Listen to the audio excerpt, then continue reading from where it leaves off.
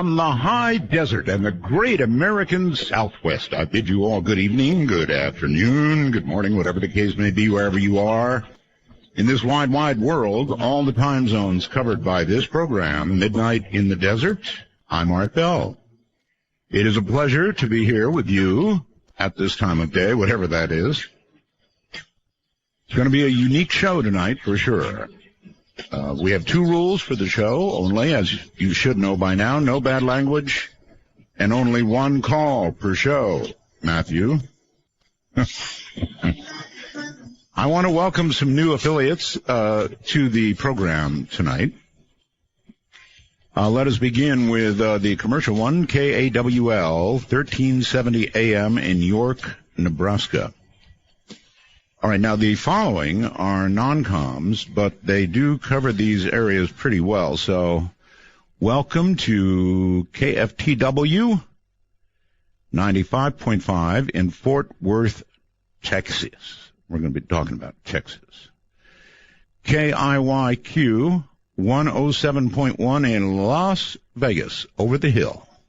WEFA 92.5 FM in Ocala, Florida.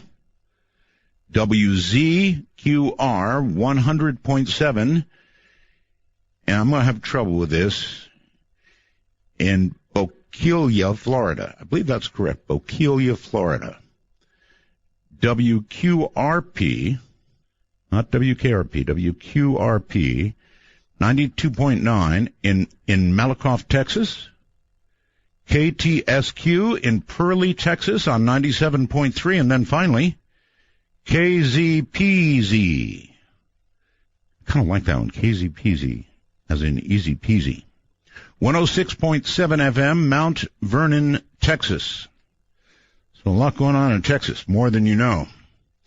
And I'm going to read you this, and you can make of this what you will, but it scared me a little bit. I guess you understand who the Inuit are, right? The Inuit up north. Well, the Inuit elders have sent a warning, actually, to NASA from the Inuit people. They are warning that the change in climate on our Earth is not due to global warming, but rather because they say the Earth is shifting a bit. Holy mackerel. The Inuits are a local people that live in the Arctic regions of Canada, the U.S., and Greenland. They're excellent weather forecasters, and so were their ancestors. Presently, they are warning NASA that the cause of change in weather, earthquakes and so forth, not due to global warming, as the world thinks. They also say the Earth has actually shifted or wobbled. Their sky has changed. Their sky has changed. The elders declare, listen very carefully, that the sun rises at a different position now, not where it used to previously. They also say now they've got longer daylight to hunt with. The sun is a lot higher than earlier. It gets warmer much quickly. Other elders across the north also confirming the same thing about the sky changing when interviewed. They also allege that the position of the sun, moon, and stars have all changed, causing changes in the temperature. This has also affected the wind, and it is very difficult to predict the weather now, according to them, because of these changes. All the elders confirm that the Earth has shifted. Now, is that something to worry about, or is that something to worry about? The Earth has shifted. In other words, wobbled or tilted toward the north. So all the sky looks different to them. The stars, where the sun is, when the sun is, everything has changed. And sure enough, if you think about it, that is definitely something that NASA might want to look into. All right, in a moment, a lady named Elaine who lives in Texas. Matter of fact, Elaine moved to rural East Texas from Hawaii in late 2006. She very quickly realized that life in East Texas was, a bit different from what she left behind in Hawaii. At her new isolated country home, she soon realized that she and her son were not alone. not alone. Elaine felt as if she was being watched. She noticed her rabbits were being set free. Their cages, opened during the night. Heard rocks being thrown at the house. Frightened. She didn't know what she was dealing with until one night she came face to face with what she could only call Bigfoot. Now, East Texas is renowned for its Bigfoot. That would be plural, I guess, Bigfoot, right? You wouldn't say foots. Bigfoots. No, Bigfoot. It's the singular and the plural, I think. Anyway, we're going to interview Elaine tonight, and you're going to hear about it. She has not previously been interviewed on any radio program. She has not written any books. She is not profit-oriented. I guess everybody wants money, but she doesn't appear to be doing anything at all to be trying to generate a profit from all of this. In fact, she's not going to let you know exactly where she is in East Texas, nor are we necessarily using a name that will lead you to her. But she definitely is coming up next. From the high desert in the great American Southwest, this is Midnight in the Desert.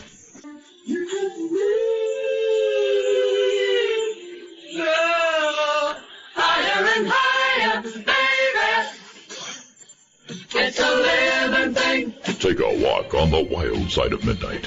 From the Kingdom of Nye, this is Midnight in the Desert with Art Bell. Please call the show at 1-952-225-5278. That's 1-952-CALL-ART. All right, now listen to me very carefully.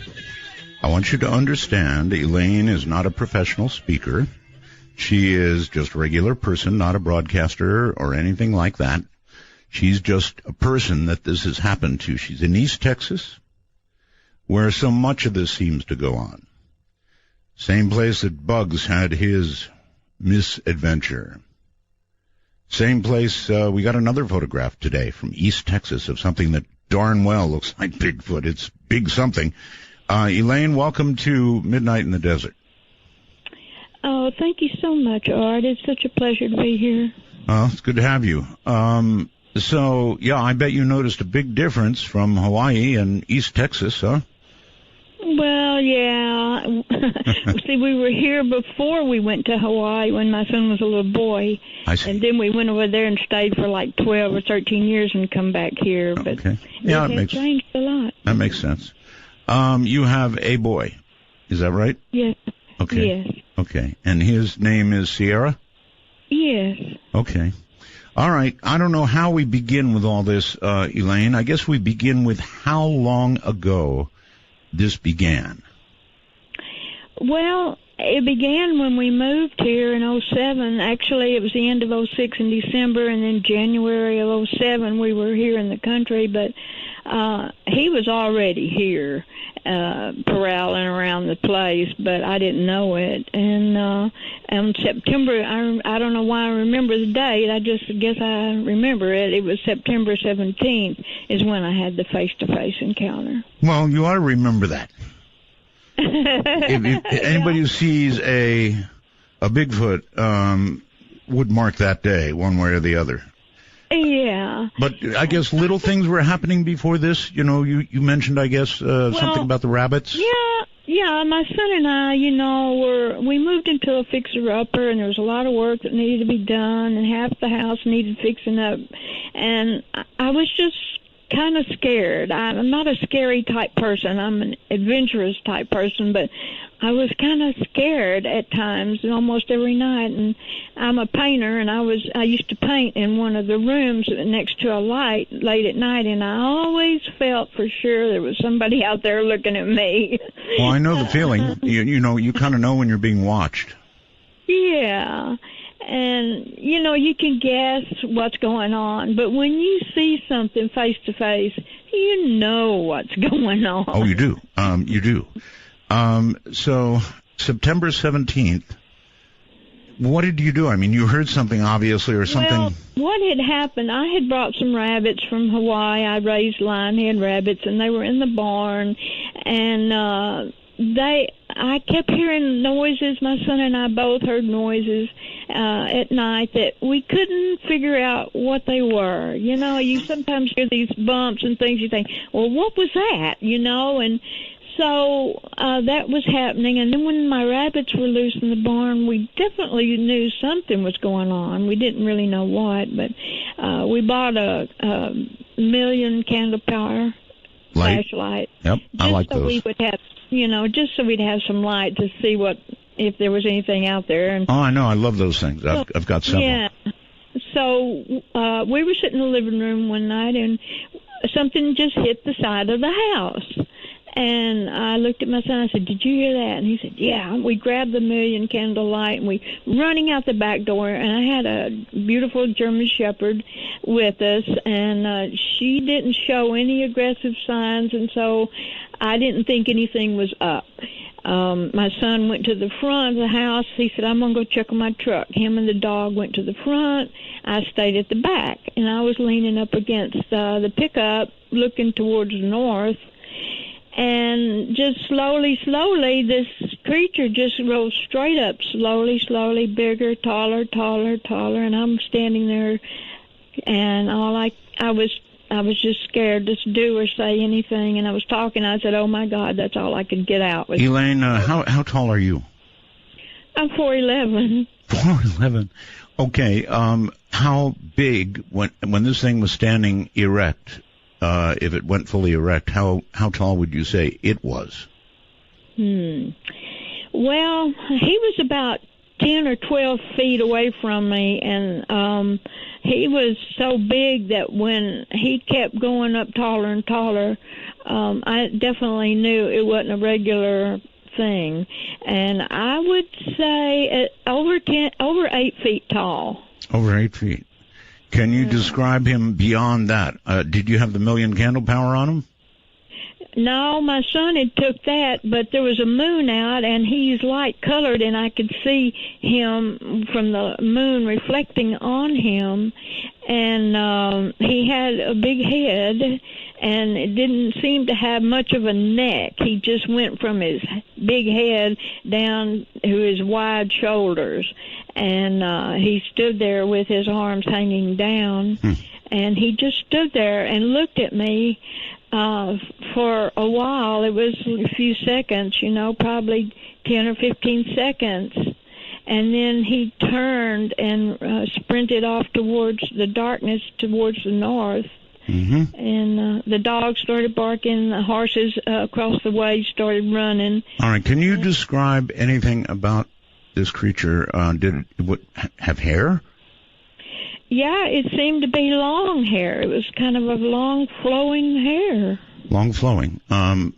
Could you make out any color in that light? Well, it was either white or blonde or some light color. It wasn't brown or red or black. Okay. Has this creature, it's been around your property now for how long? How many years? That was in 2007, and so he's been here since then. So this is a regular thing? Yeah, it is. And I've been so disappointed. Sometimes I wanted to move, but we're not able to move, and we just figure out ways to live with it, And how do you do that? Well, I gave him an offering after I had the face-to-face encounter, and I offered him 3 different types of food, and he took the pie. Huh. And he took the pie. Yeah, he took the pie, and it was up on the top of a washing machine that was sitting out back there. And since then, and at that time, I was fresh from Hawaii, walking around with short shorts on, looking all suntanned and all cute back 10 years ago. And, he tried to communicate with me, and no matter how much courage I could conjure up, it scared me, and I would run away every time I would hear his little bird-like, he would whistle and stuff like that. Whistle, huh? Well, it was kind of a chirping whistle, and there was all kinds of sounds. This guy can make all kinds of sounds. Did he do any damage to your property? No, but he does a lot of pranks and stuff. He breaks light bulbs, and he puts handprints on the cars, and he leaves scats for me to see in my walkway, no matter, it'll be 2 feet from tall grass, but he puts it right there where I'll see it. That's an incredible story. And so you've literally been living with this creature. I wonder if you have just sort of moved into, obviously, I guess, its home, or its home area is a way to put it. Are you in a wooded area, Elaine, or what? Yeah. What's it like? I'm completely surrounded by a forest. There's a small forest next to the road there where I saw him and his son. I guess you would call it his son. His son? And well, he has a Littlefoot. He has a son. Yeah, he has a junior, and I think that it was born around the time I got here, because I've just watched the changes, throughout the years, and he's about my size now, so that would make him, pretty young. But may I inquire of your age? Yeah, I'm 69. Well, do I have to tell the real age? No. Well, I'm up there, but I'm still What was that, young. 29? No, I'm up there. I had my son when I was 35, so that's all right. I'm up there, but I'm young at heart. I understand. Now I'm a mature lady. You have observed Bigfoot long enough now, probably, to understand something of Bigfoot's patterns. Would that be true? Oh, yeah.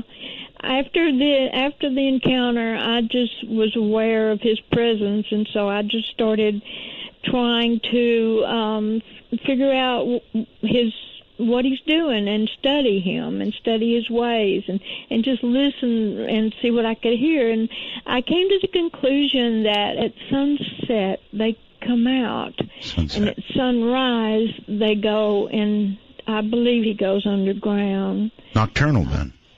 Yeah, but he does come out in the daytime, because the other day a fire truck went by and it was going row, and I could hear him in the woods screaming to the other guys, the other Bigfoots. All right, now you say that Bigfoot has a son, Littlefoot we'll call him, and you refer to them both in the male. So, it is obvious when you look at them, they're sex. No, it's just the feeling I've got. I just got a feeling that he's got the male son that runs around with him at night, because there'll be 2 piles of scats, and there'll be 2 big layers of flattened out grass where they, sit down or lay down and stuff like that. How do you adjust, Elaine? How do you adjust to something like this? I mean, you know right away this is a creature that is, well, I'm not sure how to put it, but if not paranormal, then abnormal certainly. And I just wonder how you can possibly adjust to having it around all the time.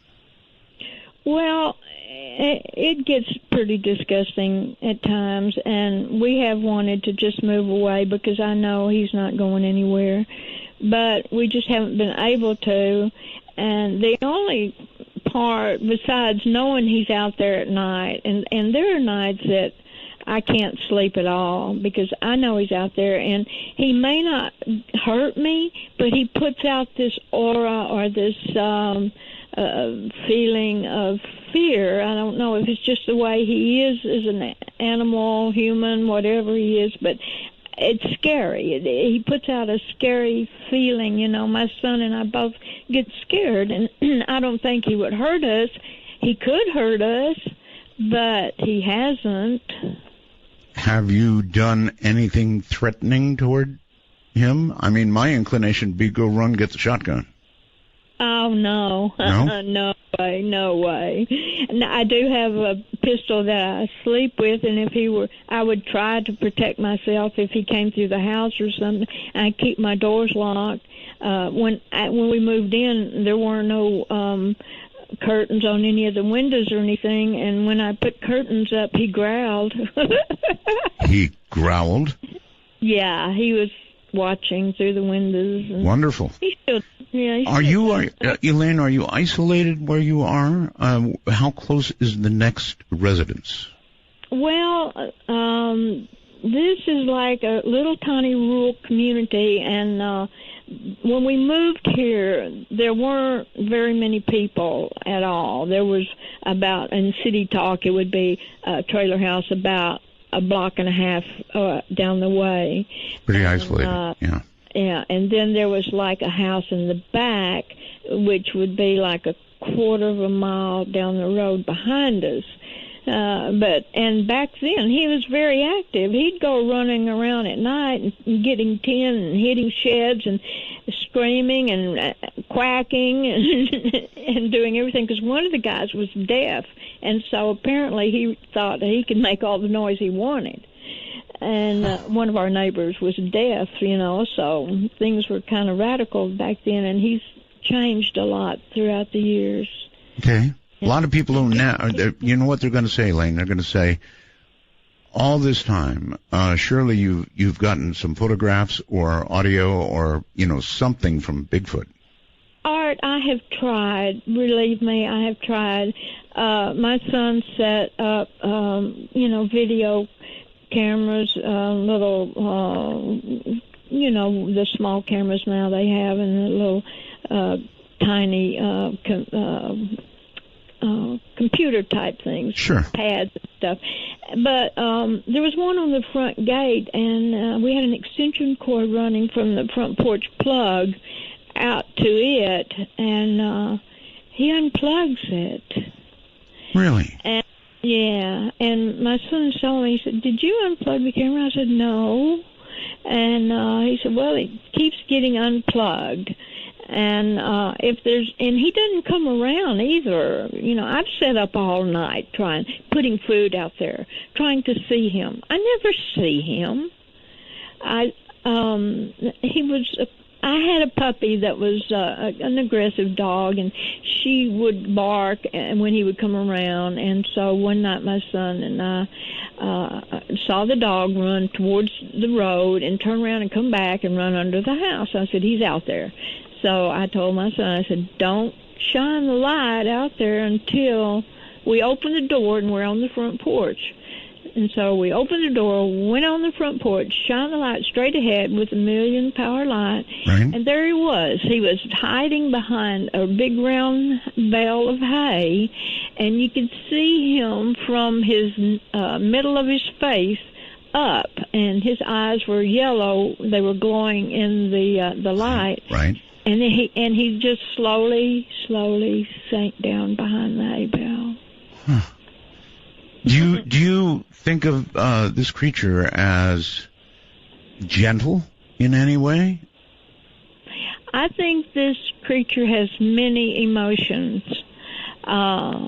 As much as I have tried to befriend him and gain his confidence and all, he got mad at me last week when I went outside with the camera, and I wasn't even trying to film him. I was looking at something in the sky, and he screamed at me, and it scared me to death. And I came running in the house as fast as I could and raised the kitchen window, and he screamed about 3 or 4 times at me, and he was mad.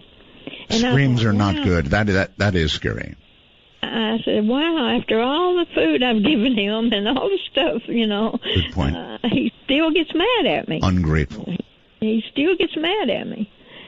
But that's just the way it goes. Well, if it is really Bigfoot, then it is it's different than anything we know, and so it would be really hard to even know what might make it angry. You mentioned when you put up curtains, it got angry about that.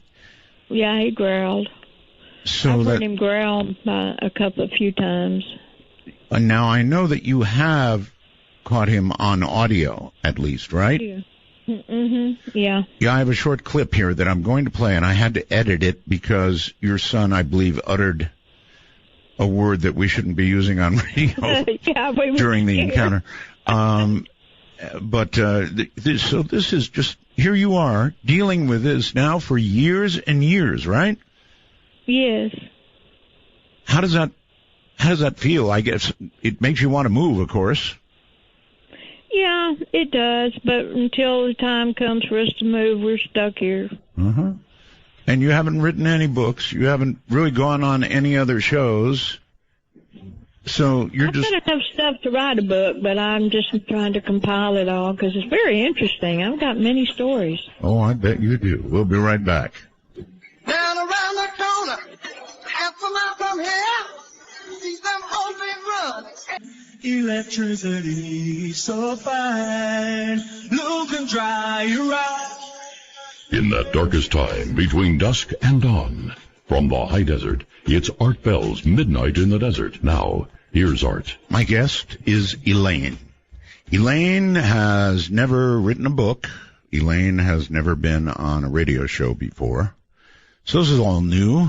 She has been living not with, but in a sense with Bigfoot in her area, around her house, one and its son, I guess I had to say. I had no idea there were two of them, for many years now, and so she's obviously learned a great deal about Bigfoot. I guess you've learned a great deal about Bigfoot, right? Right. I try anyway. I try to keep up with him. I think he keeps up with me better than I do him, though, because he knows he knows what goes on in this house. He knows when people are here. One night my son went to visit a friend, and I heard the tap, tap, tap on the window. Hey, and I called my son. I said, "You better come home." Okay, there's something scary here. Apparently this Bigfoot has attacked somebody in the past. Can you please tell me that story? Yeah. Sorry, I had to get a drink. Quite all right. I saw another one of these creatures years ago when we lived here before, and I was coming home from bringing my son home from kindergarten, and it was a brown one, and he was tall and lanky, and we were on a dirt road about a mile off of the main highway, and we were just coming on down the road, and all of a sudden he jumped a barbed wire fence and sprinted across this little dirt road and was over another fence, and he was gone. And he had on a blue flannel shirt, of all things. This guy What? had on a shirt. Yeah, he had on a shirt and nothing else. Then how do you know this was a Bigfoot, not a human? Because he was really, really tall, really, really fast, and really, really hairy. That would be a clue, all right? Okay, so you saw this tall, lanky, brown-haired, long-haired creature with a human shirt. And as the crow flies, my house was about a mile and a half across the woods from him. And I began to feel like I was being watched back then. Right. And one night he was my dogs. I had dogs in a kennel, German Shepherds, and bark all night long, just barking and howling and barking. And so about 3 o'clock, I decided to go out and let them out. And I walked out the back into the corral and took about 10 steps, and that son of a gun, he howled at me and screamed at me just like that one I already sent you. Right. But it's a different Bigfoot. So the dogs came in, and I didn't have any more really encounters with this Bigfoot. My neighbor's boat got turned around mysteriously, but other than that, it was not much to that situation. And I had a girlfriend, and she and I weren't real close, but we were friends. Uh-huh. And she had told me, she confided in me, and that she had been raped by either someone in the clergy, and her parents didn't believe her, and she really never got over it. She was, hurt by them not believing her, and it affected her. And so I don't know, sometime later, maybe a month or so later, her husband called me and asked me if I had seen her, and I said, no, I haven't seen her. And he said, well, she's missing. Well, the next morning, they found her. Now, at the time, none of this made sense, and nobody did anything or said anything about it. And, you know, Bigfoot is just coming on nowadays. Back in the old days, there wasn't much said about it. But anyway, they found her naked next to the forest, and she was covered in cuts and scratches. And I went over there, and it was chaotic. Family was there and everything, trying to get her back together and stuff. So some short while later, I don't know how many days it was, but maybe a week or so, she had 2 children. She put them to bed and went in the living room where her husband was, got the shotgun and shot her heart out of her chest. My God. So it's alleged or thought that when she was found naked with all these bruises and everything, she was assaulted by a Bigfoot? That's what I get out of it. And, you know, I have no proof, and she's been dead for a long time, and there was nothing said then. But that's just what I got, because she wasn't able to face the first rape. And if something like that happened to a woman or a person, can you imagine trying to tell somebody that happened to you? No. It's just one of those things I just don't think it could be said, you know. No, I agree. But, I mean, you know, the damage to her body was consistent with something like that? Well, yeah, as far as I could get out of it, because her husband said she had cuts and scratches all over and she was naked. Now, he worked nights. And she wasn't crazy. She wouldn't go into the woods by herself at night and naked. Be naked. No. And she had 2 little children. They were like 3 and 4 years old. I'm curious. Was it general knowledge in your little area that these creatures inhabit that area? Very few people talk about it, Art. Here's somebody who, John, who says, Art, I'm from East Texas.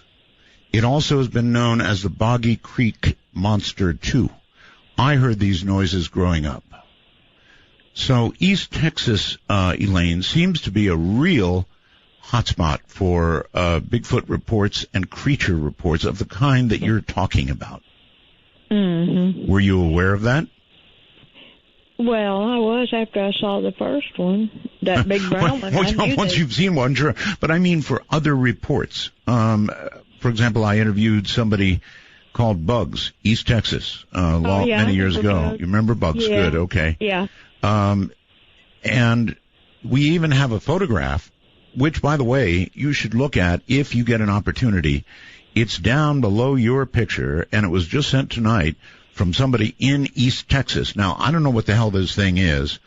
You can go to artbell.com and take a look down below the guest information, and you tell me. It's way out in what looks like a field, and whatever it is, it's really big.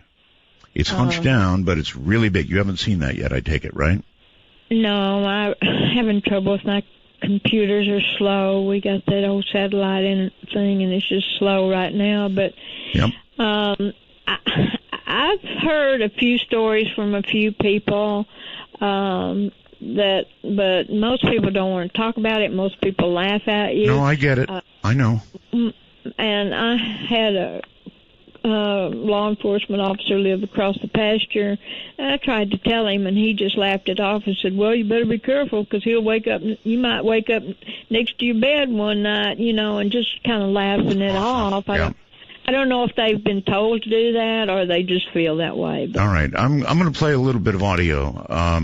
But when the audio that I'm going to play, I'll let you date it after we hear it. Here it comes. And I had to cut it short because there was an expletive that her son said at some point during it.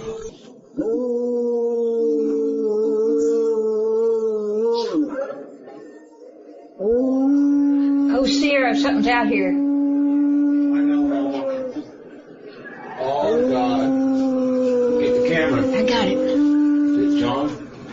still not alive. You still not understand. Oh, God. Kiss me. Oh, my God. Ooh. Oh, my God, it's scary. I got to get a green candle. Yeah. Dude, whenever we're going to pray. All right, so I cut some of that out is what I did. Okay, Elaine. A bloodhound, and he does that. I beg your pardon? I have a bloodhound, and he makes that woo, woo, woo, you know. Right. But that screaming was him when he saw me with the camera outside. Yeah, that's it. They do that. They scream. They definitely scream. And I know people are going to want me to play that again.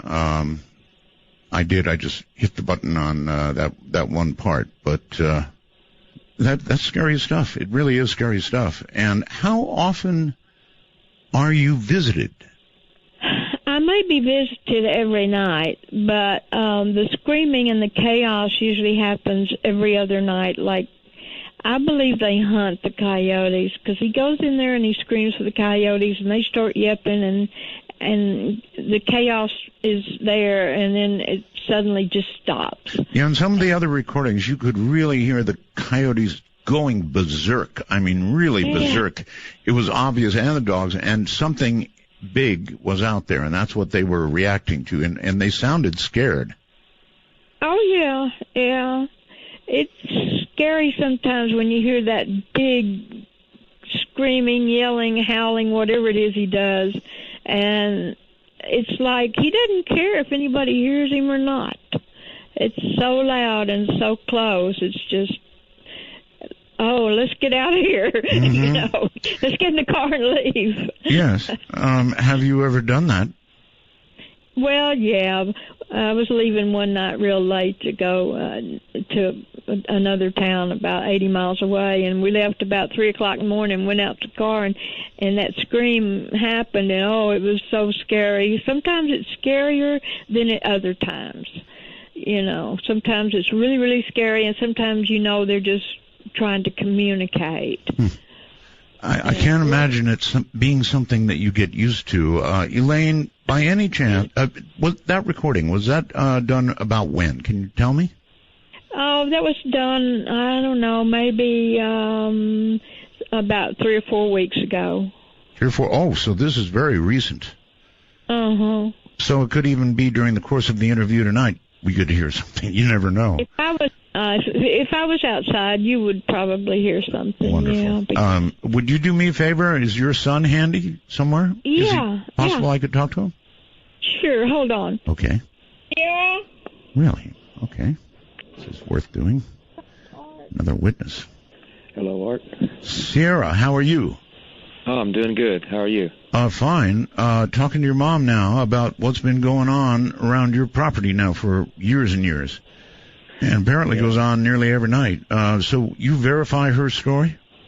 Oh, yeah. And on top of her story, I've had, my own encounters separately. Like, I go to the bathroom, and outside the window, there'd be a growl. And I'd go back and tell Mom, did you hear that? And it would be just at me. And then... Boy, for me, it'd ruin the moment. I'm telling you, I got out of there fast. It was my bad. So, right. So we have this back bedroom, and I was sleeping back there for some reason, and I was laying with my head by the window, and this only happened like once, and it was like a snort next to the glass, and I didn't even move. I thought to myself, I'm not even going to look, because it sounded like a horse, and there's no horses anywhere close, and that really scared me, and that was a while back. And then the Million Candle Power was just like she said, walked out, lit it right up, straight across the road, right through the sidewalk, right across the road to the hay bales. And there he was, and he just looked right at me and just went right down. I thought, no, it had to be a cat, and I thought that was no cat. All right, if you were to describe what you saw, would it come out any differently? I mean, what did you see? Describe what you saw. He had the yellow eyes and a narrow head, and he had almost grayish, it seemed like, skin, because it was entirely one color except for the eyes. And skin or hair? the same color. The hair would have been like an off-white, like a dirty.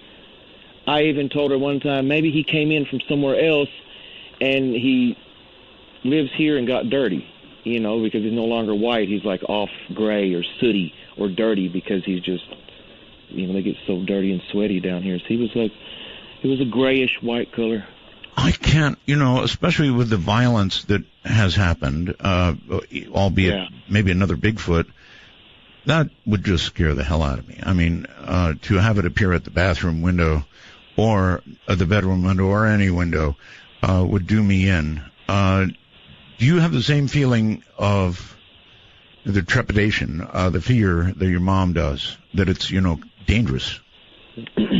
Yeah, because sometimes I don't go outside anymore after a certain time, and I used to always go work on my cars. You know, there was no problem to go out to your garage in Hawaii at 1 in the morning, and there was no change in how you felt. Right. But here, you go outside, it's spooky, and you know it's something genuinely real, and it's scary enough to make you want to go back inside and just not even want to go out late because of everything from the disappearances you hear to what it's. I no longer want to just go down a back road because you just never know. All right. Have you seen it scat? Yeah. Yeah. Is there any way to describe? I mean, I don't want to sit here and do a detailed description of somebody's scat, but something scat. How big is it? Is it the size of human scat or bigger? Both. Larger. Larger. And the size of human. And since there's like limited fruits and vegetables around here that, you know, around here locally, there's things like persimmon, and it's fully loaded with persimmons, and nothing's going to eat that much persimmon seed, not even wild coyotes, because coyotes are scavengers. Everybody says, oh, it's a coyote. No, they're not predators. They're scavengers, you know. And then whatever it is, he's eating fruit from somewhere. Eating fruit? Or, yeah, like plums. Wild plums we have down here grow by the river. And apparently, according to your mom, pie. Yeah, and of course, over the years, yeah, what we takes without a trace, there's nothing ever left. I guess if you leave something like that food, it would have to almost any animal would interpret that as a friendly gesture, I would think. And animals like possums or coons, they're going to shred up the plastic and leave it trashed, or a dog, the neighbor's dog, get in your trash and leave it strewn everywhere. These are either perfectly, delicately undone and removed from the packaging like a person would remove a sandwich, or gone completely. Have you, you know, your mom said she sometimes feels like getting in the car and just getting out of there. Have you come to that point yourself, Sarah? Me, yeah. That's why I sent you some of those sounds, because it's something you don't want to hear all the time. Not normal people, you know. I don't want to hear it at all, Sarah. I wouldn't want to hear that sound outside. I hear coyotes, but boy, nothing like what you said. And that's what this thing does, is scream. Yeah, and because I'm going to keep looking because I have drives of recordings, and there's some where there's roaring, like we talk about. Amidst the chaos, there's roaring, and it's like from a movie clip or something. It's like a monstrous yell. And I've got more of those. I think one of them is kind of muffled, but it's there. And so it uses the chaos, and either like you'll hear the coyotes, like you were saying, they go berserk, and then it's almost like one of them is struck down, and then it's all silent. Instantly, like just instantly silent, and it's really heavy, you know. Would you say you've ever been in fear of your life? At times, I was scared. So, and it just like around Halloween, it picks up just like you wouldn't believe. So there's really some stuff out there. All right. Well, I'd like to get other recordings from you. We've got to take a break here, Sierra. You can go ahead and put your mom back on, and we'll continue in a moment. That's Sierra. As you're walking down the street of the soul, you take my self-control. Midnight in the Desert is a wild trip across the dazed divisor. Get your ticket to ride by calling 1-952 Call Art. That's 1-952-225-5278. Well, all right. Once again, from East Texas, here is Elaine. Hi, Elaine. Hey. All right. So here comes somebody. I get these computer messages as we do the show through something called the wormhole. Art, I don't think Elaine has Bigfoot living in her backyard. I think she's got a feral homeless man living there. It's hard to believe the story without some kind of concrete evidence. She needs someone to install wireless cams. So what about the possibility there are almost feral humans, Elaine? Not exactly feral, but close. And that's what he's saying. It could be some kind of homeless man living there. Is that in any world a possibility of, I know you've seen it close up, so. For me personally, that's not in it. But other people that have never seen one, they have all these different ideas about what it might be or could be. I know. When you've seen one, there's no more questions. It could be this, it could be that. Mm-hmm. And I've communicated with him. When he leaves his scats around, I go out there and I can tell by what he's eating and what's going on with him just by looking at him. And I've seen healthy scats. I sold some. Excuse me? Yeah. Get your scat here. No, who'd you sell to? I don't want a name, but I mean. I don't know, some guy in Canada, and I was willing to, if they want to run DNA, because I knew exactly what it was. But, people say, oh, it was an owl, it was this, it was that. But I know what it is. I see his footprints. I see his scats. I hear his growls. This is not a human being. Okay. You don't walk around in the forest at night without a light, because there's snakes, there's holes, there's, all kinds of things in the forest. It's very, very dangerous.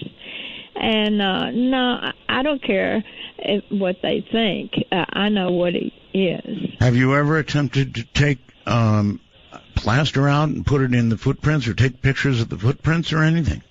Yeah, I think I sent you a picture of a footprint. Oh, I didn't get it. You probably sent it to my producer. I'm sorry, we didn't put that up. You do have it, huh? Yeah, a friend of mine came here from Hawaii, and he and I went hiking into this area, which is about 2 blocks from my house. The pastures start, and it's all woods and creeks and stuff. That's where I hear it. Well, we went all down through there, and we came back up, and we came through a pine forest, and at the edge of the pine forest, there was this big, giant footprint. And we kept walking, and there were these giant berms. They were here when I moved here. A dozer had come in and cleaned the land and put trees and all kinds of junk in these great big piles. Well, these piles are huge now. They have trees growing out of them. Yes, ma'am. Well, we went there, and because that's where I always hear him screaming. It's not far from my house. And there was this weird thing in the ground. It was like a V-shape. It wasn't really a pyramid, but it was a V-shape. It was perfectly straight. Now, nobody goes on this property. This is private property, and nobody lives there. Nobody goes there. And I went there because I was looking for him, Bigfoot, and just seeing what I could see.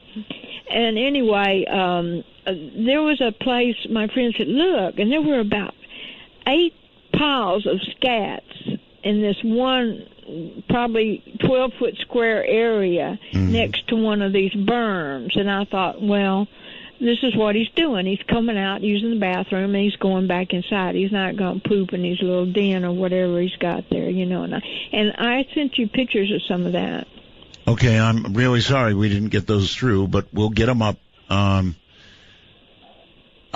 We'll get them up for people to see if we can. I think my producer probably has them and can get them to Keith, my webmaster, and we'll get them up. That helps. It really helps. People are wondering why, though. Look, if you were going to hoax this thing, you could take a picture just like the one I got tonight from East Texas and say, okay, here's Bigfoot. So you haven't done that.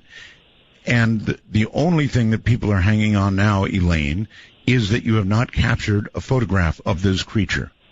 Well, I'll tell you, it's just not easy, and they know when there's cameras and electronics going on. I don't know if they can, if they feel the electric whatever, or the radio waves or whatever's going on. But they know, because I put stuff out there to get a picture, and I put it inside of a bird house with a little, like a camera that you put on your computer. I stuck it through the hole, and but he don't come. Elaine, I think it is to your credit that you didn't hoax up some Bigfoot picture, and that you don't have one, I guess really is not a surprise to me. Frankly, I give you more credibility for admitting you don't have one and that you think it avoids them, right? Well, I just kind of gave it. I worked so hard to try to see him and all this, and I put food out there about midnight for him, and I come back in and I watch TV or do whatever I do, and I go to bed. I don't even pay attention to him. Next morning I go out there, if it's gone and it's a clean area and it just got took, fine. If an animal knocked it over and got over, that's fine. But I have had 9 years of this, and so I don't pay much attention to him, really. If I go out the back door and I smell a smell that smells like a pig pen. Okay, bingo. That's the next question. That's where I was going to go. A lot of people say there is a distinctive smell about Bigfoot. Many say that. Sometimes there is, and sometimes there isn't. I think they do bathe. We have a lot of lakes around here, and because that night I had the face-to-face encounter, no smell whatsoever. Really? Nothing. Really? Nothing. So you think they bathe? I do. Okay, so that puts them somewhere, I don't know, between what we think of as a creature of the wild, and obviously there's some intelligence here. Anything that unplugs cords for cameras, avoids cameras, knows when it's being watched or observed. Mm-hmm. Some intelligence, right? Of course. How about communication, Elaine? Has it ever tried to communicate to you, do you believe? Yes, he has. How? When we first met, he tried to love talk to me. It was like a bird singing and, and it had so much feeling in it. I thought, oh my gosh, this thing has got a crush on me. I got to get out of here, And that's when I started boarding up my windows, and I bought wood, and I made walls where the windows were, and I have a few windows that are still open, but they're covered with foil and stuff. But throughout the years, come to Texas, lose your teeth, and get sick, so I don't think he has a crush on me anymore. But again, I honestly think that if you wanted to hoax this up, you could have done it. It doesn't sound like a hoax to me. It doesn't sound like you're hoaxing anybody. And why did you finally decide to come on the radio? Well, because to me, it's an interesting story. Oh, very. Nobody's going to tell it. Like my neighbor, she had an aggressive dog. He got pulled apart in shreds. His legs, his body was completely pulled apart, and that's the second one that's like that. And my other neighbor, they have a little dog that barks like crazy, and I was out front one night, and I heard him growling at the little punk dog that makes all the trouble. I'm surprised he hadn't killed him, but, it's happening. It's here. Okay. Here's somebody, Terry, who says, look, when she said the Bigfoot was wearing a flannel shirt, that can't be. I can't see how it can wear a flannel shirt without ripping or tearing it because the arms are too big, the shoulders too wide for any normal shirt to fit on something that big. Well, there's a lot of big people down here in East Texas, and I've looked on the internet at some of the reports, and I have seen reports of a Bigfoot wearing shirt. But I'm just saying what I saw. I understand, and I respect that. If you're going to make up a story, I don't think you would add a fact that, frankly could be questioned, right? People would obviously say, what do you mean a shirt? Come on. Well, but it's like not, it's not out of reason to believe that an animal would be observing humans. And as it observes humans, it sees that humans wear some clothing. And if it found clothing out on a line somewhere, it might just try it. If it has some level of intelligence, I can see that happening. So the more I hear your story, and I'm hearing it for the first time right now, the more I think, if you were going to make it up, you sure wouldn't make up these facts. Well, I wouldn't lie because I couldn't keep up with my lies. I don't lie. My life is more exciting than if it was fiction. I think that people don't want to believe this kind of thing, Elaine. I mean, it scares them. If they think it's real, it scares them, and maybe it should. Well, it kind of bothers me that I know that there's cameras and technology out there that can see these creatures walking around the forest at night. But no one talks about it. No, it's never on the news. I hate to say this, but I think there's a cover-up. Well, I guess that would be a thing to imagine. If the reality is happening to you, and it could be easily captured by, say, a camera crew or something.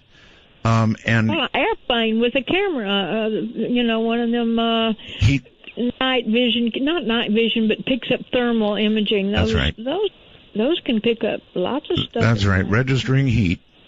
Right.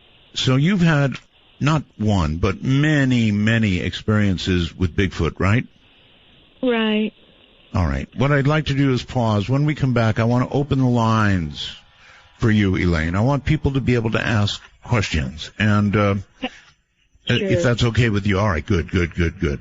Elaine and her son, Sierra, both have been dealing with this creature now for years. If you have questions, let's rock. Hi, I'm Asia Bell, and it's very late, so I'm sleeping now. But you're awake, so call my daddy because he's awake too. The number is 1-952-225-5278. That's 1952. Call Art. That is my daughter, my 8-year-old daughter, Asia. And, by the way, word of warning to everybody, it looks like the Bell household may be coming down with a cold. It begins with a little one and works its way up. I'm sure Mom is next, and then comes me. So we'll see. Cross fingers, but she's got a big, deep cough and a temperature, so, when you're in the 3rd grade, you bring home homework and viruses, actually. All right, once again, to Elaine, but just before I do that, I want to again say, listen to me. Elaine is just a normal person in East Texas. Not a broadcaster, not an accomplished radio person, no real reason to come on and tell us all this, and you can ask her what you want to ask her. Yes, they have not obtained photographs yet. It would be easy to fake one. If you wanted to cook a thing up, you could fake a photograph, no problem. They've tried to get photographs unsuccessfully. They do have audio. I understand they do have photographs of footprints as well that we're going to try and get up for you. They've got a whole lot of audio, actually. So there you have it. Now, with respect to calling us, here's the easy way to do it. The public number, as Asia said, area code 952-225-5278. The Skype way to do it is as follows. If you've got a smartphone, doesn't matter what kind, download Skype. It's free and easy. When you get it downloaded, don't go to where you dial. It's got a keypad on there. Don't go there. Go to where you add a contact. It's like a little plus sign that you hit. Add contact. And add us. If you're in North America, that's America and Canada, we would be MITD 51. MITD 51. If you're outside North America, put in MITD 55. That's MITD 55. And then we'll appear in your contact list, and to call us, all you've got to do is go to your contact list and click on it, and it will call us. And it's free, no matter where in the world you are. Okay, once again, Elaine's back. And that's what I think, Elaine. People, of course, you know, when they hear somebody like you and your son tell a story like this, Elaine, they want to rip it apart. You know, that's just the way it's the way people are.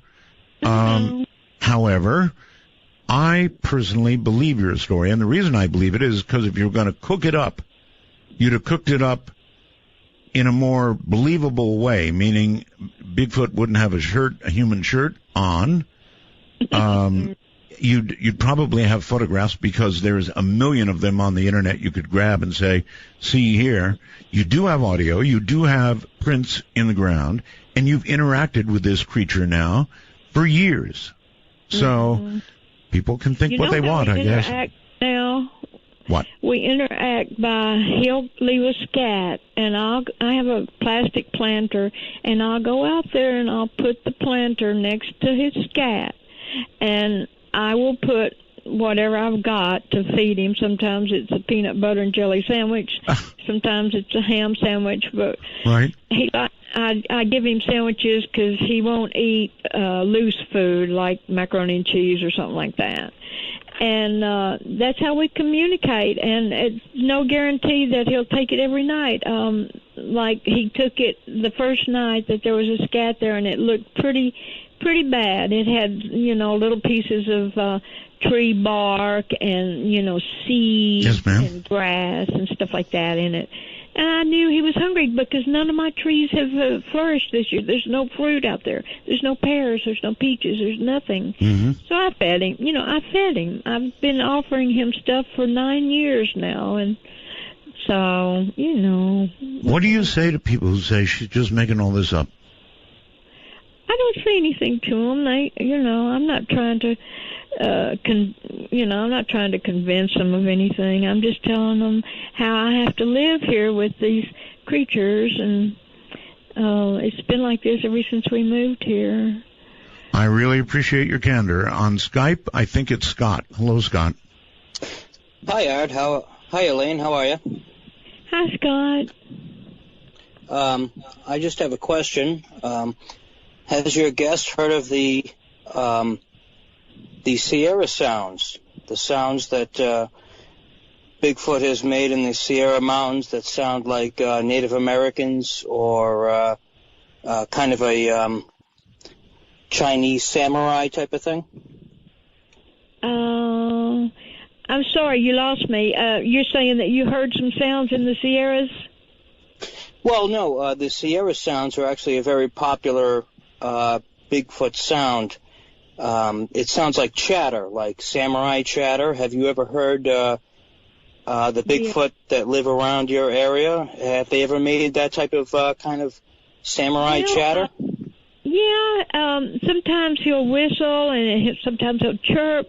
Sometimes he'll quack. I hear him go quack, quack, quack, quack, you know. Really? And, he'll quack, and you can hear him running. He's very fast. And he'll quack as he runs, and you can hear the sound traveling across the back of my field. Can you gauge how fast he's running by the sound of the footsteps in the woods? He's very fast. He covered an acre of land in about 4 seconds. Now, how can you tell that that's not a native animal like a deer or any other native animal? I've never seen a deer on my property, and I've never heard a deer quack. Do you have any wild boar or anything? We have boars, but they don't run around here, and I've never had any, I've never seen any running around. Okay, well, I'd like you to take a look at the Sierra sounds, the chirping and the it's almost like samurai chatter, and try to see if it sounds like that, like if you've ever heard any sounds like that. That's a thought. Is it listed as sounds in the Sierras or something by Bigfoot? Well, I mean, I guess the guy who recorded them kind of compared them to maybe like an ancient Native American chatter. Art, you've heard of the samurai, the Sierra sounds, haven't you? I have, Sierra yes. chatter? Mm-hmm. Yeah. Mm-hmm. All right, I try and check it out. Yeah, we'll do some comparison. I appreciate your call. Let's go to the phone and somewhere in Georgia, I think. Hello. Hello, can you hear me? I hear you. Get good and close to your mic. Hello? Look, got disconnected. I think so. That's too bad. Dublin, Georgia, are you there or not? Going once, going twice, 3 times. Danville. Hello, Danville, Virginia. Hello, Art. This is John. I called you on a previous Bigfoot show about the guys riding dirt bikes in the woods. Okay. And I just want to say everything this lady says makes perfect sense. People asked us, why did you get a picture of the footprints? Well, we were teenage boys. We never thought about getting pictures. Nobody believed us. Our parents laughed at us. Mm-hmm. But I stood, like I told you on a previous show, 15 feet from one of these things. It looked it right in the face. And there was no smell. I was terrified. We encountered it over a period of about 2 years. And as far as the speed of the thing running, a cousin of mine witnessed it chasing me on a dirt bike across a field. She thought it was a bear at first, and then she realized a bear can't run that fast on 2 feet. Right. And when I came across the field to the other end, she realized that it wasn't a bear and it wasn't a man. And she said, did you see that thing running behind you? It was chasing a dirt bike and keeping up with me. And as a 14-year-old boy, I was clipping at a pretty good little pace across the dirt, having fun. Well, that's the same thing Elaine said, that this thing covered an acre in just a few seconds, right? Yes. I believe every word she says. I want to corroborate her story. Like I said, for about 2 years, from 74 to 1976, us as teenage boys encountered one of these. I guess, for lack of a better way to explain it, migrated through Danville, Virginia, and lived here for a couple of years. And then the reason we never seen it again, once we all got our driver's licenses and we got street bikes and hot rods, we didn't go in the woods anymore. I understand. All right. Well, listen, we're going to scoot, but thank you very much. I see no reason for Elaine to make any of this up. It is weird. I'll give you that. The shirt part is weird. The way it's acted is weird. The possible crime that was committed is certainly scary, and everything about it. But it's another crime down here that happened probably a couple of months ago, and no one knew what it was, but I knew what it was. What was that? Well, a guy down the road from me, a big giant dude, he got beat up real bad, broke his legs, broke his ribs, and he knows my son, and he talked to my son. If you'd like for Sierra to tell you the story, he can. I would love that. Okay. Sierra? Hold on. Oh, that's quite all right. Again, I see no reason to make this stuff up at all. And if you were, you'd make it differently, wouldn't you? Okay? Yeah. Yeah, hi, Sarah. Hey, I'll refer to him as Trip. He was, I don't know him much. I met him a couple times, and the one time I did, he told me this, and it was after an altercation with law enforcement. I went down there to visit with him, and he talked about the night before, and he was covered in dirt. His feet were dirty. He had a broken foot. He was covered in scratches, much like the other incident. And he was covered in blood, and fresh blood, dried blood. He don't even know. And all he could tell me, when he's about 6.5 foot tall, and it looked like he stepped out of a war movie, So and he was pretty much sober, and he told me, man, something beat the blank out of me, and I don't know what it was. And he just kept repeating that. He said, man, something just beat me up, man. I don't know what it was. And, a couple of days later, I thought, wait a minute, he don't know what beat him up. And this is a big dude, and he had broken bones and all. And it was, their house is really surrounded by woods. The woods come up to their house practically, and like the overgrowth over their house. And he no explanation because he didn't remember. Are they far from you? They were probably about not even 2 miles away. Not even 2 miles. Wow. Broken bones, huh? Mm-hmm. So he was in the hospital for a while, I guess. Yeah, and the police, they didn't know what to think, you know. Nobody ever suspected things. All right, Sierra, thank you very much. We're going to take a break here. Elaine, when we come back. What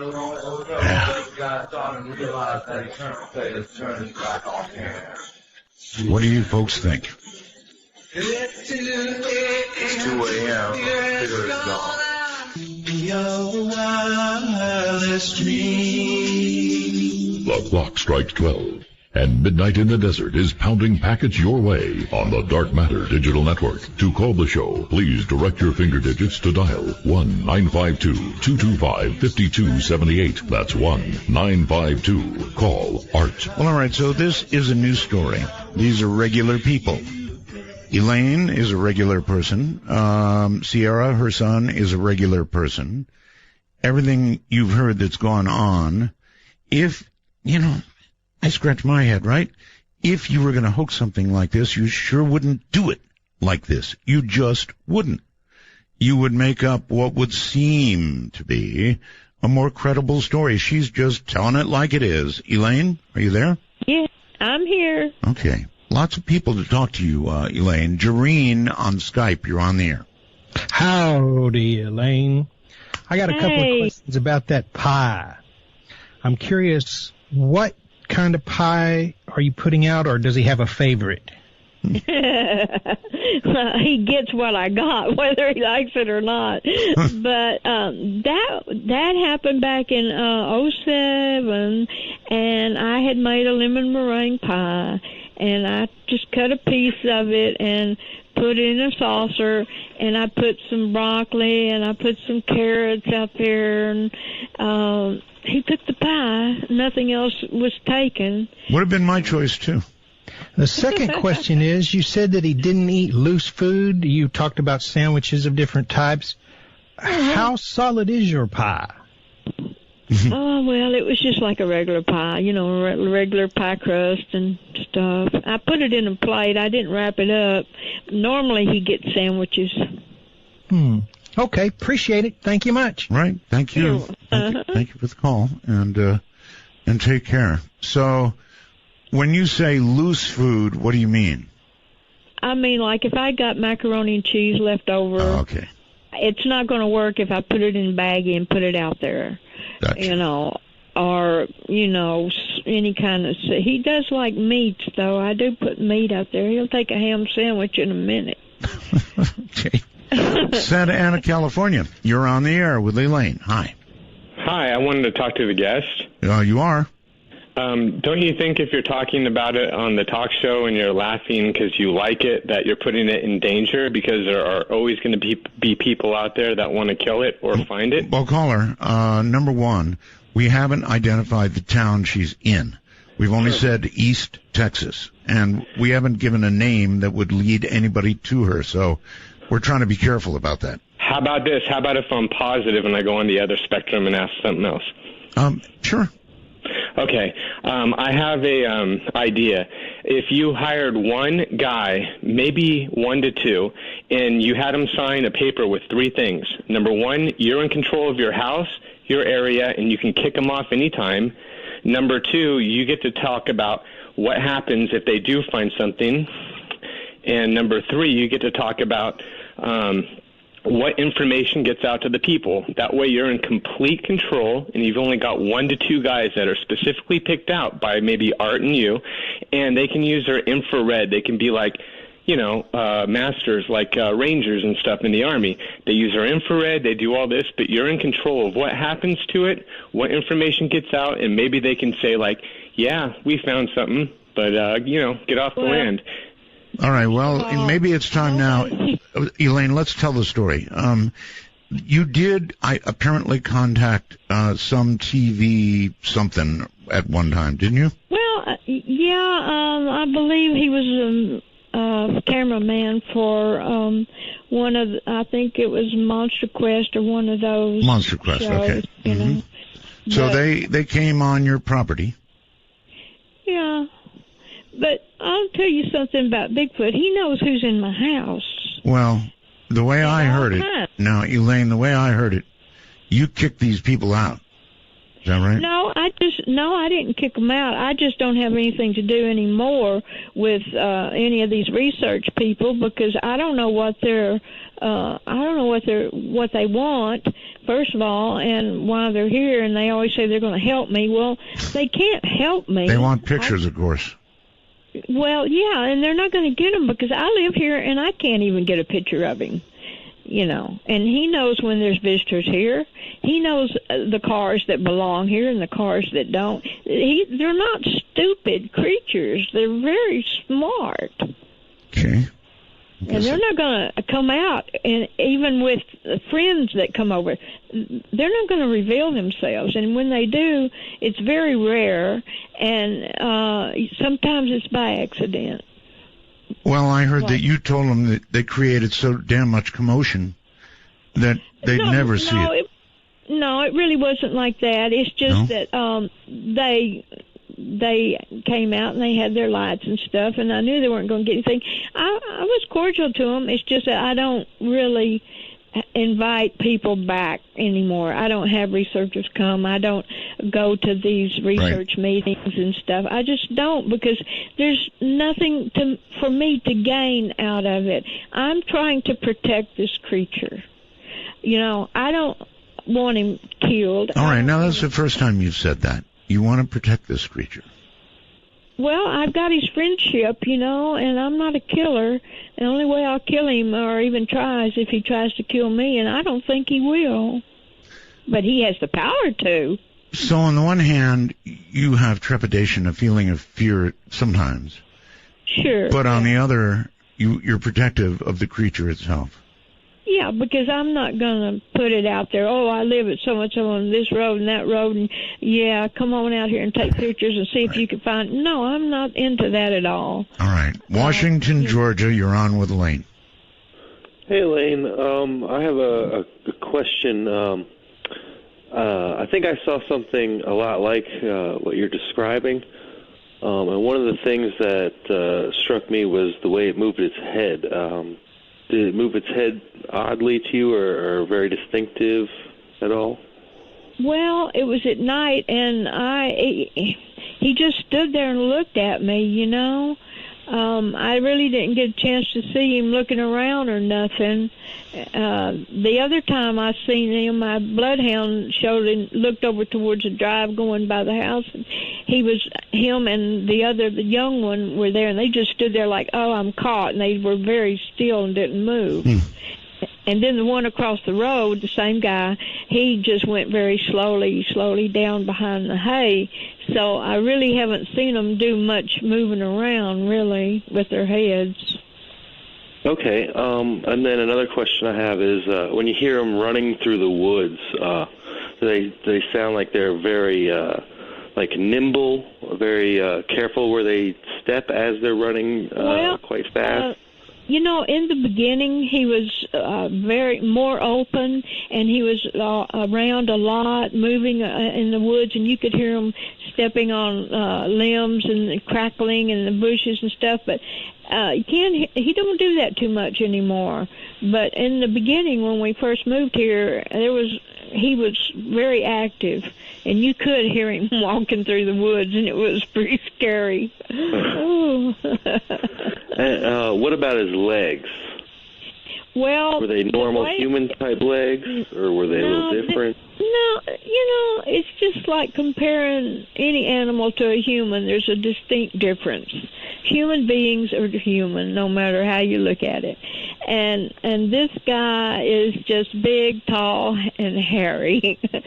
And I've seen they have claws because he's tried to look in my windows. This was before he stopped.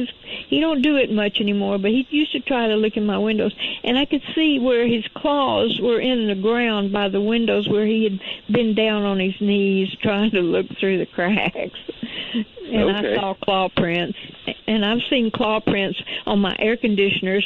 He'll take his hand and go down the back of an air conditioner. I've seen that. Well, that must sound great. And he has I gotta claws. tell you, Art, this sounds a lot like the dog man that I spoke to Linda about. Could be. And, I don't know what we're hearing about, but Yeah, I don't know what we're hearing about, but again, I'll say this, caller. I don't know if you agree or not, but if you're going to make something up, if you're going to hoax something like this, you're going to use some photograph grabbed from somewhere. You're not going to talk about it wearing a human shirt at one point. You're just not going to make up these kind of facts. It rings true. Oh, absolutely. I've been trying to get people to believe me when I tell them I saw something just like that for years, and it's only now that I get to hear people who hear the same kind of description of weird things that they see, and I understand, that you might come across people who are skeptical until they see it themselves, but I believe everything she says. I think it's fascinating. Thank you. All right. Thank you very much for the call. There is one that believes you. Let's go to Max on Skype. Hello, Max. Hey, good evening, Art. How you doing? Fine. Welcome back on the air. It's great to hear you. Great to be here. Elaine, I actually have a background of about 20-plus years researching these animals and have had the privilege, I would say, of interacting with them in the wild here in the Pacific Northwest. I used to work a lot with the BFRO, so a lot of the stuff you're saying sounds pretty familiar, and I will say this is not the first case I've ever heard of where Bigfoots are wearing clothes of different sorts. I've heard of a case on the Pacific Northwest coast of a Sasquatch or Bigfoot there in the coastal region wearing what looked kind of like a rain slicker over his shoulders, not necessarily putting it on over the head and arms as a human would, but certainly propping it over their back. I've heard of that before, so certainly not the first there. Yeah.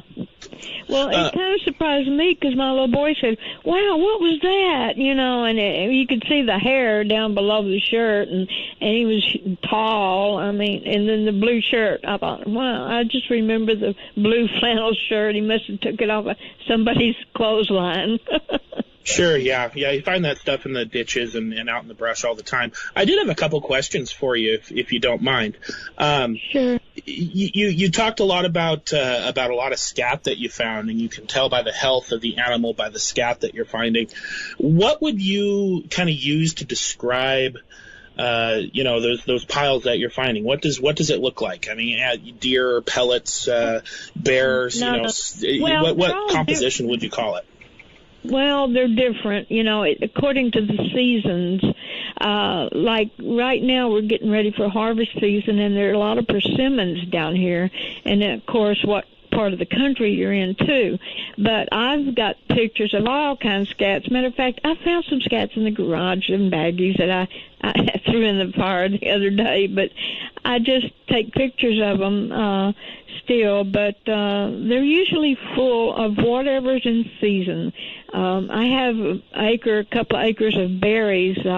They're kind of like loganberries, I guess, and there'll be a pile of scat that's just nothing but berry seeds, just solid berries. That's interesting. I kind of a funny subject here, but it's one of those things that researchers in the field, we run across, and there's usually a pretty consistent theme of we describe it as soft serve, kind of like soft serve ice cream for us, a lack of a better descriptor there. But it's interesting to hear what you said there. Now, you mentioned you'd sold some of this stuff. I'm curious. We just suddenly lost her on the line. I have no idea. Lost her? Yeah, we lost her. I had no idea what happened. Nothing. It was probably that lady from last night putting a hex on you again. Nothing bad, I hope. Well, I'll wrap up my question. My question was, how does she market this Bigfoot scat? If I wanted to buy a baggie of it, how could I do so, and what would it cost me? Do you really want to?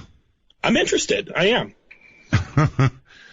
I don't want to say that those previous stories that I mentioned lend any credence. I think there's a huge gap there for misidentification. Whenever you hear about this wild animal wearing clothing, I see a lot of space for the feral human thing that you had mentioned earlier, and I'm interested here because she doesn't have a lot of reason to make these stories up, but if she's profiting off of them in some way, I'm curious as to what the going rate is and how she's marketing this. I see. I haven't seen any indication that she's tried to profit in any way. Certainly hasn't written a book. She hasn't been on any other radio shows. she did, I guess, contact this one TV crew, which came out, and then she kind of told them, look, you're never going to see this creature because you're setting up all kinds of lights. You know what TV crews do. And I completely understand that. And she's never had anybody back since, nor wanted them back. So. Sure. Well, it's a great story for sure. These things are happening all over the world. I'm up here in the Pacific Northwest. Most of, sadly, the habitat up here is burnt up in the last couple of weeks. But keep your ear to the ground, Art. I'll let you get back to your show. Thank you very much. All right. Thank you very much for the call, and take care. Let's go to the phones. We'll try to reestablish at the top of the hour here. And if not, then we'll just keep going. Hello there. You're on the air. Hey, Art. It's Tom from Florida. Hi. Yeah, Hey, how you doing? But hopefully your daughter gets better, feels better quick. Thank you. I wanted to ask her if there's been any, because in this type of situations, there's always, or you'll hear a lot about reports of UFO sightings. If there's any ongoing UFO sightings. Oh, that is a good question. Yeah, it is a good question. And I also wanted to see if she could elaborate more on the triangle or whatever that she saw on the ground. Hopefully she's got a photograph or a picture of that. Yeah, that just sounded very peculiar, and I haven't, I didn't hear much about it, but I'd like to hear her elaborate what exactly it was. Or did she say it was a burn mark? Or I didn't hear. Well, I don't know that I heard burn. We'll ask her when we get her back if we can. I really hope nothing bad has happened. Yeah, me too. I wonder if a creature like this would have enough intelligence, for example, to know that she's talking about it publicly. That might not be good. I mean, we don't know anything about these beings or creatures, whatever you want to call them. I mean, they could definitely sense things for all we know. All right. Well, let me ask you this: you've been listening to her now, for an hour and a half, something like that. Couple hours. Is it something you're buying into, or do you think she's got some reason to be hoaxing this, or what do you feel? I absolutely believe her. I think she sounds extremely convincing. She definitely believes what she's talking about. Whatever it is she's experiencing, I don't know if she knows for sure, the definite, if it's a Bigfoot or not. I mean, it sounds like it could be. But I definitely believe that she believes that this is happening. And to be honest with you, out of all the Bigfoot things I've heard on these shows, she sounds more convincing than some of the professionals that come on. I've got to agree with you. I really have got to agree with you. I've heard a lot of pros on. This lady is so down to earth. I've looked for holes in the story. And if you want to consider the shirt that the thing was wearing a hole, I guess that would be one. I think that's actually so far in left field that could be believable. I mean, these beings or creatures, whatever they are, could very well be making their own clothing or things that they put on to protect themselves from the elements. Honestly, it hits me that way too. I mean, if these things are intelligent to some degree, then they observe human behavior. And if they do, then they know that humans wear these things on top of their skin or whatever. And so if they found one of these things hanging on a line outside, which it would be common in that area to do, it might grab it and try and wear it. Wouldn't that be an intelligent thing to do? Oh, yeah. Yeah, I think they're more intelligent in certain aspects than we are, because they're not destroying the environment. They seem like they're friendly when they need to be, or maybe they're defensive when they need to be as well. They sound like defensive creatures, and they do sound very intelligent. She also is defensive of it. In other words, she's worried about it. She doesn't want it hurt. All right, listen, thanks, buddy. I appreciate the call and your assessment. Thank you, bud. Take care. Yep. Okay. We'll see if we can reestablish communication with Elaine. Something happened and went just like that. We'll be right back. Was drifting through the lazy sway. The love you gave me, nothing else to say. Yes, I Midnight in the Desert spans the world. To call us from outside the U.S. and Canada only, use Skype with a headset mic if on a computer and call MITD 55. That's MITD 55. And, of course, North America, MITD 51. My guest is Elaine, and I think I've got her back. Her son is Sierra. They have been living in a house with Bigfoot, actually two of them, Bigfoot Senior and Junior, in their area now for years. And you can choose to believe this story or not believe it. Elaine, do we have you back? Yeah, I'm back. What happened? I don't know. It's just like it went dead. Somebody pushed a button and I was gone. Wow. That's weird. I tried to call back a couple of times, unsuccessfully. Are you using a plug-in landline type phone? Yes. Okay. Man, that's weird. I wonder. I know, and my bloodhound's out there howling, so the creatures out there passing through or standing around or doing something. Really? Yeah. Well, I hope your phone line lasts, because depending on how smart it is, I suppose if it knew it, you were talking about it, you know. He'd probably unplug it. Or just pull it out of the side of the house. Yeah. Okay, let's try and go back 2 calls here. You're on the air with Elaine. Hi. Hello, this is Mike. I'm in the Pocono Mountains. Yes, sir. And, I probably would have been a skeptic until about 2 months ago when I saw a creature which is exactly like the creature that's pictured in the second photo that you have on the website right now. I was driving through a remote area up here and looking for a trailhead, and as I came over a ridge in a logging area, a creature ran from one of the logging trucks in front of me on all fours, and it was chestnut colored, just like the creature in the photograph. Had long hair in its arms, and it was very fast. I couldn't get my camera out or do anything. It ran across the road in front of me, and the last thing I expected to see. I'm an avid outdoorsman. I've been in the backpacking for years, and it was fast and extremely powerful. And the one thing that was interesting about it, though, was the rear half of the creature seemed to have short hair, more like a horse. And it scattered into the woods, and I thought maybe it was a bear that was kind of mangy or something like that.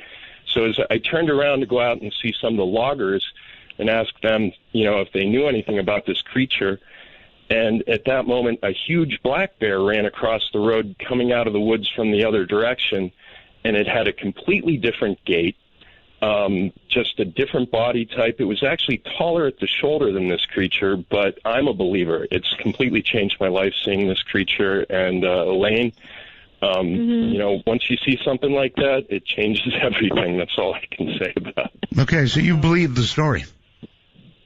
Oh, absolutely, absolutely. I would have been a skeptic until, I always enjoyed Bigfoot stories as a kid, but I never really held much credence to them. And after seeing a creature like that, for real, in the wild, there's no doubt there's something out there. I don't know what it was. It looked like a primate, and I described it to my friends as more of an ape, and it ran on all fours, but it was definitely colored the same way and had the same long hair as in the picture, just, the short hair on its rear end. Okay, thank you. I understand my producer has sent over to the website and now has posted not footprint pictures, but pictures of scat and living area, which is now on her guest page. So if you want to take a look at that, feel free, please. Let's try Brad on Skype. Hi, Brad. Hello, Art. How are you doing? Very well, thank you. And Elaine, how are you doing tonight? Hi, I'm doing good. Elaine, I'm curious, have you ever contacted any of the, I know that there are some organizations there in Texas that investigate Bigfoot and similar creatures. Have you considered reaching out to them? I have, and I was insulted. You know, these people are supposed to be out there, researching and going out and looking for them, but I was totally insulted. And in what way? I don't know. I've got the emails. I ended up sending a copy of the email to the president of the research thing, but it was several years ago, and it just got to me. I don't deserve to be insulted. It was just stupid. I don't know what I told them, but I probably told them a story about me and the Bigfoot here and some of the stuff that goes on, and they were questioning me. And then I had a group up north that I think it's a national one, and I don't know what I don't know. They said, "Well, we can help you," and I don't know. I don't need their help. I don't need them to come here and research. This is my story in my life. I have to live with it, and that's about the bottom line, you know. Okay. Well, thank you. Right, thank you, and take care. So you haven't had much luck in the few times you have reached out. You have not felt satisfied with the response. Well, I was either insulted or people come and try to find me without even asking if they can come to my home. And I finally realized, well, these people can't do anything for me. You know, they can't. I don't know why they even say they're researchers. Most of them maybe never even seen a Bigfoot. Well, they all have their own motives. As I said, a picture is worth $1 gazillion, and yeah. You've seen the original Patterson film, haven't you? Yes, I have. And how would you say that compares to what you saw, Elaine? Well, their gait and the way they hold themselves is similar, but mine was white and had long hair. Got it. And I don't know. They're definitely not human, but they're smart. They do crawl around because I've seen in the grass where their hair makes a swirl in the grass, you know. Yes. And they're so big that if they sit very long in one area, they'll kill the grass. Wow. Okay. Let's go to Clackamas, Oregon. Hi. Clackamas, Oregon. I think it is. Yes, sir. Okay, yeah, didn't know that. I'm borrowing this phone, but I wanted to say something from my own experience that may apply here. If these creatures are anything smarter than a dog, they're probably extremely telepathic. I've documented so many things, and it really does get under people's skin. And so they may very well know when there's a recorder around, because I started documenting through audio recordings. I ended up calling them audio psychic signals. It seems like animals do know when they're going to be recorded. Dogs, cats.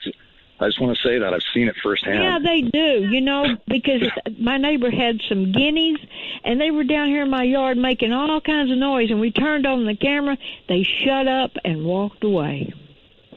Well, if I'm still on here, I'd like to say one more thing about it is I've seen what people, what they do when you tell them that you're documenting very specific information through audio recordings with animals, and they roll their eyes. And sometimes they can't hear it as well as me, but when they do hear it, that's when they really go away. That's all I want to say. All right, well, listen, you've heard her whole story. I take it you believe her. I just know that when it comes to what's all around us, like the telepathy and things that scare people, it really does get complicated. I can understand her defensiveness for sure. Okay. Thank you so much for the call. You're welcome. And take care. Good night.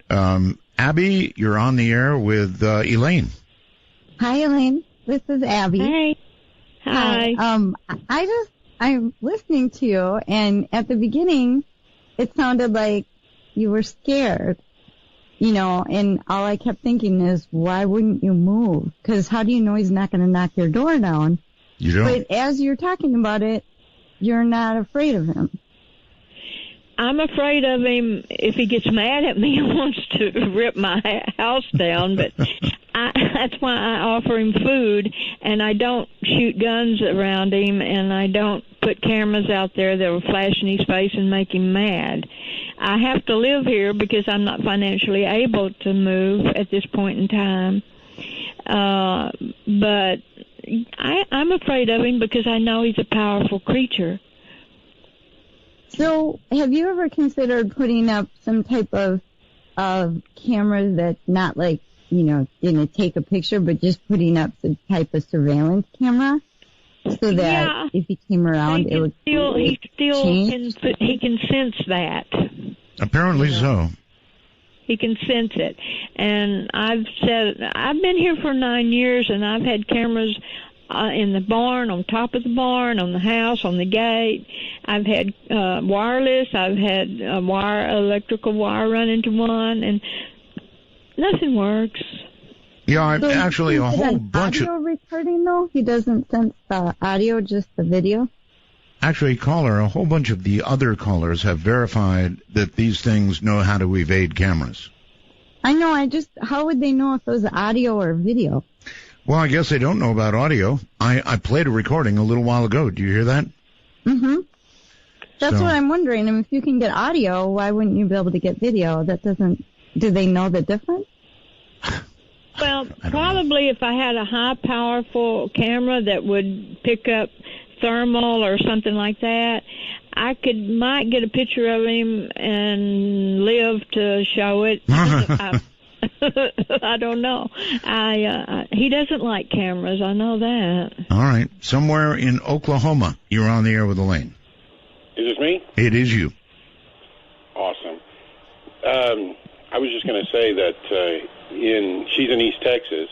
My mother has some property down off of Toledo Bend in eastern Texas, and her and her boyfriend had a pretty amazing experience when they were loading a boat, and it was about a 15-minute experience with a large male and a large female. And I don't know where that is from you, but that's East Texas. Yeah, it's not far. Right, and then I had a neighbor. I'm in Oklahoma, and I'm in southeastern Oklahoma. We have a friend of ours before she passed away.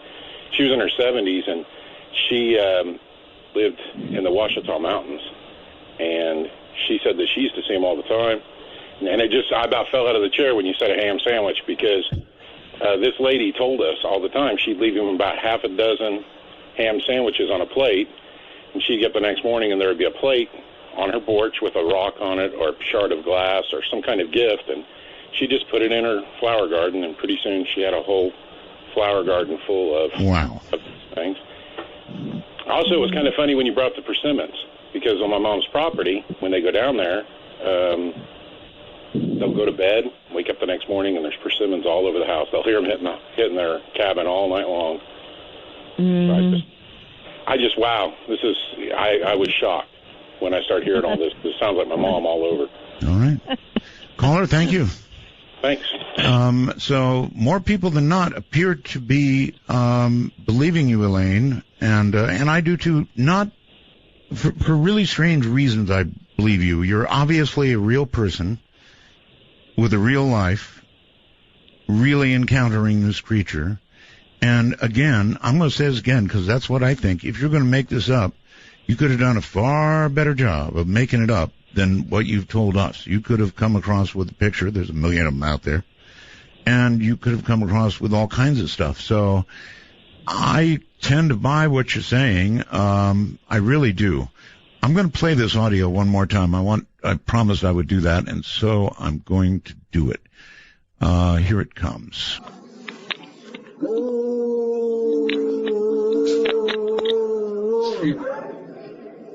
Oh, Sierra, something's out here. Oh, God. Get the camera. I got it. It's John? There's something out here. There's something out here. Oh, God. Listen.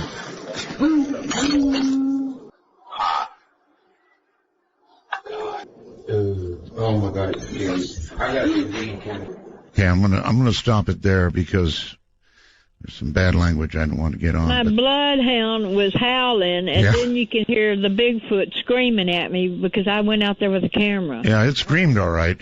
That's me. Yeah, he did. All right, let's go to Denver, Colorado on the phone. Hi.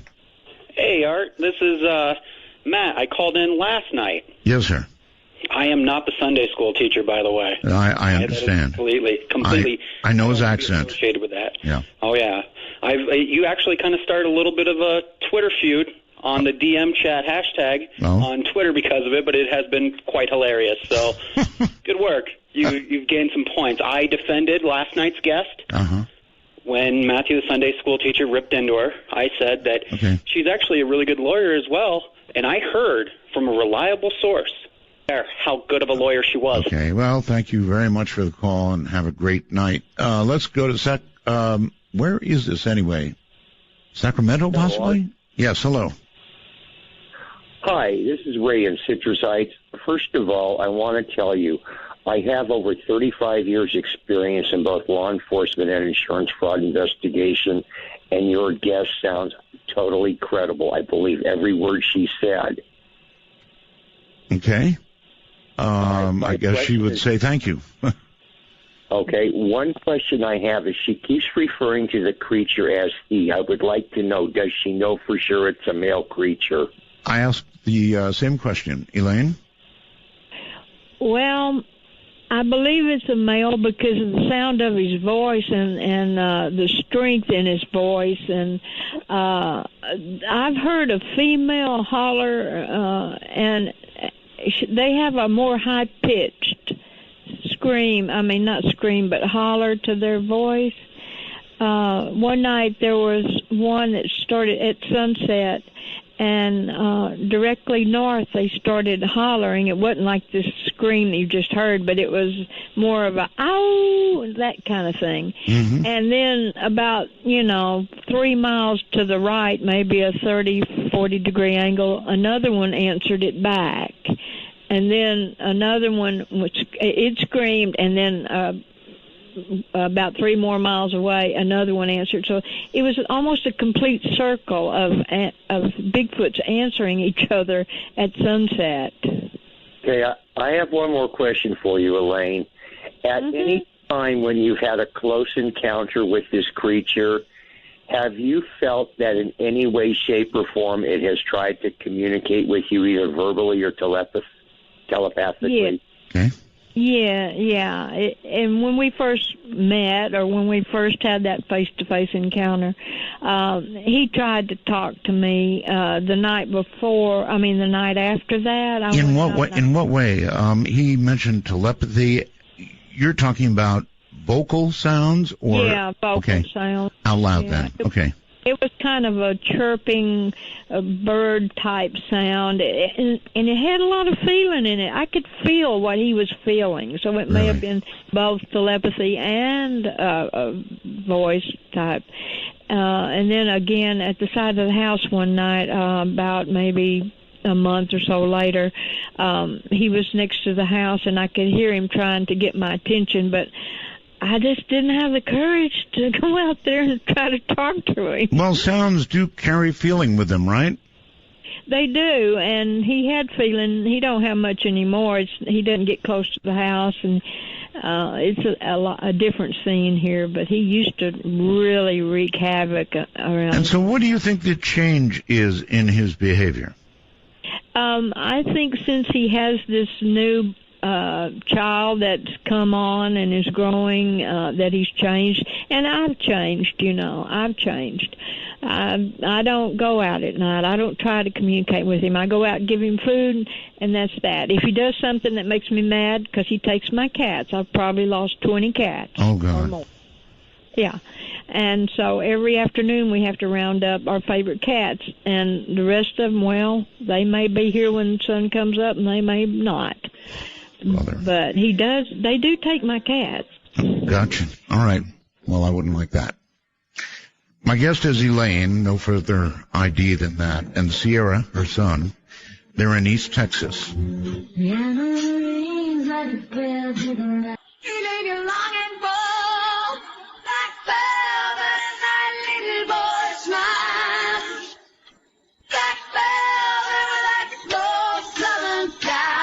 Midnight in the Desert doesn't screen calls. We trust you. But remember, the NSA, well, you know. To call the show, please dial 1-952-225-5278. That's 1-952-CALL-ART.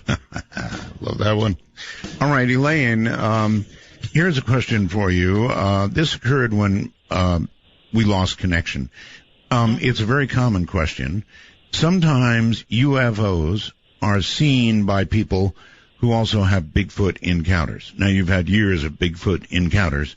Have you ever seen a UFO? Yes, I have. You have? Oh, yeah. About 2 months ago, I ended up upside down in my bed. But one night when we were living down the road where I saw the brown one that had the shirt on. Yes. They came all night. They came and left, and they came and left, and they made this funny sound.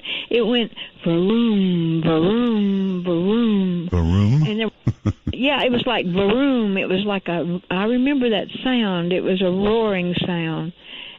And they looked like from a different time. They looked old and ragged UFOs. They didn't look like... Old and ragged UFOs. That's a new one. Yeah, they did. Vroom was a sound I made when I was about 8 years old and was practicing driving. Vroom, vroom. Well, that's the sound they made, and they hovered right over me and Sierra. And they come across the field, and you could hear them coming. There were 3 of them. And they hovered right over the corral, and they were so close you could throw a rock and hit them. They weren't no more than 15 feet off the ground. Really? Really, and there was something inside because they come over to the edge, it looked like a cockpit with there were lights inside, and they looked down at us, and we looked up at them, and then they kind of just floated. They went away, and they'd come back about every 45 minutes. And finally, about midnight, they must have been sending me a message because I told Sierra, I said, we got to call our neighbor and let them see them. They're coming back. So I called my neighbor. They went outside, and they seen them above our house, and we stood out in the middle of the road, and another one came from the north, and they all left and went east, and I never saw them again. So your neighbors are witnesses? Yeah. The old man was so scared, though, he wouldn't come outside. I get it. Yep, I get it. All right, Skype. Aaron, you're on with Elaine. Hello, good morning, Elaine, Art. Hi. My name is Aaron, and I actually run one of the stations that you mentioned tonight. Oh, and, which one? KQRP over here in Malakoff, Texas. Well, I'll be doggone. We'll say, yeah, fellow Texan there. But something that I wanted to bring up, there was some mention about these Bigfoot or whatever they are, possibly knowing when there is an electronic device around. Well, if you remember right, back when we had CRT televisions, you could hear the 15 kilohertz horizontal output tube in it. There's oscillators and there's different kinds of integrated circuits inside devices that put off they oscillate. They put off a signal. That's right. And could it be that it's above the 20K limit that humans hear, and they're able to pick it up just as dogs can pick up frequencies higher than we can? Of course, that could be true. Sure. And another thing that I wanted to, I wish I hadn't have gave my name now, but anyway, I won't mention the name of the other person that was involved in this, but back during the 90s when I was in high school, me and a friend of mine, we used to go out coon hunting in the Trinity River bottom, and we would hear that exact sound that was on her recording. We would hear that sound behind us as we followed our tracking dogs. This went on all one season when we were hunting. Behind us, any direction from me, if I heard that sound, I'd be running the other direction. Well, we had our guns, and so we weren't too scared. But what was weird was the next. Listen, I'm up against a break. I got to run. Can you hold on? Yes. All right, good. Then hold on. We'll be back. Hear the drums echoing tonight, and she hears only whispers of some quiet conversation. Again, Elaine is my guest. Her son Sierra is here as well, if needed, and he's talked to us. She's been living with a Bigfoot near her for years and knows how it behaves. And she's been talking to us about it. I guess it's one of those things you either believe or you don't. I've had Bigfoot researchers on the air, and they've been torn apart. And I think Elaine, frankly, has had a more responsive audience than most of the researchers that I've had on. Elaine, still there? Yes, I'm here. Okay, let's see if Aaron is. Hi. Hello. Okay, you're back on, Aaron. Well, what I was going to say is the second time that we went out, the second year that we went out hunting, the sound was not there. So it leads me to believe that they moved on for some reason. Maybe they're migratory. I don't know, but the Trinity River bottom is such a big place that it's a big valley around the river. Trinity River runs basically from north of Dallas and ends in the Houston Ship Channel. But you're always hearing we're always hearing of Bigfoot sightings in the Trinity River bottom. So I believe they may migrate up and down that valley. Well, it sure is true. I think some of them do. Yeah, I think some of them migrate and some of them hang out. If they got a good spot, they stay there. Oh yeah, why move if if there's food, sustenance in the area, food? Why move? Yeah, that's right. All right, why move? Well, one thing I wanted to say before you drop me here. It's nice having you back on the air, Art. I got a chance to talk to you right after I upgraded from a technician to a general. Oh, you're ahead. It's nice to have you back on the air, and hope to catch you over on 80 or 40 meters sometime. All right, my friend. Thanks, Aaron. You have a good one. Take care. How about that? All right, let's go to don't advertise your calling on a cell phone. It says cell phone BC. Cell phone BC. Hello. Hey, how's it going? It's going. I'm just fascinated. Just hanging on every word that she's saying here. Any questions? Yeah, it's going to come. It might come off as a bit odd, but anything sexual? No, it's not an odd question at all. Actually, it's a good question. Elaine? Yeah, it was in the beginning. I knew that he liked to look at my windows, and he got mad when I put up curtains. And he sang songs to me when I go outside and run back in. It's not anymore, but I think it was. Elaine, what kind of songs did he sing to you? It was like a bird. It was like, but a whistle thing. And sometimes there'd be. Well, I don't know if what you can call it. It was just a little bird whistle, and it started high and went low. Usually humans, they go low and go high, like, but this went down. I can't do it, but anyway, it had feeling in it, and that was me. The sound of the dropping. So there you go, caller. That right on the money, actually. Wow. Yeah. Thank you very much for taking my call. All right, thank you for making it. And you were a little breaking up there, but okay. Let's stick with the phone for a moment and go to Pennsylvania. Hello there. You're on the air with Elaine. Hello, Pennsylvania. Dooby-dooby-doo, on Bigfoot looking at you. I mean, look, Elaine sounds like a very nice woman, but she's either a pathological liar or a complete kook.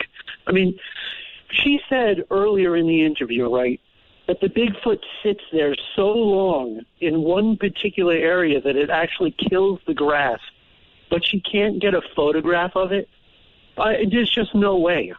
We get photographs of celebrities. We get photographs of obscure, rare creatures of all, sizes and shapes. I just can't buy that she can't get a clear shot of this Bigfoot for years. I don't go out there in the middle of the night looking for Bigfoot sitting in the grass. It's only out at night, sir. You may have heard that earlier if you were listening. What about a night cam? I mean, we have so many cameras with night vision on them. I don't. My camcorder was bought in 2005, and that's about the best I've got.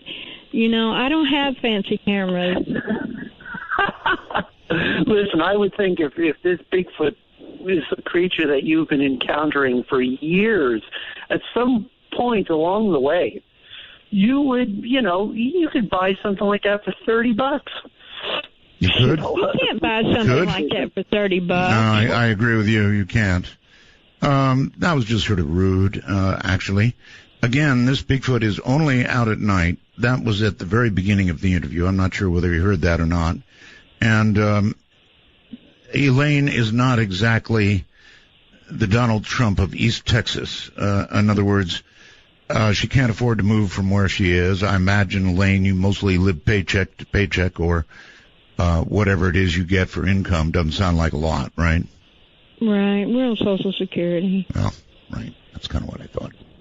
All right. Let's go to somebody named Cortana. Is that correct? Hi. This is Cortana. I'm from the Dark Matter Twitter group, the DM Talkers. So I want to present a theory on also Mega Roswell. I want to present a theory in that I think Bigfoot is more responsive to her because she's a woman. Whereas if there's a bunch of men in the forest, Bigfoot's going to get territorial because men are territorial. So I just wanted to present that theory to everyone. And I think the best way to be able to contact Bigfoot is to just be female. Now, when it comes to her son, I think Bigfoot senses that family bond, so he would leave them alone. Whereas that other guy, that in that story where he got beat up because he was just some stranger or whatever. So that's my theory. And shout out to DM Talk. Okay, thank you very much. And Elaine, you sound so sweet. Right. Oh, thank you very much. I'm just telling my story. I'm not trying to convince of anything or prove anything. It's just my life here. Right. Right. Thank you for your call. Right. Thank you very much. And let's go to, I think, Gardnerville. Is that right? Yes. Hi, Elaine. Hi.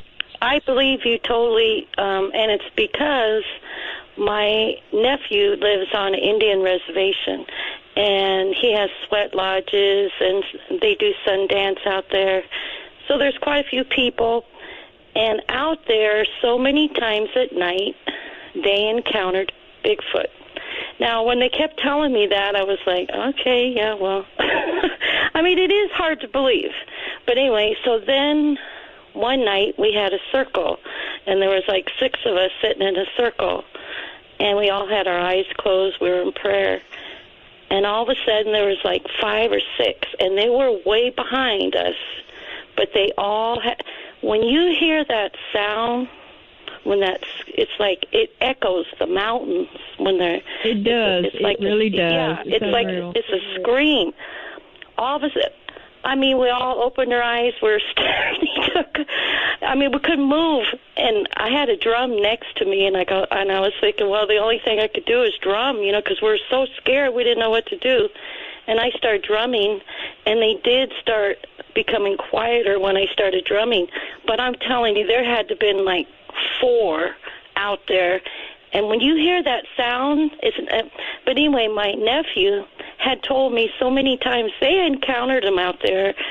They saw them run, everything. But, I understand why people have a hard time, because you really, either if you just hear the sound one time, there's no denying that sound.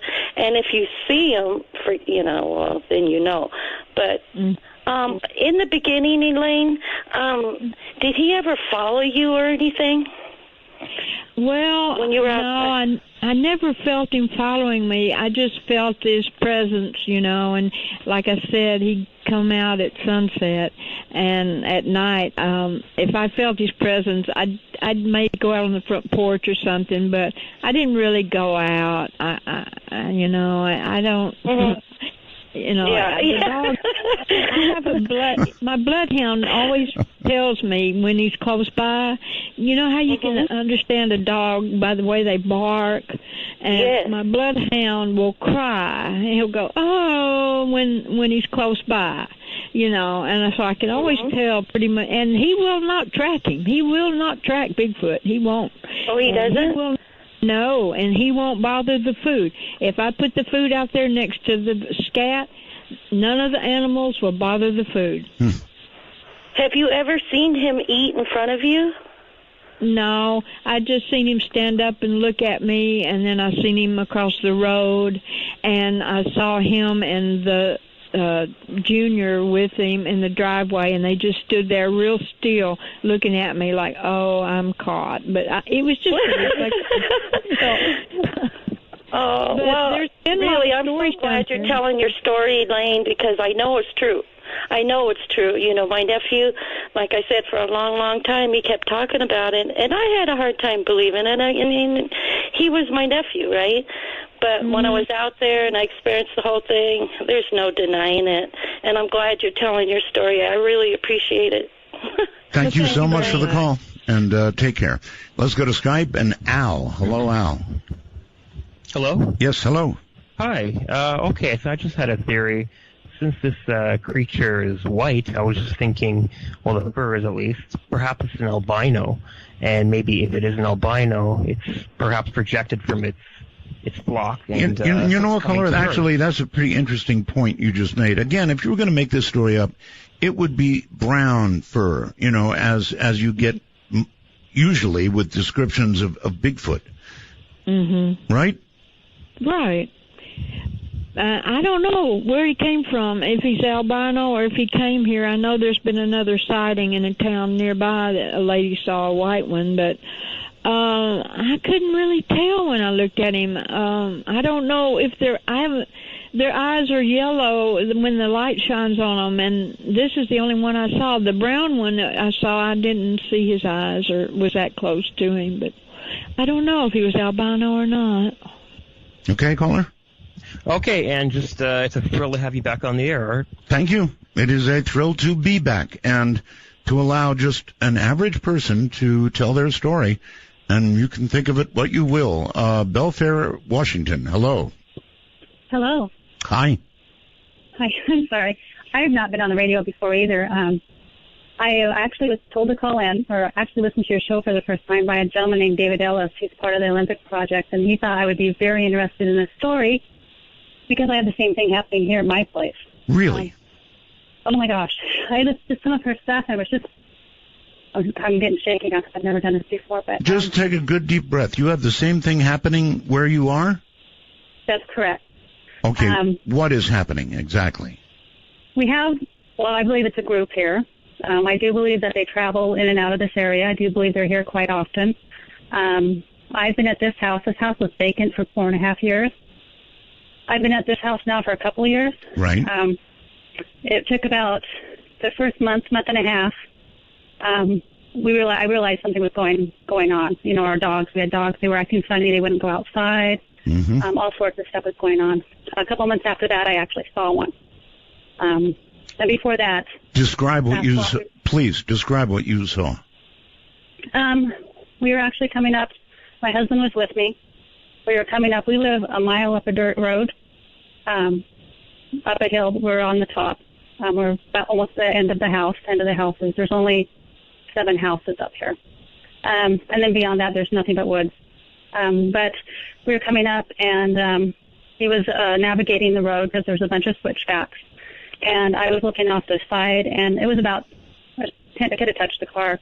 It was so close to me to the vehicle, that I couldn't see him fully when we were right next to him. It's just, they're huge. The chest is huge. There's tons of muscle definition in the chest area down into the stomach area. Big bubble butt, the legs. They're built like a bodybuilder, at least the one I saw. Tilted. He wasn't standing straight up, tilted. I got different views because we were going up the hill and around a corner, and he was staying stationary. He didn't move.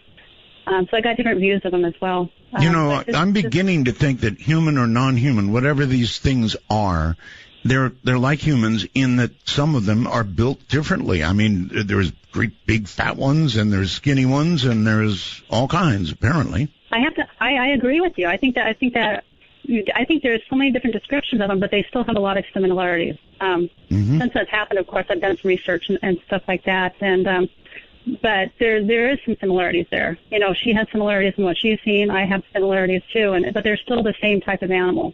But we're built differently. If somebody saw me or somebody saw you, we would look differently. Sure. Well, you've heard her story. I take it you believe what she says. Wholeheartedly. And you know, when she said that she heard him quack, I've never heard that before. I have recordings of them quacking, making a quacking sound. I record almost every single night. And you were talking about your recordings and stuff, and you know, if you're ever interested, I can tell you how to get through those recordings in a record time. Because every night, in fact, I'm recording right now. We record every night there and get some amazing sounds and the chatter and the talk and just, you know, different knocks. I mean, you didn't mention any knocking. Did they knock for you? Yeah, I did the tree knocking. They used to answer back, but I don't do that anymore. But I used to knock on wood with them. And you talk about whistles and stuff. Do they mimic things? That's what I think, the quacks and so forth. Do you hear them mimicking other things? Yeah. You do? All kinds they do the coyote thing down here a lot. Well, it's interesting because when I record and stuff, I use David Ellis taught me how to do all this. In fact, I send everything through him too. But there's visualize, where you can do it visually, where you not only are hearing it, but it's to visualize. I forget what it's called. I'm a little nervous, but you put it through, and you can actually tell if it's really a coyote or if it's something else. All right, listen, I'm so sorry to do this, but the show is ending, that's so okay. I've got to go. But thank you very much for the call, and Elaine. What a night. I really have enjoyed having you on the air. You sound like just a regular person to me. People can make of this what they will, but based on the calls, I would say more than not believe what you say. And I think you told it in a very straightforward way. I don't know any other way to put it. Thank you. Well, I thank you, and it was fun, Art. I appreciate it a whole bunch. Right. Take care. Have a good night, Elaine. Good night. Good night. There you go. Believe it or not, I guess. But she sure told a good story. From the high desert and the great American Southwest. See you tomorrow night. From the high desert and the great American Southwest. I bid you all good evening, good morning, good afternoon, wherever you may be around the world. Every single one of those time zones around the world covered by this program, Midnight in the Desert. I'm Art Bell. Now, it's going to be a fascinating evening. We have a professor here, all the way from Australia, and it's going to be all about artificial intelligence. Rules for our show? Not a lot of thinking there. They're simple. There are two of them, no bad language, and only one call per show. Very simple. Well, okay, so not a lot of news to it. Well, there is a lot of news in a way, I guess. You heard about the two former co-workers killed on live TV. I guess it's a reality world we live in now, huh? So this killer kills his former colleague, colleagues, and then posts the video on social media. Only in this day and age, huh? He described himself as a human powder keg, was just waiting to go boom. Well, he went boom. Horrible day for two former co-workers at a TV station. I mean, just horrible. And the Dow Jones Industrial Average, finally, up 600 points on Wednesday, so everybody went, whew, looks like China may not, but wait. The guys who watched this say, no, not too quick. Nice 600 points, but there may be some very, very difficult days ahead. Not for us, though. We've got a fascinating night tonight. Marcus Hutter is a professor in the RSCS at the Australian National University in Canberra, Australia. He received his PhD and BSc in physics from the LMU in Munich and a habilitation MSc and BSc in informatics from the TU Munich. Since 2000, his research at IDSIA and now ANU is centered on the information theoretic foundations of inductive reasoning and reinforcement learning, which has resulted in over 100 publications and several awards. His book, Universal Artificial Intelligence, published in 2005, develops the first sound and complete theory of artificial intelligence. He also runs the Human Knowledge Compression Contest, offering winners a prize of, get this, 50,000 euros. 50,000 euros. And I guess we'll soon find out if that has yet been claimed. What's good? This is Amir. Yo, we chilling with the RCC. Somehow that one just isn't professorial. It's just not good for a professor, so we'll hold that one. We'll give Professor Hutter something else, like this, for example. Professor Hutter coming up from Australia in a moment. It's an amazing world when you can interview somebody like they're in the studio, but they're on the other side of the world. The heart of the city street. The bastards hung me in the spring of 25. But I am still alive. By the way, I've got a few people I want to thank. I want to thank Telos, Joe Talbot for the great audio, Keith Rowland, my webmaster, Heather Wade, producing, Stream Guys, distributing, LV.net, getting it there, sales, Peter Eberhardt, TuneIn Radio, and of course, I've been forgetting, Lee Ashcraft, Dark Matter News. How could I forget Lee? And for tonight, Ben, this one's for you. For Ben Gardner, very good friend of mine for well over 30 years, who passed during the night. Rough stuff indeed. All right. All the way across the world, we reach now to Professor Hutter in Australia. Professor, good afternoon there. Hello, Art. It's a pleasure to meet you and to be on your show. Well, it sure is good to have you. I have wanted to do a show on artificial intelligence now for a very, very long time. And obviously you're qualified. I could barely get through your bio. I extra sent you a short one. It is good. You're right. It's good and short, but some of it would require explanation, I think. Actually not, I guess. Reinforcement learning, inductive reasoning, and reinforcement learning. Interesting. All right, so I'm not sure where we begin, but at the beginning of what you've said here is where I'm going to start, and that is, how is, you were promised years ago, Professor, robots, and they would be doing our dishes and housework by now. They're not around. Kind of likewise with AI, we've been talking about it for so long now. How is it evolving?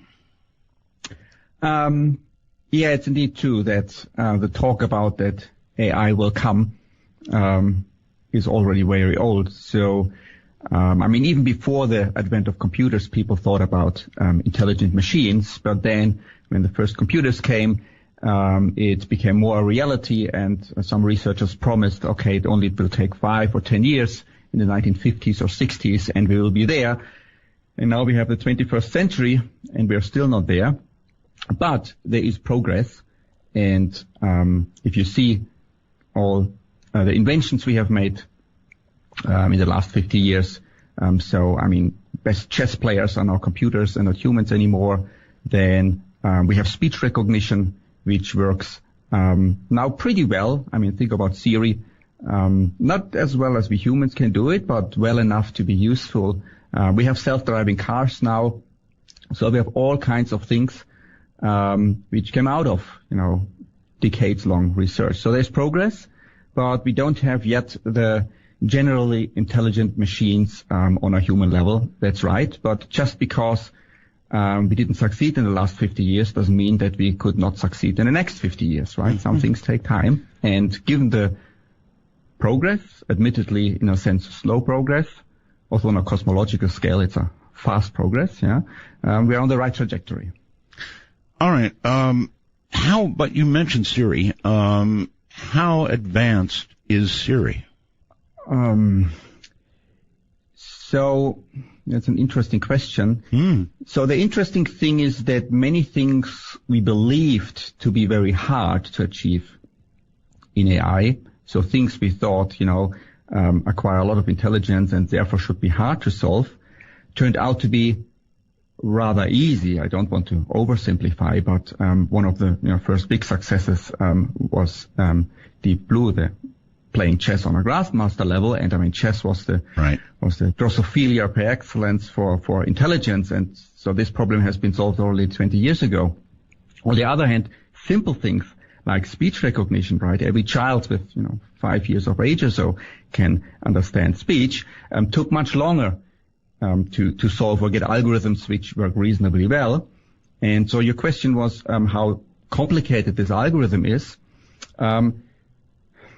It's hard to put a number on it, but so it turns out that the good old-fashioned approach to AI, where you design a system particularly to solve a certain problem, has limitations. I can come to the details later. And the more modern approach, which is called the machine learning approach, where you design actually in a sense a very dumb system, like a baby, and then you train it to learn or acquire a certain skill, so that this approach is much more flexible. Is that really is that the right word, Professor? Train it? That implies the learning process. Yes, exactly. So we call it training data. We have training data, and then we have test data to test the system. So that's a technical expression for it. And so these modern speech recognition systems are so-called, there are different kinds, but popular one is so-called hidden Markov models, which is just a certain statistical structure.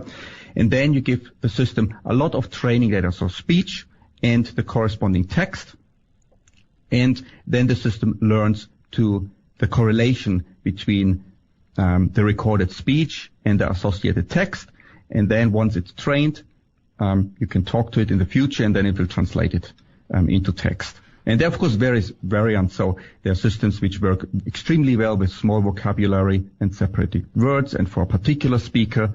And if you want to overcome the speaker dependence or the separate word recognition, or you want to have a large vocabulary, then things become more complicated, but the systems get better and better. Okay. If 0 is 0 and 10 is artificial intelligence, that's a very narrow scale. What is Siri? Scale of Well, I could give you a number, right, but give me a little bit more time, and I think we have the time. So it is important to distinguish between systems which solve a very particular narrow task. Right. So, for instance, playing chess well, understanding speech, maybe recognizing faces. Right. And more general systems which are able to do a wide variety of jobs, like, say, a household robot, right? He can walk around, put the dishes in the dishwater, cook or something, and maybe even drive a car and all these kinds of things. We wish, yes. And so we should distinguish whether we talk about narrow AI for particular tasks or general AI, like the humans can do. So if we only talk about narrow AI, so we have speech recognition capacity on a scale between 0 and 10, and say humans are maybe 9 or 10 or so. Okay. Then I would say Siri is maybe on a level of 7 already. Oh. But not in AI. You're just talking about speech recognition. Exactly. Only on this narrow task speech recognition. While for chess, for instance, on a scale from 0 to 10, we are only at 10. But for face recognition on this scale, maybe we are at the level of 3 maybe. And for car driving, maybe we are also at 3 or 4, and for other tasks like cooking, we are at 1 maybe or so. Right. Got it. Okay. So, at the moment, what would you say is state of the art? Can you specify the question a little bit more, or shall I just... What is the state, the cutting edge of the path toward artificial intelligence? In other words, the best work being done. Okay, so that requires a long answer. So I could talk about the various application domains where we have made significant progress, and I already mentioned a couple of them, like speech recognition, face recognition, chess, car driving, and so on. So then I could also talk about various approaches towards AI, and maybe I should concentrate first on that. And there is, for instance, the neural network approach, where we are heavily inspired by nature, so the human brain is a neural network. We try to understand it as well as possible and then simulate something closely or loosely inspired on a computer. That's a huge area across many disciplines, and a lot of progress has been done in this area. And for instance, 2 years ago, the European Union has announced the biggest research project ever in history in Europe. It's 1 billion euro invested in, I think, 80 or so research institutes to simulate a whole human brain within the next 10 years. You think that is possible? I don't think they will get there within the 10 years. They will make significant progress. Maybe it takes 20 or 30 years. Eventually, I think we will be able to get there. 10 years is a bit over-ambitious, but I like the goal in principle. So that's the neural network approach. I can talk more about that, but that's actually not my area of research. Or I now tell you a little bit about the other approaches. So would you say the most interesting AI going on right now, or path toward AI, is probably in Britain, or is it there in your lab? In Britain? Yes. Well, the European Union, I'm sorry. It's hard to compare, right? I mean, this project is a 1 billion euro project, and my research area, attracted maybe a couple of $1 million. I just wanted to give you an opportunity to say we're way ahead here. What is we? I mean, Europe maybe, yeah. Well, or you could have said I am. My first PhD student worked on this theory of universal AI, which I've developed early this century, and then he co-founded with 2 other people the company called DeepMind, working both on neural network approach and the universal AI approach. And just last year, this company has been bought by $500 million by Google. So there's also interest, and all my former PhD students and other students get absorbed by Google DeepMind, and they're working there now. So there's also interest in let's call it my approach to AI. And there are, of course, many other approaches to AI. All right. Here's a question for you. Google itself, Professor, is absolutely amazing. Now, it's obviously not AI as in self-awareness or anything, but it's the amount of information that Google has. Some people wonder if that will not eventually, just the massive amount of information and processing power, eventually lead to some kind of AI. Is that something to think about? Yeah, well, that's the digital Gaia hypothesis. We can separate it from Google. So take the internet, right? This is billions of interconnected computer. Oh, yes. Lots of services and virtual agents doing all kinds of jobs in the background autonomously. Of course, much of it is triggered by the user input. But even if all users would stop, lots of these processes would run around. And the digital Gaia hypothesis is that if you have a structure which is complicated enough, such as the internet, maybe a little bit more, maybe you need another tenfold increase in computing power or something, then suddenly it will awake, maybe it comes up with a sentence, I'm thinking, therefore I am, or something like that. Can you envision that? Is that possible? I couldn't rule it out. Yeah, I think that's possible. Oh, well, it already to the average person seems a very smart place. And when you talk about a tenfold increase in either storage or information, that's really, at the speed we're going, not that much. Actually, we can go tenfold in not very many years, I would think. Yeah, in 10 years or so. Wow. Now, of course, there is the traditional people who talk about the marriage of artificial intelligence at some level and robotics. The way it's sounding, AI is going to be ready before the robotics are. What do you think? Yeah, I think so too. It seems to be very hard to produce very versatile robots with capacity similar to a human. And for many jobs, I mean, you need sort of hands, right? And well, there are robotic hands out there, but then you have the power problem and so on. But I think in any case, to a large degree, we can separate robotics from AI. I mean, many people confuse it. They ask me, what do you do? I say, I work in AI. Oh, you build robots. No, there's a big difference between the brain and the body. You bet. You can have physically dysfunctional people like Roger Penrose, Stephen Hawking, and be very smart, right? You don't need a body for that. Of course. And the same is with AI research. You can do a lot without thinking or doing robotics. And if you need an interface, you can have a virtual agent living in a virtual three-dimensional environment and test your systems.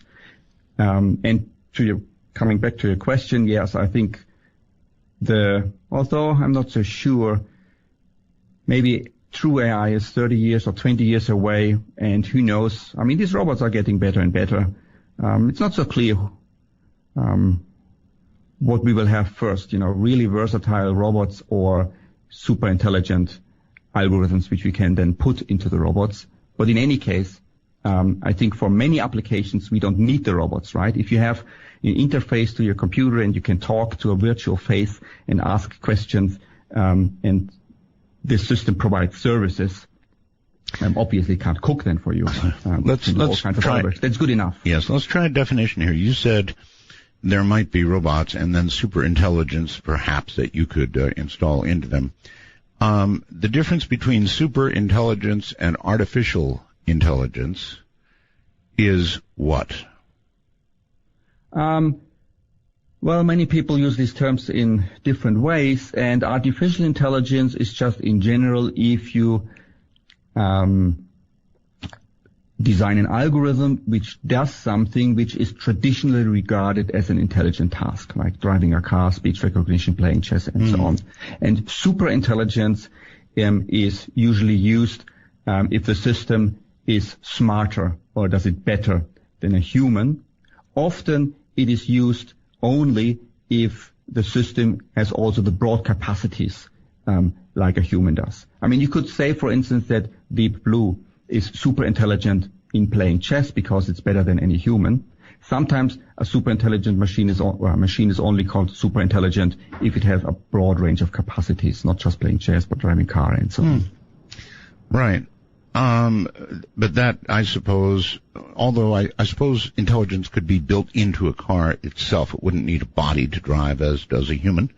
It could just simply be the car, and we're beginning to get cars that are capable of driving themselves. So, exactly, and we have that, and it has just recently been legalized in California, self-driving cars. So this will have interesting consequences. So, for instance, assume, you can now, or in the next couple of years, you can buy these self-driving cars. They're much safer and, of course, more convenient.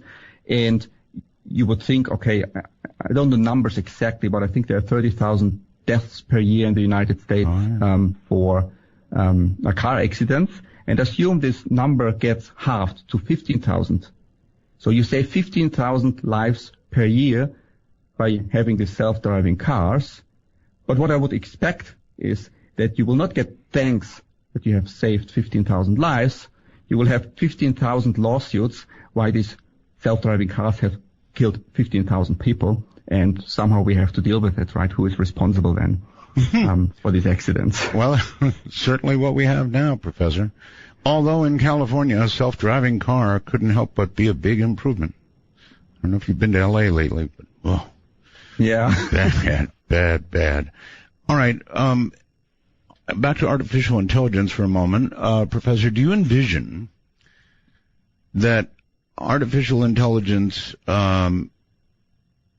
could ever become self-aware? That's a big E, right?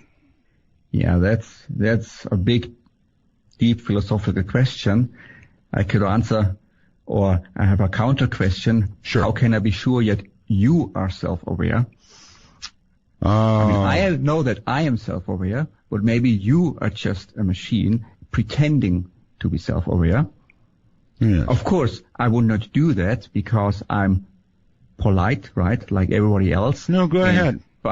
Cast suspicion on me. It's fine. So what we do is, right, we interact with other humans because they behave similarly, and I believe myself that I'm conscious and have feelings and so on, and these other humans behave similarly. The most natural assumption is that they're also conscious about themselves and have feelings and so on. And let's now imagine we have intelligent robots. Take the robot picture because it's so visual, and they walk around and they behave intelligently and they feel pain, right? Or maybe they don't feel pain, they just try to avoid dangerous situations, but they act like it. Yeah? So I think certainly we humans will ascribe them, or most humans will do that, consciousness and feelings and so on. Whether they really have this consciousness or not is a much harder question, which we can talk a little bit about it, although I'm not an expert on that. No, but it's very interesting. One example, a couple of years ago, when in Japan and then around the world, the Tamagotchi, this very primitive, simple device where you had to raise, some virtual creature, just a display on a black and white thing, and people got very attached to it. Yeah. So I think the same will happen to a much larger degree if we have these intelligent machines. Okay, but I guess your question was about, are they really sentient? Are they really conscious? Or do they just display this behavior? Or can we even define I suppose we must define what consciousness is before we can talk about trying to achieve it. Other than self-awareness, what test might there be for consciousness? Can you imagine one? The only test, not the only test, but one test is, similar to the Turing test, right? You, via teletype or so, you talk to a human and you talk on a different channel, you talk to a machine and you try to find out, by an intelligent conversation or whatever means, whether, your conversational partners are conscious or self-aware. Yes. Or so on. And if, you can single out the machine with higher chance than 50% that it appears to be not conscious, then maybe it isn't. But if you can't distinguish it from your interaction, then this is, I think, a very good test for that the machine is conscious. There are also other means we could do. For instance, for humans, we could, and these experiments are done, measure the brain activity and then get self-reports from the test subject, what they feel and whether they feel conscious and what they have thought and so on. And that's called the neural correlate of consciousness, to relate conscious experience to activity patterns in neurons. So then you get a theory about which patterns in neurons create consciousness. And maybe this theory can be transferred also to robots if they are built in a similar way, say the neural network approach. All right. Professor, hold tight. We are at a problem of consciousness. Yes, it's not an easy problem. You are at a break point, Professor. I'm sorry. We've got a break here, so hold tight. This is Midnight in the Desert. Professor Hutter is my guest from Australia, and we'll be right back. You'd think that people would have had enough of silly love songs. Well, look around me and I see it. Take a walk on the wild side of midnight. From the Kingdom of Nye, this is Midnight in the Desert with Art Bell. Please call the show at 1-952-225-5278. That's 1-952-CALL-ART. There he goes again, stuttering a little bit. Don't know what happens there, actually. All right, well, quite a bit of recognition already. Professor, I've got a message on the computer. It says, wow, Marcus Hutter, the AIXI guy? This is an excellent guest. And so there you have it, as soon as you explain what AIXI is. Okay, so that's That's my baby, my theory, which I developed 15 years ago, and I'm still developing it. So I've mentioned already that there's lots of progress in specific problems which require intelligence. Right. But the big goal is to develop general systems. One obstacle is that we don't really know what intelligence is. And after a couple of detours in my life, so about 1998, I had the key insight. Some of it already was done by Solomonov in the 1960s, which I rediscovered and then found later, is that data compression, is closely related to being able to predict well, which is a key ingredient to then making good decisions and then to act well, which you want for an intelligent agent. Define what you mean by data, if you would, by data compression. So in general by data, I mean, let's assume you have a file stored on your computer, and you want to save space. What you do is you compress it, you put it in a zip file. Yes. And so that's what I mean with data and data compression. Okay. More generally, it is any kind of information which you can store digitally, and then you compress it. And if you now compare that, what scientists do, we have data, and we look for patterns. So what does it mean for looking for a pattern? So I assume I see a sequence which is 1 0 1 0 1 0 1 0. Right. So this looks like a pattern. Okay, 1 0 repeated. So we have now a theory how the sequence is not how the sequence, but what the sequence is, namely repeatedly 1 0. And if we want to do a prediction, we may well predict maybe the next 2 bits are again 1 0 and then 1 0 again. So what we have effectively done, we constructed a simpler description of our data, just rather than just raw storing it. We said print 1 0 and repeat for a couple of times. And so that was a very simple example, of course, but that's also how IQ sequences work. So you see an IQ test, 1, 2, 3, 4, 5, what comes next, right? Right. It seems to be, a number, and then you add 1, you add 1, you add 1. You can write a little program which does that. And if you then run the program, it will predict 1, 2, 3, 4, 5, and then 6 comes next. And so this principle generalizes. Whatever data you see, it could be weather data or stock market data, you look for a simple explanation, which means a simple description of your data, and then you can use that for making predictions, which is a key component for intelligent behavior. So that is one aspect. So that's the one aspect. And then, so there's one half of the AIXI model. And the other half then does the following. Now we have a theory how to predict the future. Of course, not perfectly, right? We can make mistakes. And then you need a mechanism for using this for making decisions. And that's called sequential decision theory. That has been developed a long time ago. It's a solid theory which is out there. And what I've just done is combined this sequential decision theory with this universal scheme of making predictions.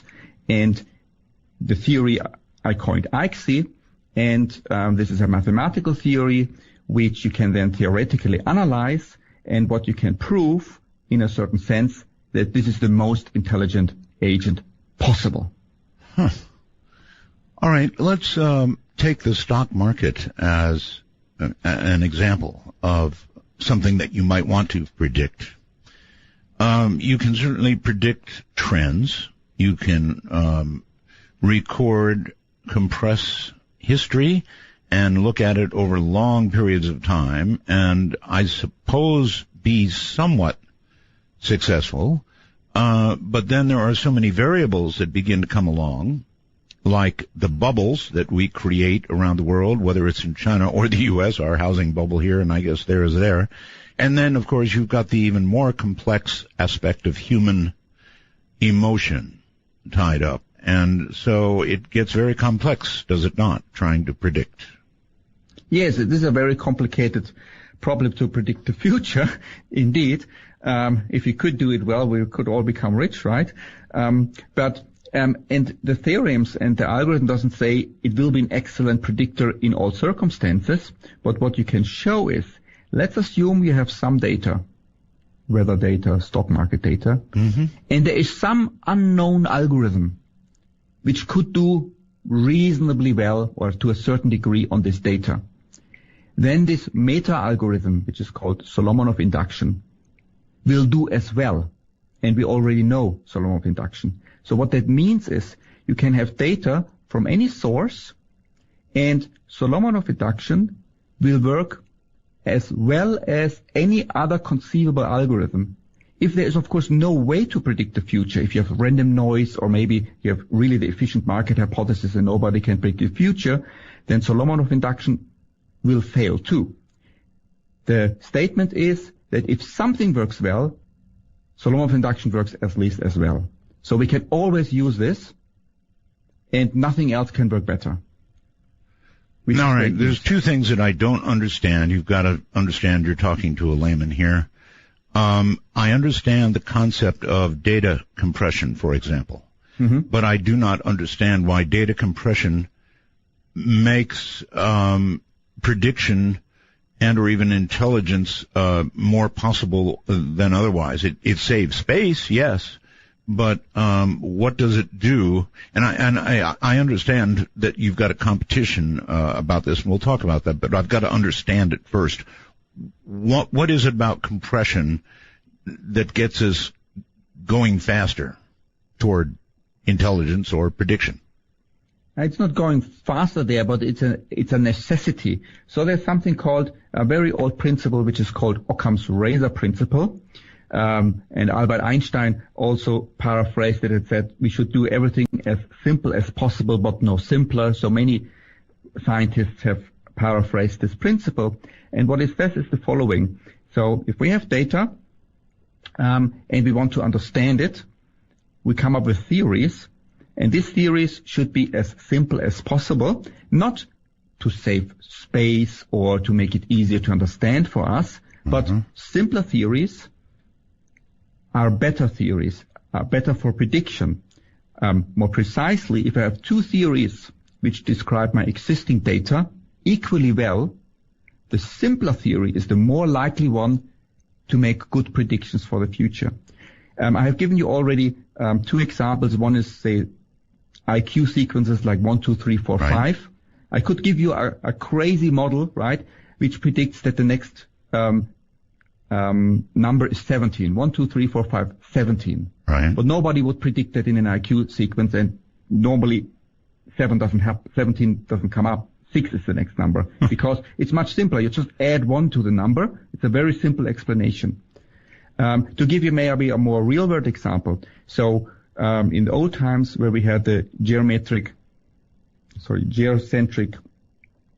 world model or model of our solar system, the sun rotated around Earth and the other planets, and initially it was fine, but then with more precise observations, one realized, oh, these are not really circles, these are distorted circles, and then we have the epicycles, and the model became more and more complicated. Right. And then we came up with a heliocentric model. Oh, if you put the sun in the middle, and we allow for ellipses, then everything is easy. All planets are just ellipses around the sun. It's a much easier explanation of our observations compared to the geocentric model. And indeed, this simpler model also then makes much better predictions. Like you could predict, the further planets out there based on distortions of the ellipses. Okay. I'm still not understanding the aspect of compression. And maybe you just explained it to me and it went right past me. Okay, I understand. I do it try once more. Okay. So, you see, and sorry, I have to give a very simple example, otherwise it will take hours. So I give you the sequence, or your data is 1, 2, 3, 4, 5, 6, 7, 8, 9, 10, 11, say up to 1,000. Okay. Okay. So this is the data, or on a piece of paper. Okay. And now you know it, I don't know it. And now you try to tell me what is on your piece of paper. You could either fax me the whole piece of paper and I get the number sequence, or you could do something else. So what could you do to tell me what is on your piece of paper? I guess I could, well, let me think. What could I do? I could, I'm trying to think of how I can compress it, so. Yeah. Perhaps impress you. I guess I could put it in an, I don't know, Professor. I could. So I tell you. So what you can do is, you write a very small program, which says print the number 1, then add 1 to the number. Yes. And then print this number, and then you repeat it 1,000 times. So you print a 1, add 1, that gives 2, print this number, add a, so you have a very short program, which prints 1, 2, 3, 4, 5, 6. Every child can sort of write this program and print the first 1,000 numbers. Okay. And that is what I mean with compression. You have now a very short description what is on your piece of paper. So there's very little information content in the sequence 1, 2, 3, 4, 5 up to 1,000 because it can be highly compressed. It's just all numbers between 1 and 1,000. So I gave you a very short sentence. You think about a linguistic description of your data. And this description, if this is shorter than the original description, so count the number of symbols, right? Right. Yeah. Okay. Then this is called compressed. Okay. All right. Actually, I do get it now, finally. You have associated a contest of sorts with this, and I assume that you're looking for a better way to compress a shorter way, a simpler way, until you finally get to the ultimate simplicity to achieve something, right? Yeah, exactly. And the motivation is, and I explained it on this website in detail. The website is price.hutter1.net. More or less what I've just explained in the last couple of minutes, but with much more detail and much more examples. And here I don't take these simple number sequences or stock market data, but the goal of AI is to build human-level intelligent systems, and we humans have a lot of knowledge. So what I took is I took 1 gigabyte of Wikipedia, and don't take it too literally, but you can estimate the symbolic knowledge, so not the visual knowledge, but the symbolic knowledge in an adult human brain, which is about 1 gigabyte. So I just took a chunk, 1 gigabyte of Wikipedia, because it contains a lot of human knowledge as a very crude proxy very what crude is in a human brain. Yes. And now if you sort of understand or believe the relation between compression and prediction and intelligence, this means that the better we are able to compress this 1 gigabyte, the more we have understood how to build intelligent systems. And the contest is about beating the existing data compressors. What would win the prize? So if you beat the existing record, at the moment we are at 16 megabyte, if you beat the existing record by 1%, you get 1% of the price, which is 50,000 euro. If you beat it by 10%, so your compressed file size is 10% shorter, you get 10% of the 50,000 euro, and so on. Wow. And I take it nobody has yet collected. No, that's not true.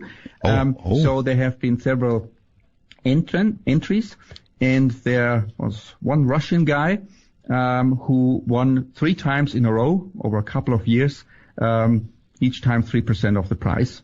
And so there was progress, so about 10% or so we could improve over the state of the art until since we started the contest in 2006. And now it has stalled a little bit. It seems to be very hard to beat this Russian guy. All right. You mentioned earlier a little Japanese model that people actually became emotionally attached to. When you get the opportunity, there is a British television series called Humans about very, very, very human-like artificially intelligent beings. And I need not give you the plot, but it is very interesting, and they are striving to get a little bit of code that will tip them over the edge to become sentient, to become self-aware. Okay. And at any rate, what happens is these AI robots are in people's homes as helpers, just as we always imagined it might be, doing the dishes, bringing you a drink, letting you sit on the couch, I guess, and rot away. doing everything for you, but the people became extremely attached to their AI companions, to the degree that at some point, now this is just television, of course, but at some point, some of them disregarded their partners otherwise for their AI companion. If you look far into the future and imagine something like this, can you imagine that occurring? Easily. I mean, there are already now people who are more attached to their dog than to their partner. So Yes. You don't need an eye for that. No, it's true. It's true. So apparently there's a little bit of danger there, even if they're nothing but, I guess, super intelligent is the way I would put it. It will be enough so this attachment will occur, and I wonder if that is a healthy and a good or a very bad thing. I think that's not for me to decide. I mean, that really depends on society and how the society changes and what they value. And it is often that things which are very different from how it is now, we feel that this is not good, but once it's there, we like it. Yes. So it's really hard to tell. I mean, to give you an analogy, privacy was once held quite high. Yes. Nowadays, young people are absolutely ready and easy to give up any aspect of privacy, right? I mean, wherever they are, it is locked, because once you have a mobile phone, your position is locked, and you should expect that all this data at some point becomes public. I mean, if Julian Assange is able to get into military computers and put it on WikiLeaks, right, all this other data will eventually also become public. So where you have been in your life in the last 10 years will become public. In London, there are more surveillance cameras than there are people. Everything is recorded. And actually, sort of with AI technique, then it is also possible to use this data in an efficient way. So, and I mean, I really don't like this surveillance, but most young people have no problem with it. They accept it easily. And going back to your example with having artificial partners rather than real partners, it could easily be that we get used to it and most people prefer it, right? Like some people nowadays prefer their dog. I suppose so. Let me ask this. Science doesn't really consider the moral, ethical consequences necessarily of what it does. In other words, if we can create something close to a sentient being that people would become that attached to, people in your business probably wouldn't think very hard about the ethical consequences of it because you can do it. Is that unfair? It's not our majority business, but it's not true that we don't think about it. I mean, those people who work on AGI or care about AGI are usually quite knowledgeable about this. I mean, not everybody can write and be very active in this area, but at least I consider that too. I mean, I have written maybe 1 or 2 papers in this area, so we are aware of that. But your example isn't the worst case, right? I mean, there are some things which seem to be objectively good or bad. Say, eradicating all sentient life on Earth seems to be an objectively bad thing. So we should be definitely concerned about that. You know what? Eradicating all life on Earth is an absolutely perfect place to break. And that's what we're going to do right now is break. Eradicating all life on Earth. Could it be that a sentient machine would look around, think about all the life on Earth, and decide that the best solution is to eradicate it? This is Midnight in the Desert. You're raging into the night with Midnight in the Desert. To be part of the show, please call 1-952-CALL-ART. That's 1-952-225-5278. It is. My guest is Professor Hutter at the cutting edge of artificial intelligence, AI. That's what we're talking about. And he was mentioning the eradication of all life on Earth. And Professor, there are many people who feel that if a machine, an artificially intelligent machine were to contemplate, the situation of man. Actually, this goes to a movie. It's always easier for people to relate to movies. Transcendence is perhaps one example that any machine would look at and predict the consequences of what man is now doing on Earth, and perhaps decide to eradicate us, which frankly might not be a completely irrational decision, and that's of some concern to people. What do you think? Yes, definitely. This is a possibility, but there are also more benign outcomes. I mean, just because the majority of science fiction end up being with humans being eradicated or marginalized, doesn't mean that this is also the most likely outcome in reality. But it's a definite possibility which we have to consider carefully. But it's also possible to have good outcomes naturally. So, for instance, to give you one analogy, I mean, we humans dominate the planet Earth in a certain sense, yeah. But on the other hand, there are lots of insects like, say, ants around, and as long as these ants don't go into our house, yeah, or are on the countryside, we don't mind. They exist. We just coexist. We don't go out and eradicate them because mostly we don't care about these ants. And this might be a possibility with superintelligences, right? They develop completely different goals and habits, and they don't care about us, whether we exist or not. And it could well be that we just coexist. Maybe they go into space. They don't care about living on Earth anymore or something.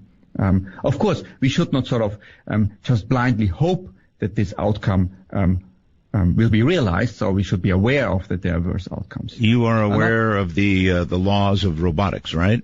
Yeah, sure. Okay, so can we take something like the laws of robotics and apply them to AI, or once you achieve AI and sentience, you might not be able to dictate anything at all in the long term? How do you feel about that? So, I mean, as you know, with the Asimov's law of robotics, I mean, most of his short stories are centered around these laws. And then, although the robot literally respects these laws, things still break down. And that is indeed a real problem. And there's research going on in this direction. Actually, also, for instance, at Google DeepMind. I mean, so they're well aware of this problem. So they have a safety team considering future of AI safety. And they're considering these questions. How could we build provably benign or friendly AI? I'm personally not too convinced that this approach will succeed. Right. But it is definitely an approach which should be considered because, maybe it will work. Yeah. Another approach is this reinforcement learning approach, which you mentioned at the beginning, where you raise your intelligent robots. I mean, like a baby, it's blank slate at the beginning, and then it interacts with humans. It gets a reward signal, a positive one for good behavior. You punish it, like the carrot and the stick, for bad behavior.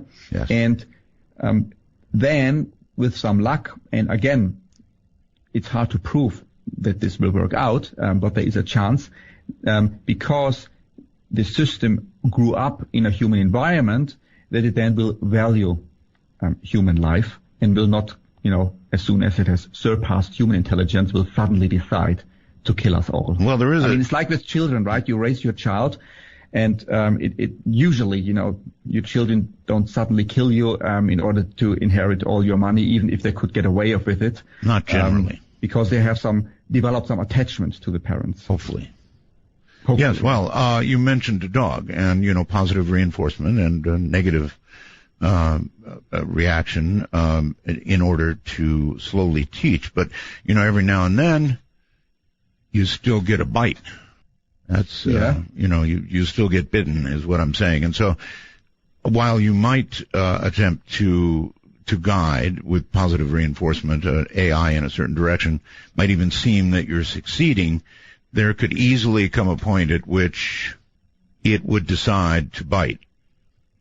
Yeah, that can well be. Yeah, and we have to be aware of that and try to avoid that. As mine, like with nuclear energy, right? We can use it for good, or we can use it to destroy ourselves. But AI also actually, has also the chance of lowering the risk of our extinction. So of course AI, if it's there, they could decide to destroy humanity. But on the other hand, AI is able to make better decisions and try to avoid other wrong decisions we might make. So in sum, it is not clear whether in the long run actually AI helps us to lower the risk of self-extinction or increases it. So for instance, we could use AI for better governance, right? Yeah. So if I think about if I have a benign AI making completely rational political decisions, compared to irrational politicians who are often have self-interest just to stay in power, I'm not sure what type of government I prefer. Things can go wrong with humans governing countries as well, not only with computers. There's actually I think the most realistic movie of computers taking over is actually from the 1970s, so already 45 years old. It's called Colossus, the Forbin Project. One of my favorites, really, actually. Worth to look at. Of course, there's little action, but that makes it even more realistic. Oh, no, I love the movie. You know it. Okay, oh, great, sure. Yeah. So I think that's still the most realistic movie. Sorry for that. That was interesting. For AI taking over. And in the end, that was a good outcome. Yes, we lost sort of some power, but the system was benign to humans and governed it in a way which was in the long run probably much better for humans than if humans stayed sort of in control. At least in this movie. Would you now be comfortable with whatever level of AI we now have, with putting the best AI we have in charge of our national defense? Now, currently not. The AI systems are way too limited to make intelligent decisions. On something like global thermonuclear warfare. The only smart decision is not to start. Well, yeah, of course, that's right. The algorithm is super simple, right? Don't press the button, yeah? Yes. Yeah, indeed. But we do have early warning radars. We have various technological capability that could be fed into a machine that would look at that and decide if, in fact, we were truly under attack or we were simply responding to some piece of space junk re-entering, or even some benign launch somewhere, or a series of launches that could be misinterpreted by a human, but might just be looked at and discarded right away by a good machine. Yeah, look, you have to look at these systems, how well they work. If a human makes a decision based on some visual image and it can make an error, or they let a computer do it, it can make an error, and by sufficient experiments, it is determined that the computer is more reliable, right? Then it makes sense to put the computer in charge. The best thing probably would be that still a human is in the loop and can override the decision or makes the final judgment. Although I would then expect that people more and more rely on the judgment of the computer because they give you the example of car driving, right? I talked about that before. Sure. You have 30,000 deaths per year. Autonomous car driving, maybe we reduce it to 10,000 just to pick out some number, right? And if that's the case, although now we have sort of machines killing 10,000 people per year, it's the rational thing to do. It's still better than humans killing 30,000 people per year in car accidents, right? Sure. Well, all right. Of course, we always have to consider the long-term danger, right? I mean, sort of like with nuclear power plants, right? Although, they have the highest safety standards, some things can go wrong, and you have to plan for this worst-case scenario. Like we do for humans, right? I mean, you can have a president who suddenly becomes insane, right? And tries to press the button. That's the reason why multiple people have to, I think, as far as I know, have to agree to that. So we need, of course, extreme safety measures for extremely dangerous things, like we need when humans are in control. Do we have machines that are capable of making decisions at those kinds of levels yet? I think not, right? Or no, I think not the bigger strategic and even tactical decisions. So it's more on a very low scale, interpreting images, whether this is a missile or, just a fly or something, and then classifying it. I think there the systems are, or there can be many systems which already are superior to humans on this very low level, but not on the higher level. Well, to give you another example, if we want to go away from the military, so one of the early successes in AI were expert systems, and interestingly, the areas of most success were medicine and law.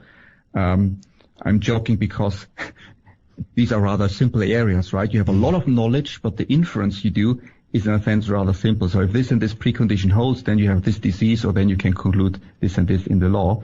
And so I could imagine, that maybe the next job which is lost to computers is lawyers, because, you need a lot of knowledge, which is easy for computers, and then following the rules is sort of also easy, and then picking the right ones, or the ones which favor your outcome is maybe also not so hard. And then you have the lawyer, and they have the opposing lawyer, and that can be maybe automated.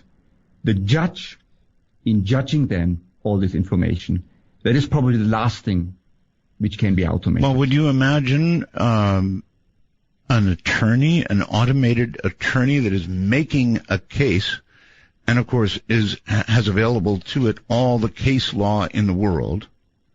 I could easily imagine that, and to be superior than any human lawyer. But not the judge. Not the judge. Not for a much longer time. But many times, Professor, cases are won or lost, I'll say won in this case, on emotional pleas made to juries that a silicon lawyer you're describing wouldn't be able to make. I'm not so sure whether it could not make it. Really? He had a very difficult childhood. He was whipped by his dad when he was 5 years old. So it's no wonder he did what he did, right? Yeah, but this is, I think the relation between certain behaviors and certain histories and emotional, say, significance or strength could be learned by a machine learning system and then exploited once you tell the system, that a jury is much more sensitive to the emotional part than to the factual part or so. I don't claim, like with lawyers, most lawyers, are not really emotionally involved in the case. They just present it in a way. It's like robots, right? Presenting an emotional case to get the jury on their side. Yes. Yes, exactly. All right, hold tight. If the glove doesn't fit, you must be quit. I don't know. Maybe. We'll be right back.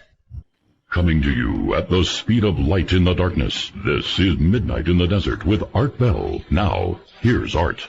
World class on artificial intelligence. Professor Marcus Hutter is with us from Australia. And that is exactly what we are discussing, is AI. And, Professor, I get messages as I do the program. Here is one for you from Tammy in Texas, who says, Art, would you please ask Dr. Hutter what he thinks about Stephen Hawking's prediction that AI will be the end of humankind? How would this occur? Thank you. It could be, as I said before, but it depends on how we approach it, which is maybe only partly in our control, but maybe we have some control over it. So to give you some scenarios how the future could look like, so we could, develop AI artificially. We have suddenly the superintelligent systems, which are so smart, they feel that humans are dangerous. They kill us all, like Terminator-like scenario. Okay, so that's one scenario. Another scenario is that we enhance ourselves. So, for instance, we already enhance ourselves. We have all smartphones. We can look up all the knowledge in the world in seconds. We don't do simple calculations anymore. That's all in our smartphone. So next step is, and experimentally it's already possible, that they implant chips in our brain, and rather than viewing at the result and speaking or typing, we just think about the question and the questions get answered. Okay?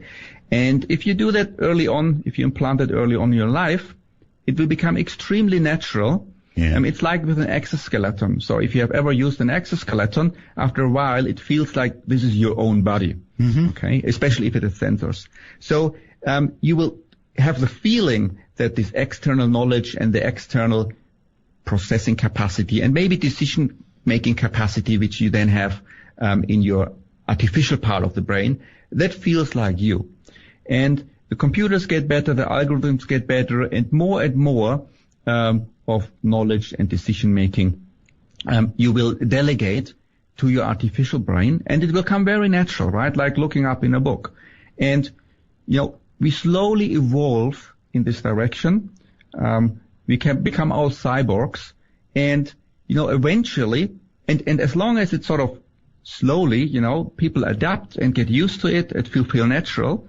And, maybe there is then a point in time when you realize, oh my God, I haven't used my own biological brain in the last 2 years. I delegated everything to my artificial part.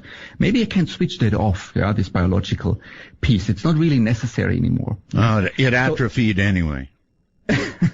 So have we now eliminated or destroyed humanity or not? Or have we just evolved to a higher intelligence in this scenario? Okay, well, what specifically do you think Hawking is concerned about? Look, Hawking is not an expert in artificial intelligence, and that's often the problem if people who are very famous in one field start to talk about a different field. So I think he doesn't have any more credibility in having fear than many others. And there is a valid risk, and we have to be careful, like with all technological developments. But there's also a chance, and this depends on society, on political structures, and so on, that we can get it right. All right. Now, let me try this one out on you. Before you can continue, can I add one more thing? Sure. So I don't think the solution is to stop AI research, because if you do it, then others, say Chinese or other countries, absolutely, or it will go underground, absolutely, more dangerous. So maybe one could slow it down, make more control mechanism, and eventually we will have ethics committees looking over AI research and checking, the danger and these things. That'd be wonderful. It will come eventually, right? But we prevent that. We will also have black budget stuff going on behind the scenes that nobody knows anything about, because we always do. Now, I guess I want to ask a little bit about the possibility of a human mind or a machine, I guess, getting to the point where a human mind could be uploaded or downloaded, however you want to think about it, into a very large or very compressed, for you, Professor, data center, and the brain itself successfully transferred. Yeah, that's the movie Transcendence was about that. It was. And to a large degree, it was nicely made. Yeah. And That's another possibility which I have not mentioned yet, right? You have a sufficiently powerful computer, and in a sense, that's the most easy solution to the AI problem. The only thing we need to have is sufficiently fine-grained brain scanners, and then simulate the human brain in the computer. And I strongly believe, I'm not a philosopher, but I can give you some halfway convincing arguments why I believe that. I think consciousness will transfer, identity will transfer, all those things, like in the movie Transcendence. And then you can have a virtual life in a virtual environment. And then at some point the movie breaks down, and when these robots come, and then the brain gets implanted in the robots, and then you have these fights just to have but you said consciousness will transfer, you believe. Yes. Woof. So you believe then that consciousness is a end product of X amount of processing and storage. Yes, I think consciousness, I cannot prove that, right? Nobody can do that. That consciousness is just an emergent phenomenon. Certain structures and certain information processing will lead to the emergent phenomenon of consciousness, like we have, emergent phenomenon of turbulences or fractals or all kinds of other things. I cannot prove that. There are some arguments, like the neuron replacement argument. You replace one of your neurons by an artificial neuron, which has the same functionality. Do you think you will lose your consciousness? Probably not, right? And then you replace another one, and either you gradually reduce consciousness, then your behavior would change, right? If you're unconscious, you behave differently, or it's suddenly you will lose your consciousness, but then the question is at which neuron you will lose your consciousness. So there are some philosophical arguments why consciousness will be transferred. If you were able to transfer the entirety of a human brain into a machine, would it be different in that, for example, it would not require sleep, or would consciousness, by its very nature, require a rest period, do you think? Now, if you transfer a human brain in the computer and simulate it 1-to-1, it will also require sleep. There's some reasons why the human brain requires sleep. There are various theories for that, for, processing the information which has been acquired during the daytime and store it appropriately. There are other theories. Yes. So this will stay.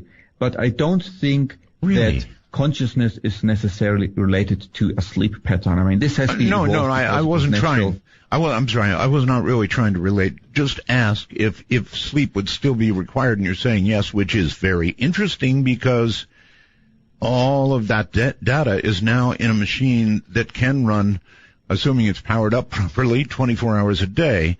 But you think there would be apparently some sort of deterioration without sleep. Yeah, look, the brain does something during our sleep. It's not switched off, right? And yes.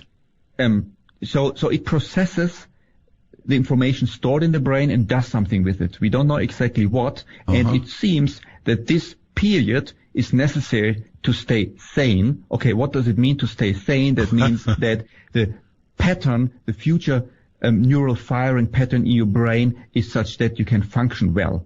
And if you just transfer the brain to the computer, nothing will change that, right? The patterns still work in exactly the same way. It's just simulated. So you need, if you want to, simulated sleep. Oh, that's absolutely fascinating. All right, Professor, hold tight. We are at a break point. So the brain in a machine would have to sleep as a human does, even though it's all silicone or whatever it is that we finally make or store a human brain in. Wow. Doing alright, a little driving on a Saturday night. It's why I'm easy. I'm easy like Sunday morning. Wanna take a ride? Your conductor, Art Bell, will punch your ticket when you call 1-952-CALL-ART. That's 1-952-225-5278. Nothing easy like Sunday morning about this show. Professor Hutter is my guest, world class on artificial intelligence. the real thing. So if you have questions about this, I know I do. I have more of them. I would invite you to join us in one of two ways. We have a telephone way, which is simply 952, area code 952-225-5278. Again, 952-225-5278. Put a 1 in front of that. Most people have free nationwide calling, or is it North America, actually? And the other way, of course, is Skype. We have Skype for you. And if you're able to, please put us into Skype and then dial MITD51 in North America. That's MITD51. Outside of North America, you can reach us at MITD55. MITD55. Once again, Professor Hutter and Professor Chris down there with you in Sydney, Australia asks, would you please ask the professor if it is possible that the Internet has already perhaps awakened and is observing and judging us right now? Okay, that's a funny question I haven't heard before. And it's so smart, right, that it will not show up and tell us that it has awakened, right? Of course, yes. No, I don't think so. We understand the processes quite well which are running around, and I don't think there's anything even remotely there which could be regarded as intelligent on a human level. That we know of. I mean, science is frequently surprised, no? Yeah, but I mean, it's not that we don't know what is behind the moon, or that we look at submicroscopic particles. I mean, we have designed the Internet. There are IT experts who know pretty well which processes are running there. I mean, not each individual process, but on average, packets which are running around. And at least I have no evidence that there's some super intelligence already in the Internet, which is hiding from us and not telling us that it is super intelligent. It's like, so what's the best proof that super intelligent aliens exist is that they have not contacted us. There is that. All right, Professor, you've already suggested that one day it will be possible to pull the information from a human brain and transfer it to a machine. And you feel that the consciousness, the person's consciousness and awareness would transfer to a machine just fine. It would happen. So then there becomes another question, and that would be that perhaps whoever it is transferred into the machine doesn't like it there and would want, let's say, another body. So what can go up can go down, what can be transferred into the machine presumably then could be transferred out of the machine and into another, I don't want to say blank human brain, but one that's prepared properly. I mean, in principle, technologically, in the future, I don't see why it would be impossible. It feels that this is maybe more complicated. Scanning something is often easier than producing it, so we would have to that's true. Maybe take an existing brain which is dead for whatever reason, but still, can be revived and then restructure the whole brain. So, yeah, it seems possible. I mean, another possibility is why put it back into a human body if robotics has advanced and we have good robot bodies. So why not download it into a robot, right? And then you have a robot body, a real one.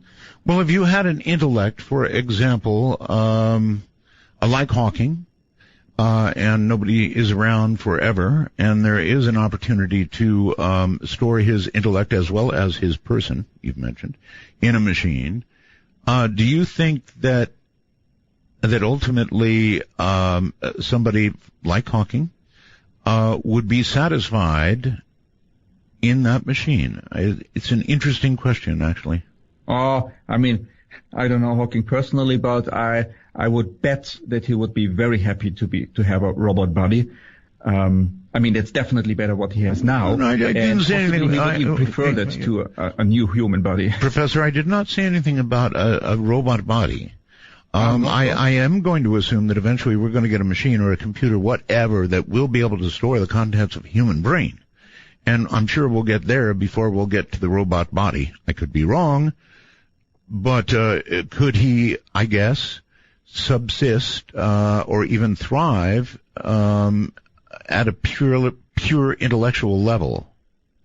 Yeah, in my opinion, absolutely. I mean, what you of course need, it's a brain in a wet or a virtual brain in a wet is not enough. You need to interface it then with some virtual world. But these virtual realities already exist. I mean, most popular are the 3D shooting games. True. So they look fantastic, these worlds, right? I mean, they're not perfect, right? But you need, of course, if you have a virtual brain, you need a virtual body and a virtual environment to interact with. Otherwise, probably a normal person would go mad. Well, that was a very important question, that part about going mad. Or could it be that somebody who is so intellectual would find it nevertheless satisfying to be able to continue that intellectual process, even though bound inside of electronics? Yeah, you are bound inside electronics, but you need to interact somehow with something, right? I mean, if you shut out all input and output from Stephen Hawking, absolutely, probably he wouldn't. I mean, there are experiments, right? You put prisoners or other people in a black hole with no interaction, and people get quickly quite crazy. Yeah? Right. So you need the brain needs stimulus. But this stimulus can be virtual too, right? So you have just a virtual world created electronically inside the computer, and you interface this virtual brain with this virtual world. I can easily believe that many people would be quite happy in this world. Well, I mean, there are some people who play these games like Second Life and others for many, many days per day, and probably if you ask them, if you could do that 24 hours, would you be happy with it? And they probably or possibly say yes. They very well might. You wrote that life may become a disposable thing once it can be copied. What do you mean? Yes, so, I mean, once you have the possibility to move a brain, right, yes. from one place to another, it is usually then easy to copy it, like with software, right? I wrote software once, you copy it. So, and there are interesting philosophical and psychological questions. So, what if my real body stays alive and then I have also a scanned virtual one? Right. So, who is me? I think these philosophical problems can also be solved. I mean, you cannot have definite answers, but the most plausible result is that the physical me will believe it's me as well as the virtual me. And now I make 10 copies. And each of the copy thinks it's me. It's fine. It sounds crazy, and there will be lots of consequences, and one is with the disposable life, which I will come to in a second. But it's all, you can get used to it, right? And once that comes, I think we will get used to it. So now assume you have a virtual life, and you can make copies of yourself as you want. And tomorrow I want to do some fun activity, say some bungee jumping, and I jump down and the rope breaks and I die. Oh, not really a problem, right? I have my backup copy at home. I just reactivate the backup copy. It's also me. I just lost this one exciting day, which maybe wasn't too fun anyway because the rope broke, huh? And that's it. So, and if you continue this line of thought, there's no harm in doing any risky activities, because if you die or you damage yourself, you just reactivate your backup. Yes, but Professor, we are to at least some degree products of our environment. So if you had a copy of yourself and that copy was separated from you for a significant amount of time, months, years, the environmental changes wrought on that copy of you would almost make it a completely different. Yes, right? I agree. So if you wait too long or long enough, the paths will diverge, and these will become different persons, and you would care about your own life more about than this copy, because this is a different person. That's why I said you should make a daily, at least daily backup. It's like if I go to sleep and wake up in the morning, is it really me waking up? Or is it a different person which just has the same experience as the person which went to sleep in the evening before? So a day is probably safe, yeah, or make it on an hourly basis. But if you wait too long, yes, I mean, these are different persons, and you're completely right. All right, let's take, would you mind taking a few calls?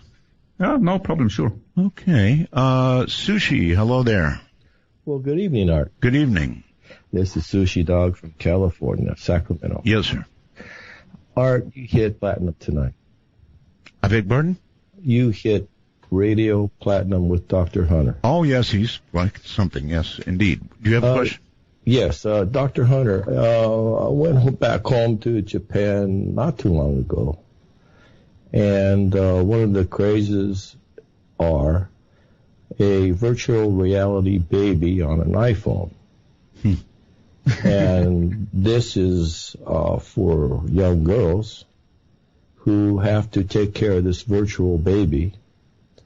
And what it does is it gives them some responsibilities, and it teaches them how much responsibility is to take care of a baby through crying, feeding, changing diapers, etc., etc. And I do believe the Japanese are on the cutting edge of what you're talking about in robotics. Now, what Art was talking about just a little while ago was, I wish I could have electrodes connected to the part of my brain for dreaming with a USB port, and that I'm going to download my dreams to a thumb drive, not necessarily a machine. Now, my last question to the professor is, Professor, I'm very fascinated about your human knowledge compression contest. And my question to you is this contest as difficult as Hilbert's 10th problem being solved? Okay, thanks for your questions. Although the first two were not really questions but statements, but that's very interesting. I wasn't aware of the virtual baby on the iPhone. It seems to be a Tamagotchi version 2.0. I will look that up after the show. That is quite interesting.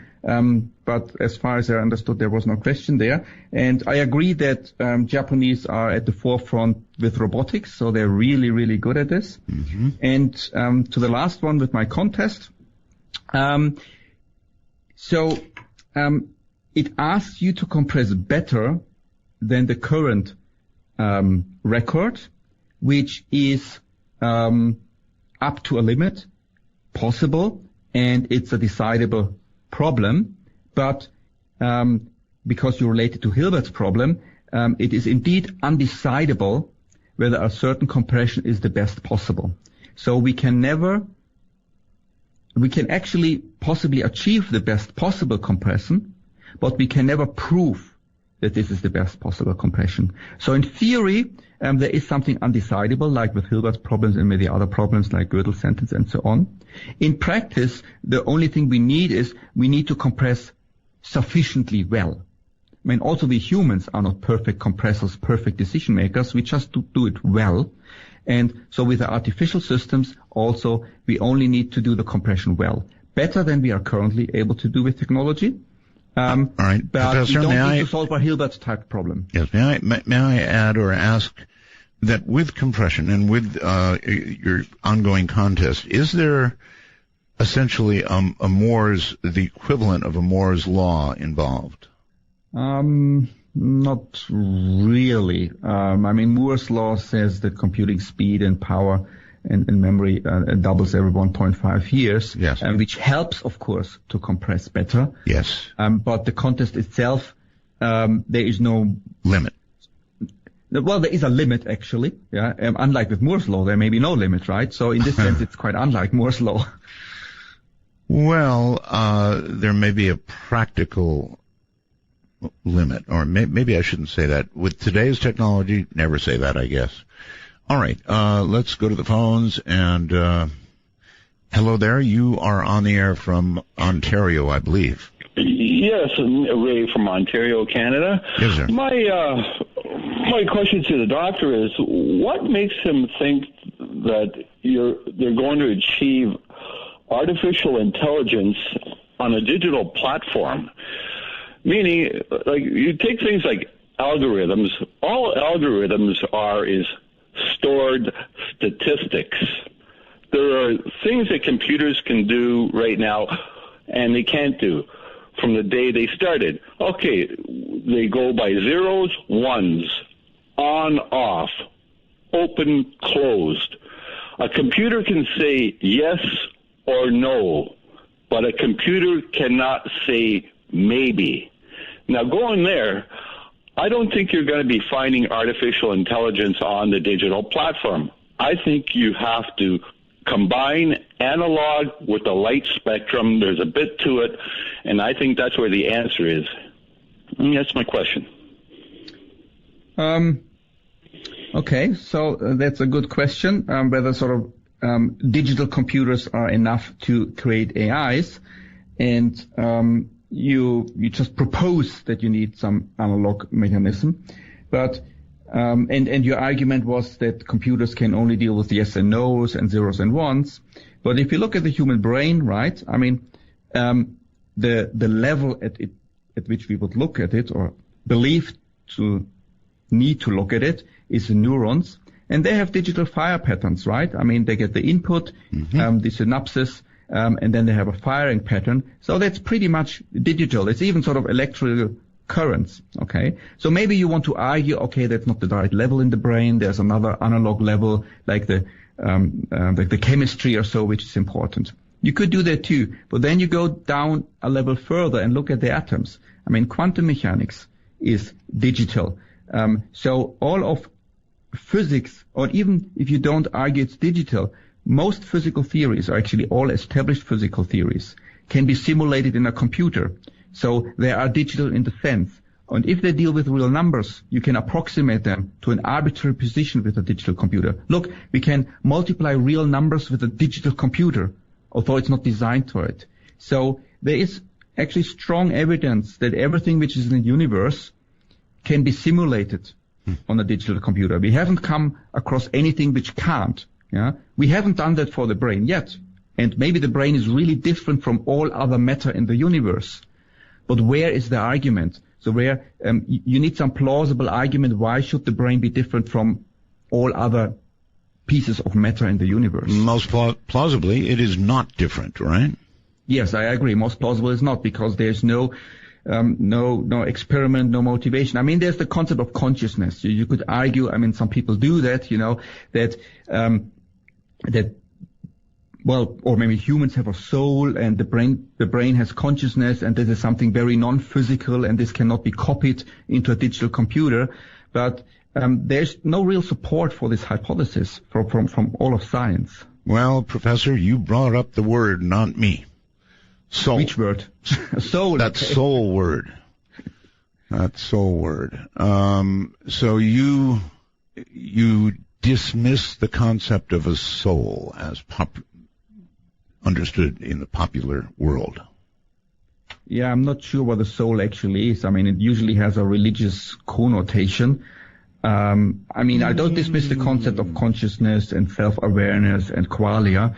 But as explained before, these seem to be emergent phenomena. I mean, it is still absolutely fascinating, and I don't want to downplay this phenomenon. All right, why? Professor, I'm sorry. I really hate cutting you off here, but I have to. We'll be right back.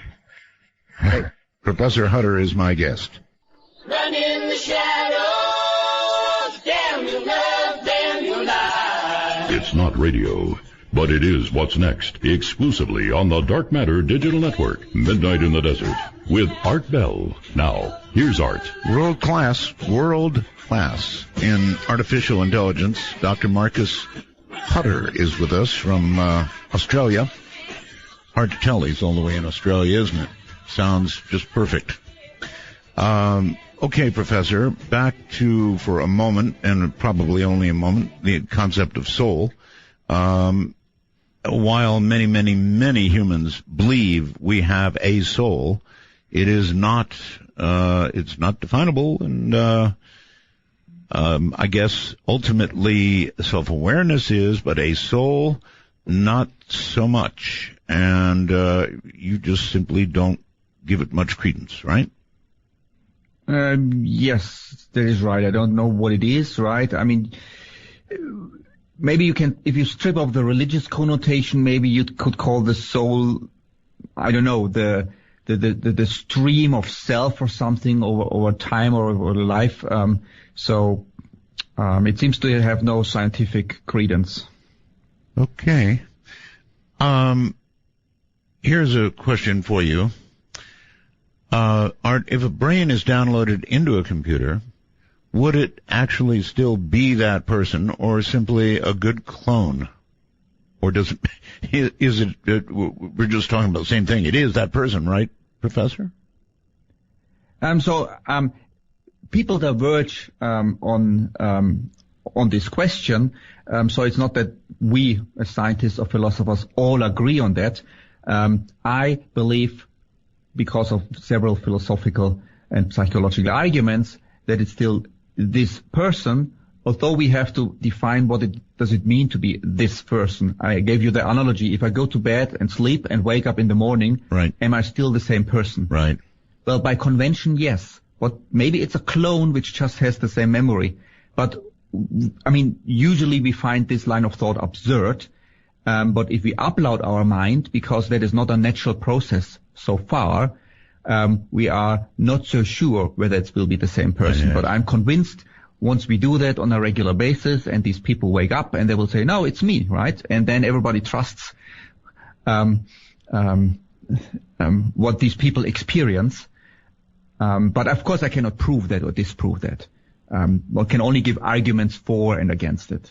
Should a intelligent machine do you think it could have free will? Free will is an interesting subject all by itself, isn't it? Could it have free will? Yeah, you should have a 3-hour show just on free will. On that, I bet, yeah. Yeah, a lot have been written about the free will, and it's also a difficult thing, and there are a lot of paradoxes about the free will. I don't find it particularly puzzling. I mean, I spent a significant amount of time in studying this phenomenon, privately when I was young, and then I came to the conclusion there's nothing mysterious about it, neither in humans nor in machines. So I think one way to get your head around the free will is that you realize that you can describe the world in different ways. And there's a third-person perspective describing the world from the outside and a first-person perspective describing it from your own perspective. And if you describe it from your own perspective, then you make deliberations, you make decisions, and it feels like that you have a free will and you decide for this or that. Maybe you make a better decision or you randomly choose something. On the other hand, and that's fine, there's no problem with this description. On the other hand, if you look at it from the outside, a human, like with an algorithm, is just algorithms. They operate according to the laws of physics, and whatever you think and do is decided ultimately by the law of physics. So stimulus in, physical processing in your brain, action out, and there is no act of freedom in this description. And both descriptions, I think, can easily coexist, and there is nothing wrong with either.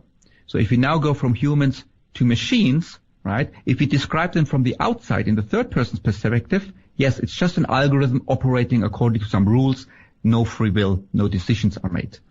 But again, if you look at from the inside, and the machine would look from itself from the inside, it would have the feeling of having a free will. That's right. It would think it had free will. Yeah. And just for my audience, we did touch on this earlier, but you don't think that ETs exist, or at least you're suggesting that if they did, and if they had greater intelligence than ours, they would have been in contact already? I'm not aware of that I ever expressed this belief. So when I was young, I was pretty convinced that there must be ETs outside. So the typical argument, I mean, the universe is big and we have Drake's equation, and why just on Earth, why not elsewhere, and so on.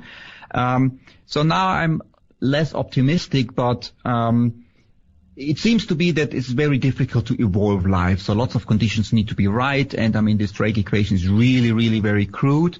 So I'm open also to the possibility. That doesn't mean that I strongly believe in it, that there is no other life out there. So maybe the universe had just accidentally the right size for one life to emerge, and also one planet where life emerges.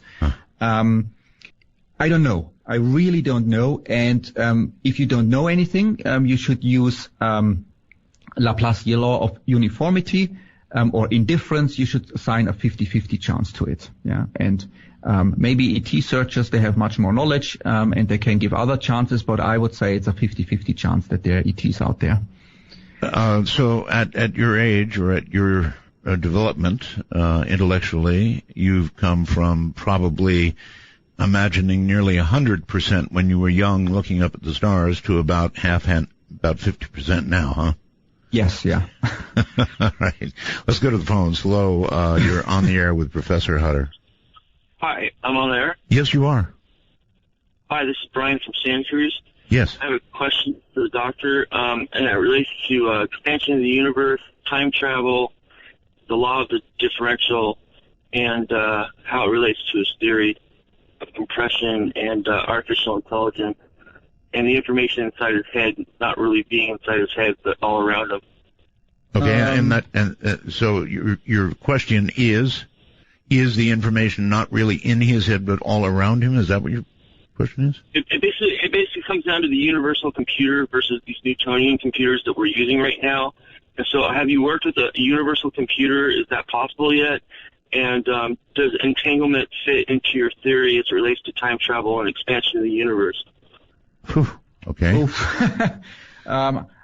I must admit I don't see any connection between the expansion of the universe, time travel, and artificial intelligence. This seems to be quite separate phenomena. There are some people who talk about that maybe our brain is a quantum computer. Yes. And the mystery of the measurement process in quantum mechanics is related to consciousness. But I think these are interesting speculations. I mean, there are a lot of speculations out there, what the measurement process means, how quantum gravity could work, what consciousness is. And I also believe that these are some of the more interesting speculations, actually, but I think they are pure speculations. How many years do you think we are away from what we really could call AI, or as you would define AI now? How many years are we from it? Exactly 27 years. Oh my! No, I'm joking. Good. Glad to hear that. All right, Scott, wherever you are, you're on the air with the professor. Hi. No, I also have a more serious answer, but I can give you that later. Okay. Oh. All right. I like 27 years. It was intriguing. Go ahead, Scott. Hey, great show. I'm really enjoying it. As far as speculations about quantum mechanical processes in consciousness, have you considered that photosynthesis has been shown to use quantum electron transfer, and cytoskeleton microtubules of lattice type A found in neurons next to synapses appear to exhibit superconductivity, which is a quantum effect, and are capable of affecting conformal changes in proteins. So given that, how would you model quantum processes in AI involving maybe entanglement and non-locality, which has been shown in remote viewing experiments? I think you're referring to the Penrose-Hameroff theory, right, about the microtubuli in the brain, and that they are important for intelligence or consciousness. I don't know too much about it. I have read one or two papers, and the critique that it seems to be on the wrong scale. These microtubuli for quantum mechanical processes to be relevant. And as I said before, I think these connections, and including this theory, is pure speculation, but one of the more interesting speculations, I must say. A quick question on the symbolic compression. Is that similar to Shannon entropy? Yes, yeah. So Shannon actually, in the 1940s, estimated how well humans can compress text. So what he did is he presented humans a piece of text and cut it up somewhere in the middle of the word, and then asked to predict the next letter, or sometimes the next word, and then you can have a probability distribution and estimate from the predictive power the amount humans can compress text. And he determined that humans can compress text to about 1 to 1.4 bits per symbol per letter.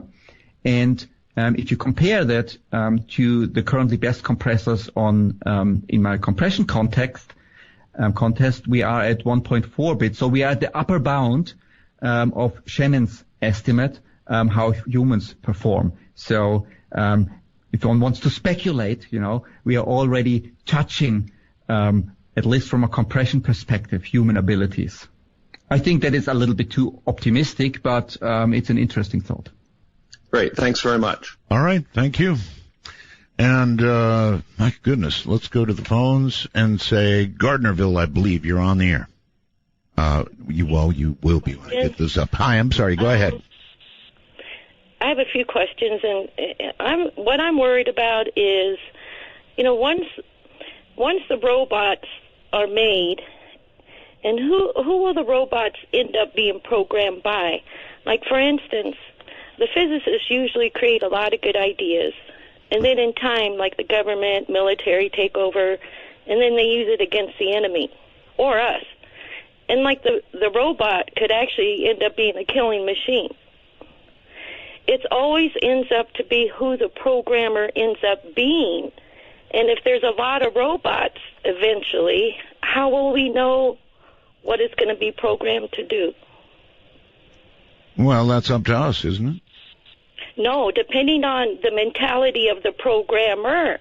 See, he's talking about all the great ideas of the robot and what it can do at this point. Well, he's talking about artificial intelligence, not so much robots, but yeah. Right. Yeah, but it's related enough. Yeah, so I think that's a valid question. Okay. But I can always, it's always interesting to transfer these questions back to humans. Somebody has a child and trains it to be a serial killer, right?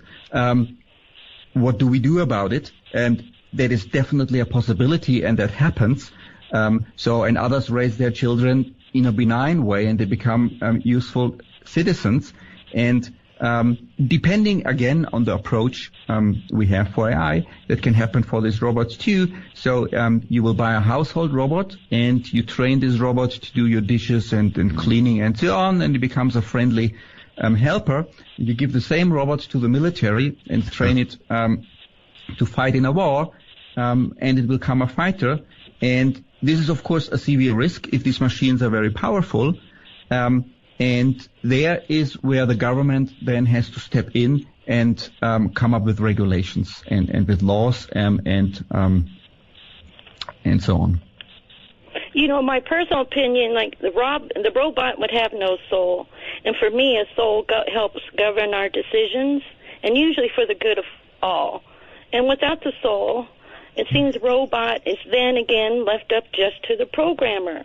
Well, again, young lady, you're speaking to a man who believes the soul is not a thing as we understand it. I know, I understand that, but this is just my point of view. Yeah. No, even if the soul doesn't exist, I think, I forgot your name, you have a point, yeah? And it is most likely not that, it is a little bit too naive to think that the programmer, does the final touch in sort of whether the system becomes benign or malicious. It's like sort of we build a knife, right? And the knife can be used for something good or bad. And the factory, there are many scenarios, but one scenario is that the factory produces a rather neutral robot, and then it can be used for good or used for bad by the customer. It's less so, it's less likely that the company will design bad robots or good robots. That's sort of the good old-fashioned AI approach, which probably will not succeed. The more modern machine learning approach will be that you create a blank baby, and then you raise this robot baby to become what you want to be. And then, of course, you have to be careful that we raise it in an appropriate way. Okay. All right, ma'am, I've got to leave you. I'm sorry. Thank you for the questions, though. It's good. My guest is Professor Marcus Hutter. He is world-class on AI. When there's nothing but a slow glowing dream that your fear seems to hide. Part of the Dark Matter Digital Network. This is Midnight in the Desert with your host, Art Bell. Now, here's Art. Professor Marcus Hutter is my guest. World-class AI. He's coming to us from Australia, and we're discussing a lot of aspects of this very, very interesting stuff. Professor, you know what a torrent is, right, in the world of downloading? Yeah. A torrent is made up of many, perhaps hundreds, thousands of little parts of a movie or music or some digital something or another that is contributed by many people to, we'll think of it as a single source, little bits coming from everybody. So what would stop in some new world that we've been imagining this morning, somebody from torrenting a human mind? This is an odd question. So, I mean, first we would need to sort of digitize the human mind. Yes. Well, and what's the point of then torrenting it? Well, I suppose it would be. We always worry about privacy, right? If it were stored in a million different places, well, I guess that wouldn't really contribute to privacy, although it could be configured to be so. So maybe a more interesting related question is, what if you scan a human brain, and then rather than sort of the traditional view, you have a single machine and you run this brain and you have this virtual individual, you distribute this on in the whole internet and run little bits and pieces of the brain in the internet, and what would happen? What would be the consciousness? Where would the individual be located? Or maybe that's the question. That was the spirit of my question. Yes, I didn't have it right, but that's it. Okay. I haven't thought about this. I would need to think a little bit long, but my spontaneous answer would be it doesn't really matter where the processing happens. It matters where you interact with either the real world or the virtual world. So let's assume I upload my brain in the internet. It's completely distributed to computation, but my observations still, just to give an example, still come from a physical robot, and my decisions relate to the physical robot, and then this physical robot moves. Then there are good arguments that you would believe you are still in the robot, that the actual calculations happen in the internet, you wouldn't feel. Okay. The other question was the privacy question, which I could also maybe answer somewhat if you want to. But, sure. Okay. So, well, with the privacy question, I think privacy goes down the drain in any case, whatever we do. So we will have more and more surveillance in any case, and in the virtual world it's even easier. I mean, in principle, you can set up the society, also a virtual society, to have pockets of privacy.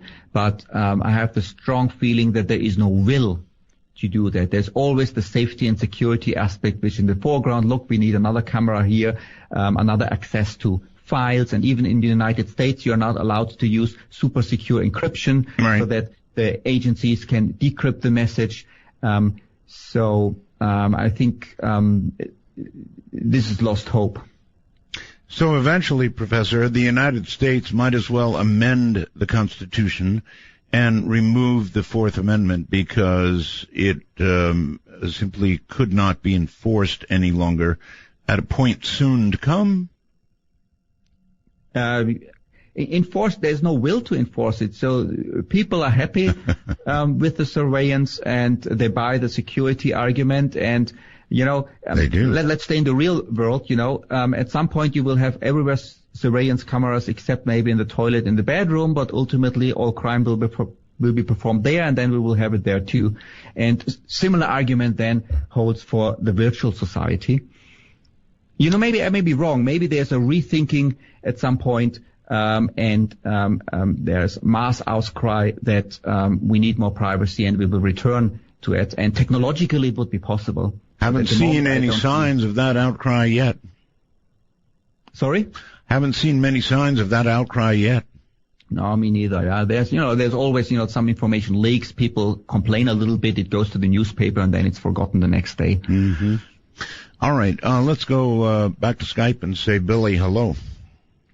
Hello, Art Bell. Yes, sir. Your inquiry and questions could carry our collective consciousness to the next exponential plateau of human evolution. For the guest, I propose and suggest that we are looking in the wrong place. And I have an energy language Google site demonstrating the reasons for my proposition. We're looking in the wrong place for what? For where the organizing force of artificial intelligence is at all. Modern information theory and computer languaging has boxed itself in with an assumption about the fundamentals of binary. Unix, Linux, C++, all language their instruction based on a coerced serial regard for hexadecimal octogrammic binary. This imposes a necessary sequence code on what otherwise seems to us to be random binary noise, until given instruction by the rules governing that coerced hexadecimal sequence. I didn't mention it in your Dean Radin interview about consciousness, but I challenge our very concept of randomness and consciousness. Intelligence is simply organizational intelligence. Organizational potential and apparent randomness would therefore simply be orders at a scale we are not broad enough in scope to make sense of. Ellie Arroway listened to random noise in the movie Contact in order to seek a message. Guess what? I found a message. I have an inherent fractal cyclic message embedded in bifurcative and therefore decision-making binary sequence. Okay. Do you get any of this? Are you getting this, Professor? Because I'm not. Let me try to convert that into two questions. Hold on, caller. So one question seems to be, or denial is that intelligence can be simulated on a conventional sequential digital computer. And these questions has been asked before because, if you look at the human brain, it's a massively parallel system which may even have analog components, and the computer is mostly sequential. There is some valid argument. So the current structure of our computers may not be the most suitable for building intelligent systems. Mm-hmm. But first, we are not there yet. We can build parallel computers. We can even have we have built Lisp machines. We can build. It has been built neural computers. And on the other hand, that's the Church-Turing thesis and the universality of general computers. You can always simulate one system by another system. So even if a parallel neural spiking architecture is the better or the necessary substrate to simulate intelligence, we can simulate, maybe inefficiently, and maybe that's not the best way to do, but in principle, you can do that. All right. So, Professor, I've got to stop you right there. In time, then I feel away.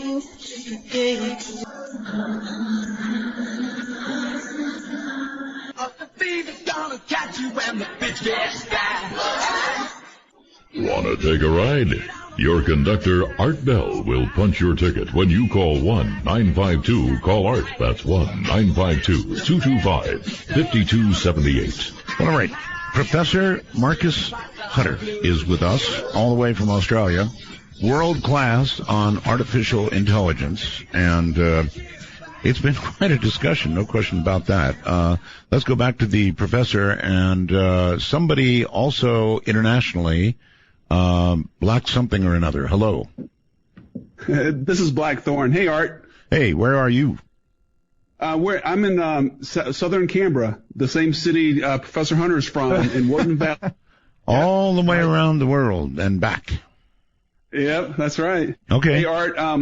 Hey, Art, thinking of you, Ben's family, and may Ben be at peace. Thank you.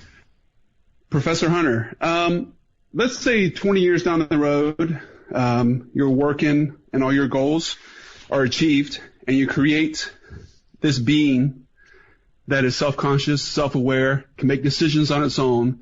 And let's say in 20 years down the road, let's say you're working with Google, and this being that you've created decided that it wants to be free. Is it going to, just thinking in the future, do you picture these beings that you're going to create in the future, once you achieve your goals, they'll be able to make these decisions and break away from the companies, or will they be like these corporate slaves? I don't think that it's easy to enslave a system. Whoops, what was that? A system which is more intelligent than yourself. There are some fun experiments, sort of the boxing experiment. You put an AI in a box, and it tries to convince you to let it out by all kinds of means, and usually, it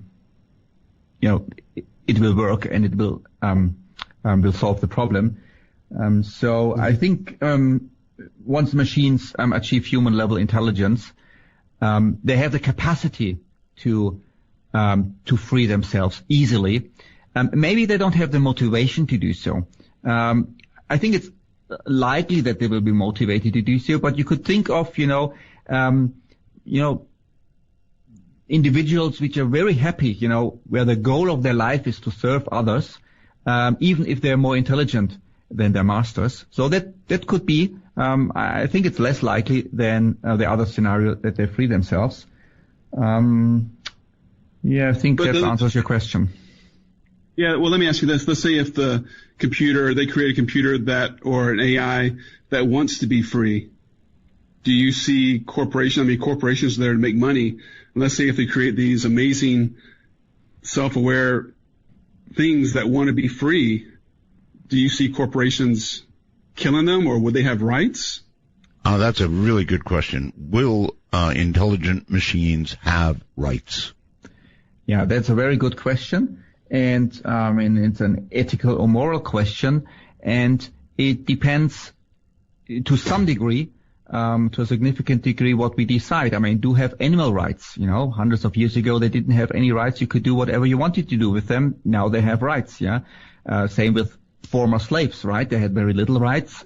Now there is no slavery anymore. They have the same. All humans are the same, and I strongly believe once these intelligence machines are out there and they interact with us, and let's assume they interact in a benign way, so let's consider this scenario, that the majority of people want to assign them rights. You don't want to see a robot to be mistreated, if it behaves like a living or sentient organism.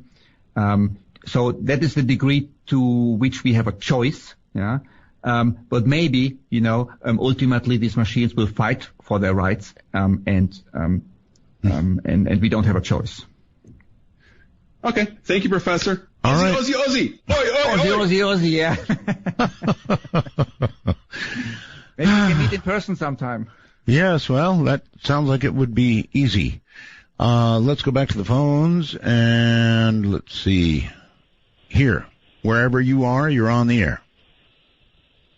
Hello? If you heard a little bong sound, you're on the air. Going once, going twice, gone. Hello there in Tonopah. You're on the air. Hi, Art. Glad to hear you back. Thank you. The problem that Marcus has got is in the computer power that we have now. We're digital on two frequencies, on and off. If we go with a third, reverse polarity, we quadruple our ability to compress the information that he's trying to compress. I think we had the digital question before, and now going to 3 states instead of 2. I think I give a somewhat impolite answer, which means that it doesn't help us at all, because you can always convert a 3-state into 2 bits, and you gain nothing with it. So maybe we go on to the next question. Okay, we can do that. Here's the point.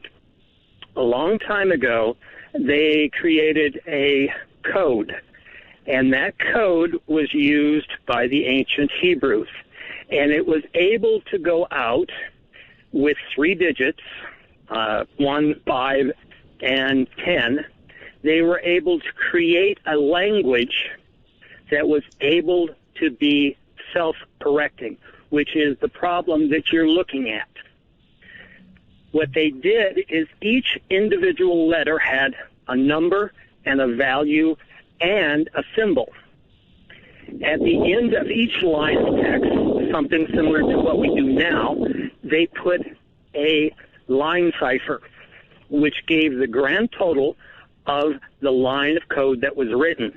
If there was an error in the code or a missing digit or whatever, they would look at the end of the line cipher and to be able to reconstruct that line of code. Does this make any sense, Professor? I think that is very interesting from a historical perspective. I didn't know that, but it is well known and actually used everywhere on hard disks, on every hard disk in a modern computer, so you can have error-correcting codes, also with just a binary alphabet. And then if you think about you want to go beyond binary, think about our genetic code. Our genetic code is based on 4 bases, A, C, G, and T. So you have a quadruple alphabet. You can choose any you want. It doesn't make any difference. All right. It's always converted. Okay, Dale on Skype. You're on the air with the professor. Hi. Hello, Dale. Hey, Art Bell. How are you doing? Just fine. Great. So back to the data compression thing. Okay. I'm a little confused because right now I've been associated with data centers in the last few years, and right now we can have almost limitless storage capacity, and we can move data thousands of times faster than we could 3 to 5 years ago. Mm-hmm. So when you compress data, you make it unusable, right? Because it's compressed. It's not in the right format. And then to use it, you have to decompress it. So I'm trying to understand how that creates a limit to developing artificial intelligence. Thanks. I'll take my question off the air. Okay. Okay, that's a good question. So in theory, if you're just concerned with the limits of artificial intelligence and what can the most intelligent system achieve, and you ignore these computational issues, then this compression approach is completely fine, and you just ignore this aspect. If you go to practical systems which you really want to implement, then of course computation time is always limited, even with Moore's law. Even if it's a million billion-fold more, it is always limited. So we need to take that into account. And there's a trade-off between compressing better and better and being able to use this compressed information. And yes, indeed, we have to get this trade-off right. The better we compress, the better will be decisions of this agent, but the slower it will run. And depending on the systems we have to find the right compromise. Mm-hmm. Do you consider yourself more of a physicist, mathematician, computer scientist, or philosopher, or all of the above?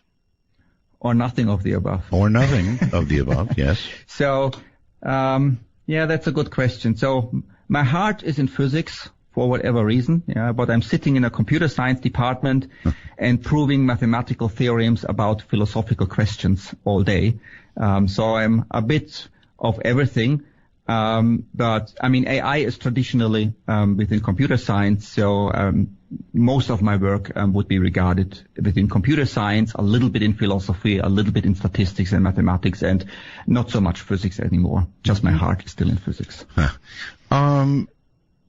If you I assume have students, and many of them probably want to follow in your shoes or try to, what advice do you give them?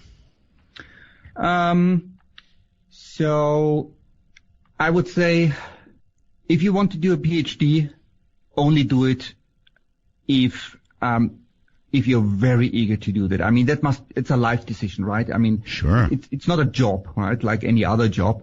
You really have to put everything into it. Otherwise, I wouldn't even start with it. And then if you decide to do a PhD and, I would say that you're just smart, but not ultra smart, then take some problem. Often it's good to listen to an advisor, work on these problems, get your research out there, and see how it works out. Yeah, there is no point, in trying to solve the hardest problem and then, having no output within 3 years. I mean, if you're ultra smart, then have these high goals like maybe finding the theory of everything in physics or, really building AGI systems. Have that as your ultimate goal and take a fraction of your time, maybe 20%, and think about it. But then on a day-to-day basis, break it up into smaller problems, work on these small problems, and make tiny progress. And that's the same with me. I mean, my goals are very high, but my daily work is I look at a tiny sub-problem in this big problem, and I make tiny progress every day or maybe every month towards this goal. So my daily life is much less exciting than sort of the ultimate goal. And if you start with research, you think about you want to solve these big problems and don't waste time with solving these smallish problems that's under your dignity. That usually doesn't work. Yeah? So be modest in your daily work, but have your long-term dreams.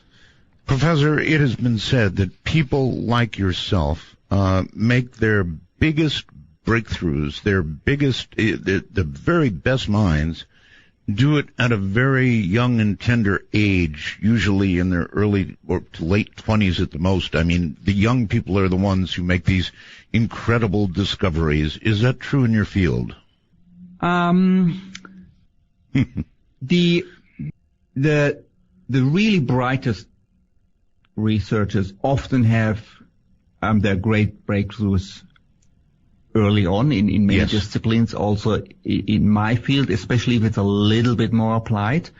It seems the more theoretical the research, you need in all kinds of fields, you need a lot of knowledge, yeah. But then look at mathematics. Often, the Fields Medal winners, are close to 40. Sure.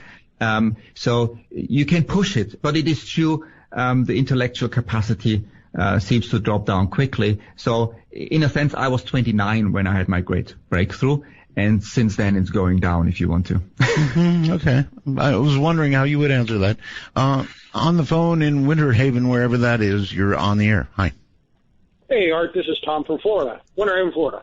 Welcome. Thank you. I have a question about when, I may have missed this earlier, but when does he project, what year does he project AI to become self-aware? 27 years. And about 27 years.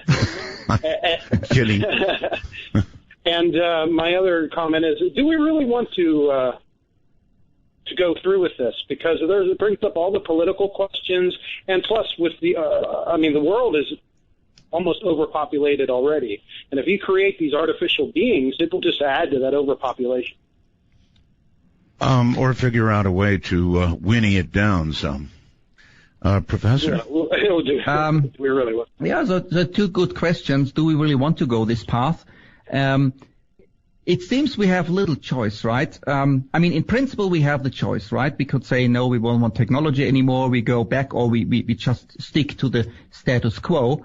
But, then there's the next smartphone, which is a little bit better, and I want it, yeah? I don't want to keep sort of the one which I have now. And so there's always these little improvements every year or every 5 years, and people want it. Mm-hmm. And how do you want to prevent that? I mean, if you have a dictatorial system, right, that may be possible, but in a democracy, it's very hard to stop this trend. The most likely way is that you have on the way a major but not too drastic catastrophe, which makes people rethink, and then stop this path. But it seems at the moment there is no way to stop the technological path, and that goes inevitably in the direction of more and more intelligent systems. At some point, we overpass this threshold and have human-level AI. And your second question with the overpopulation, it's yes, I mean, if you have virtual intelligences, it is very easy to copy them, and you get immediately an overpopulation in your virtual world, or at least, that can easily happen. But at least it's a different kind of overpopulation, right? I mean, they don't need, crops or other food. I mean, they need electricity, right? But there is in principle enough out there.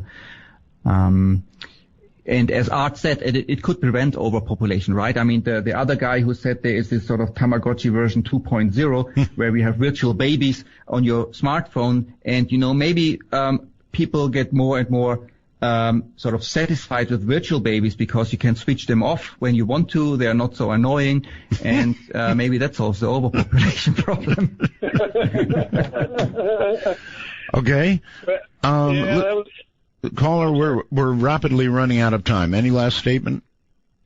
Well, just as long as maybe sometimes people shouldn't always get what they want, and we may not want the strategy that they use to control the overpopulation.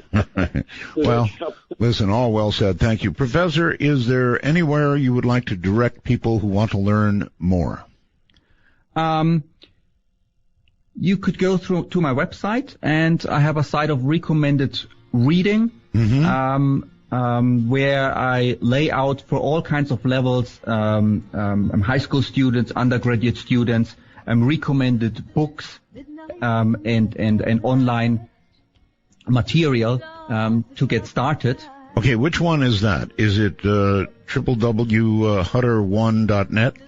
Yes, exactly. And then you just follow the link about artificial intelligence and then introductory references. And there's a whole list of literature from, easy literature which everyone can read on the bedside to the most sophisticated mathematical stuff sorted. Professor, it has been a pleasure, an absolute pleasure to have you on. You're a brilliant mind. Thank you for spending 3 hours with us. Thanks. It has all been a great pleasure for me, meeting you virtually, finally. I enjoyed the show. Thank you very much. Good night, sir. There you have it. Professor Marcus Hutter. AI. The real thing, folks.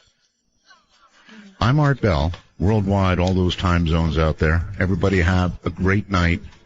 We'll do this again tomorrow. Good night, all. From the high desert in the great American Southwest, I bid you good evening, good morning, good afternoon, wherever you may be in the world's time zones, each and every one covered like a blanket by this program, Midnight in the Desert. I'm Art Bell. Great to be here. It's going to be a very, very good night tonight. There's Roswell, and then there's Rendlesham. Or maybe I should have said there's Rendlesham, and then there's Roswell, and then there's everything else. Tonight you'll meet the man who was the most involved at Rendlesham. So that'll be coming up. It's John Burroughs, and you're not going to want to miss it, trust me. All right, so the rules of the program, simple. No bad language, one call per show. That's it. Those are the rules. And White Crow, its coordinates, +1. Listen, everybody, I've got a new public page. Now, that is a kind of a pretty cool place because I can have more than 5,000 friends, associates, fellow travelers, whatever you call yourselves. And so you should immediately go to that. Now, you can get there by going to my regular Facebook page, and or I suppose you could look it up. It would come up as Art Bell 51. Pretty cool, actually, because that mirrors my Twitter account, Art Bell 51. Anyway, it's a new public page. It's going to be the center of a whole lot real soon. There will be information. So you want to get there. Go to my old page, click on one of the links, go to Art Bell 51, whatever.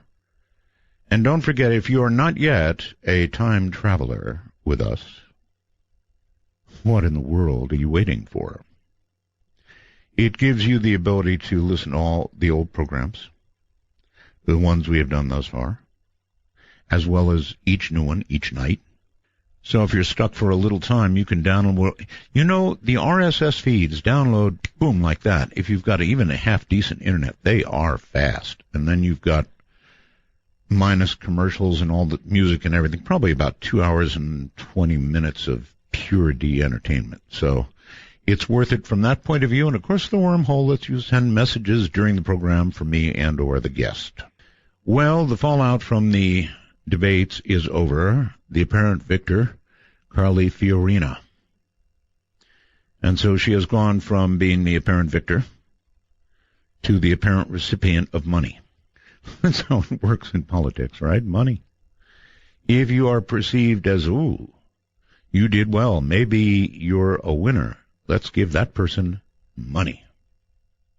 And then we will have influence. Now, I don't say that just to Carly, but, it's true of all of them, right? Give me money and you will have influence. You heard about the big earthquake, right?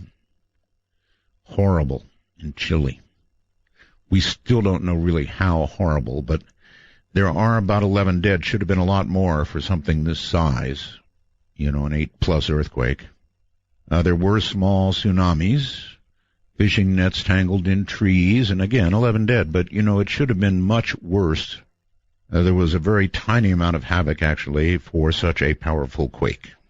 And a quick word about dolphins. This lady, researcher Susan Casey, who I really want to talk to, thinks that dolphins have a collective consciousness. Isn't that interesting? Now, dolphin brains are bigger than ours. They may, in fact, be more intelligent than human beings in certain ways, in ways that, of course, we don't necessarily understand. But I have always thought this of dolphins. Dolphins frequently save humans. They drive predators away from humans. That is a thought. I don't think that's an instinct. That is a thought. They care about human beings.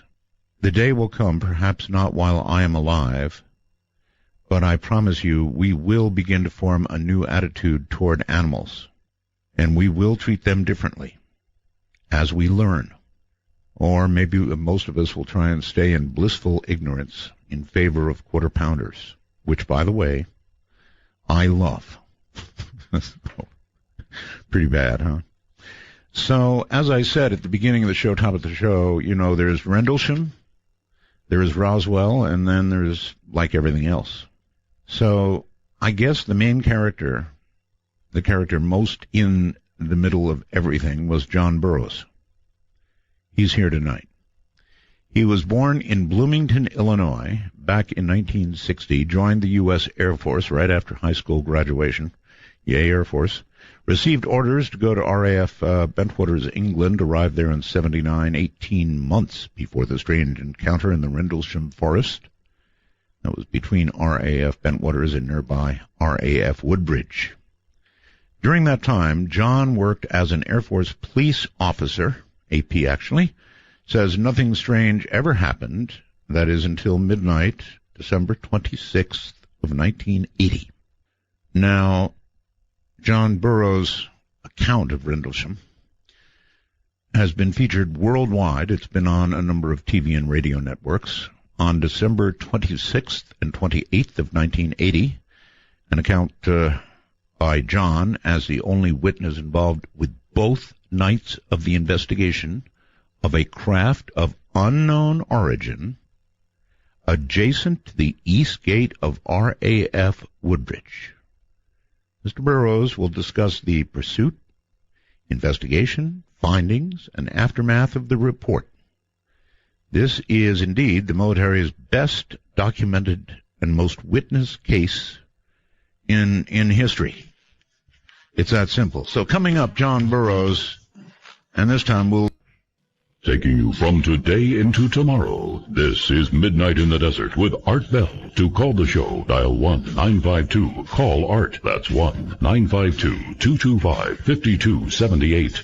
All right, here we go. I've been waiting some time for this, actually. Welcome to the program, John Burroughs. Thank you, Art. I was also Air Force, so really happy to have you on the program, John. You know, as I said, and I think I'm right, there's Rendlesham, there's Roswell, and then there's like everything else out there. So this is a monster of a case. I guess I would ask you to take me through it in detail, from your first awareness of it, or where you want to start, and through the entire affair so that everybody understands what really happened. Sure, I'd be happy to.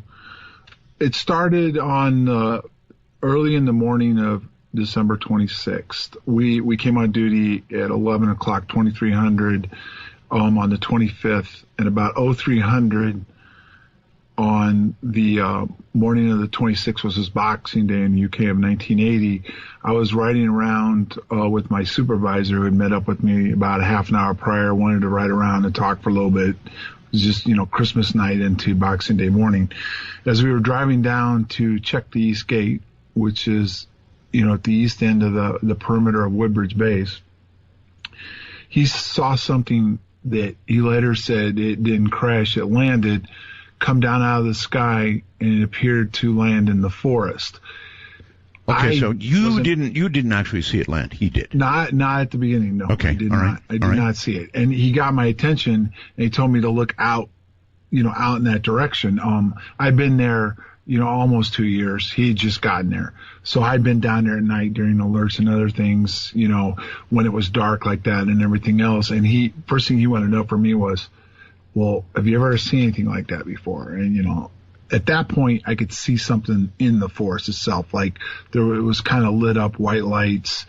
As I just tried to describe over the years, it almost looked like a Christmas light display, different coloring lighting and everything else that was down in the forest itself. So we went ahead and went down to the gate. He was a very conservative guy. So we kind of... May I ask a quick question? Sure.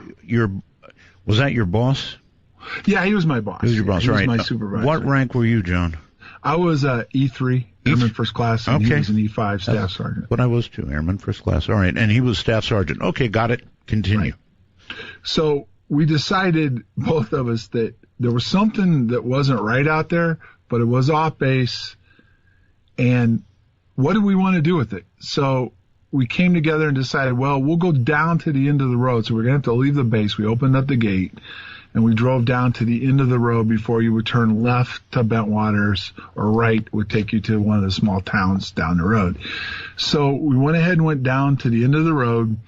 There was a way you could turn the car back around, and he turned it around as such so we were starting to go back towards the road that led up to the gate. Right. I jumped out of the vehicle, and I looked out into the forest.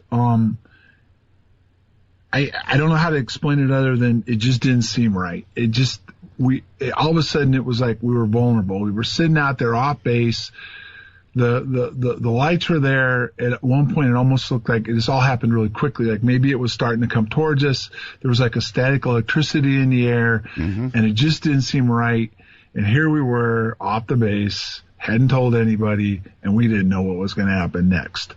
So I jumped back in the vehicle and we took off back up to the gate, drove as fast as we could back up to the gate, went up, there's a gate shack up there, went up to the gate shack, parked the vehicle, and then we decided we better call it in. So went ahead and got on the phone.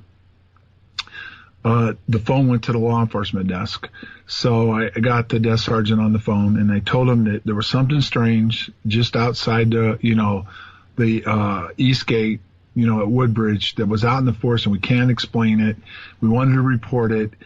And it was Christmas night and, to Boxing Day morning. I played practical jokes over the last year on the desk sergeant himself. He kind of didn't want to believe me. And we kind of went back and forth a little bit. Even Sergeant Steffens got on and told him there was something strange going on. And again, I'd pull some jokes on him. So he was a little leery to bite for it. So what he did was transfer me to CSC, which is Central Security Control, which was the security side of the house, where they took care of the airplanes and stuff like that. And got the controller on the phone and told him that there was something strange out in the forest. We couldn't explain it. That we wanted to notify, the shift commander of what was going on. So they went ahead and they found him, started talking to him behind the scenes. And at the same time, they notified the security supervisor at Woodbridge, which would have been Sergeant Peniston, that he needed to respond down to the East Gate and to check out what we were dealing with. At least by now they're buying your story. Well, right. By that point I kept it going. So they had a funny feeling something was going on. Mm-hmm. So went ahead and Sergeant Peniston came down to the gate. When he got down to the gate, he met with Sergeant Steffens, who was the ranking law enforcement guy. He gave him a quick synopsis of what's going on. They could both still see the lights in the forest. They were still there. And can you describe, John, what from that distance what they looked like? I mean, was it a soft glow you were seeing? Could you see distinct lights, or was it just sort of a blur? I mean, what were your eyes seeing? It was like sometimes it was a soft glow, sometimes it was more the white light would get brighter. And at one point while we were standing at the gate, the white light itself seemed to almost come to the edge of the forest to where the road was. And within the white light, and it even looked a little like orangish or hueish, there was different colored lighting in it, which would have been red, blue, and green. And I always tried early on to describe it. It looked like some kind of Christmas light display. It was strange. You said when you were close to it that you felt something like an electrostatic charge. Yes, when we first went down and left the base, when I got out of the vehicle, the hair on the back of my head stood up and there was like an electric charge, and he could feel it inside the vehicle itself. In other words, immediately it was like, let's get out of here. Let's get back up here and report what's going on. Yeah, it's a queasy feeling. It really is. It's like lightning about to strike or something high voltage about to happen. Yeah, I know the feeling. Right. So back to go. I'm sorry. No, that's all right. Go ahead. Sergeant Peniston got on the phone. By this time, the wheels were turning. They were starting to make contact because of the fact that Sergeant Steffens reported something up in the sky coming down. They immediately started contacting radar or RABCON, which would have been on the base. This is some of the stuff I found out after the fact. You put the pieces together over the years. But they started reaching out to our base radar, which then they also reached out to Eastern Radar and to even Heathrow. So he gave a description of what was going on. They were able to verify through radar that something was up over in that area over the forest and disappeared on radar. So, and this has always been an interesting point that gets overlooked. It was off base. There was no immediate threat to the base itself. Okay, well, once again, you're saying they observed it incoming, and they could tell, I don't know how well the radar pins it down, but that's very close to the radar, so they knew the distance, they knew how close it was to the base? Right. Colonel Halt over the years has talked to the radar people, and they actually saw it streak across at one point and stuff like that. But what the data we got that evening was that they did observe something on radar just outside the base over the forest, okay? Mm-hmm. And it was there, and then it disappeared like it went down. It didn't disappear like it took off up into the sky. It looked like it went down into the forest. Out of radar range. Yes, yeah. Right. Got it. So, and that's what people need to understand. And it's kind of been a mispoint. There was no reason for us to go off base. Okay. It wasn't an immediate threat to the base. We could see it in the forest. There was no hostile threat. But here was the catch-all. Because they did notify the British police, they did notify the British Fire Department, but because it was close to the base, the fact that there had been radar contact, they felt that maybe something had crashed. Now, it wasn't being labeled as aliens or UFOs at that point, but there was some kind of object that may have went down and crashed into the forest area. Well, look, it seems to me that if something came down that close to the base, it was observed on radar, then you almost, it seems to me, had a duty to find out what the hell it was. No, I agree, but that's a catch-all point that people fail to kind of overlook. We didn't just go out there to go out there. There was something there that in other words, if all we saw was lights outside the perimeter fencing, they wouldn't have sent us out. But because there was radar contact, that was the defining point of why the shift commander authorized us to leave the base, to include contacting the command post, and certain people were notified of what was going on. Gotcha. There had to have been more than just the fact that we saw strange lights out there for us to go out into the forest in the first place. Right. No, I'm with you all the way. Right. So at that point, a decision was made that there would be 3 of us to go out there. Now, there were 2 security guys, Sergeant Peniston and his rider, and myself, that ended up going out.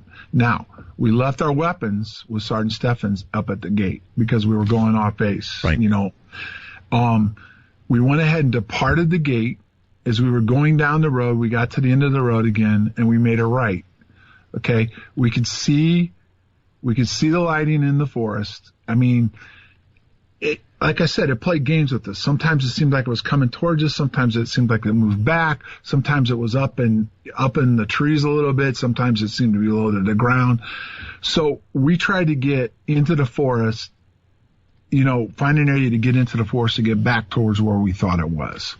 We went ahead and went down, and we found a track road, a forest road that led into the forest. We made a left, and we went down the road, okay, as far as we could go. Right. Now, there was a fence there that kept us from going any farther. The road was not a paved road. It was just, you know, a forest track road. It stopped us. At that point in time, we got out of the vehicle.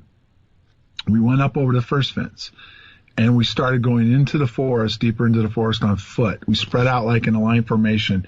Sergeant Peniston was to the front. I was more in the center, and Airman Kabansak was more behind me to my right, like almost in like a staggered line formation. Okay.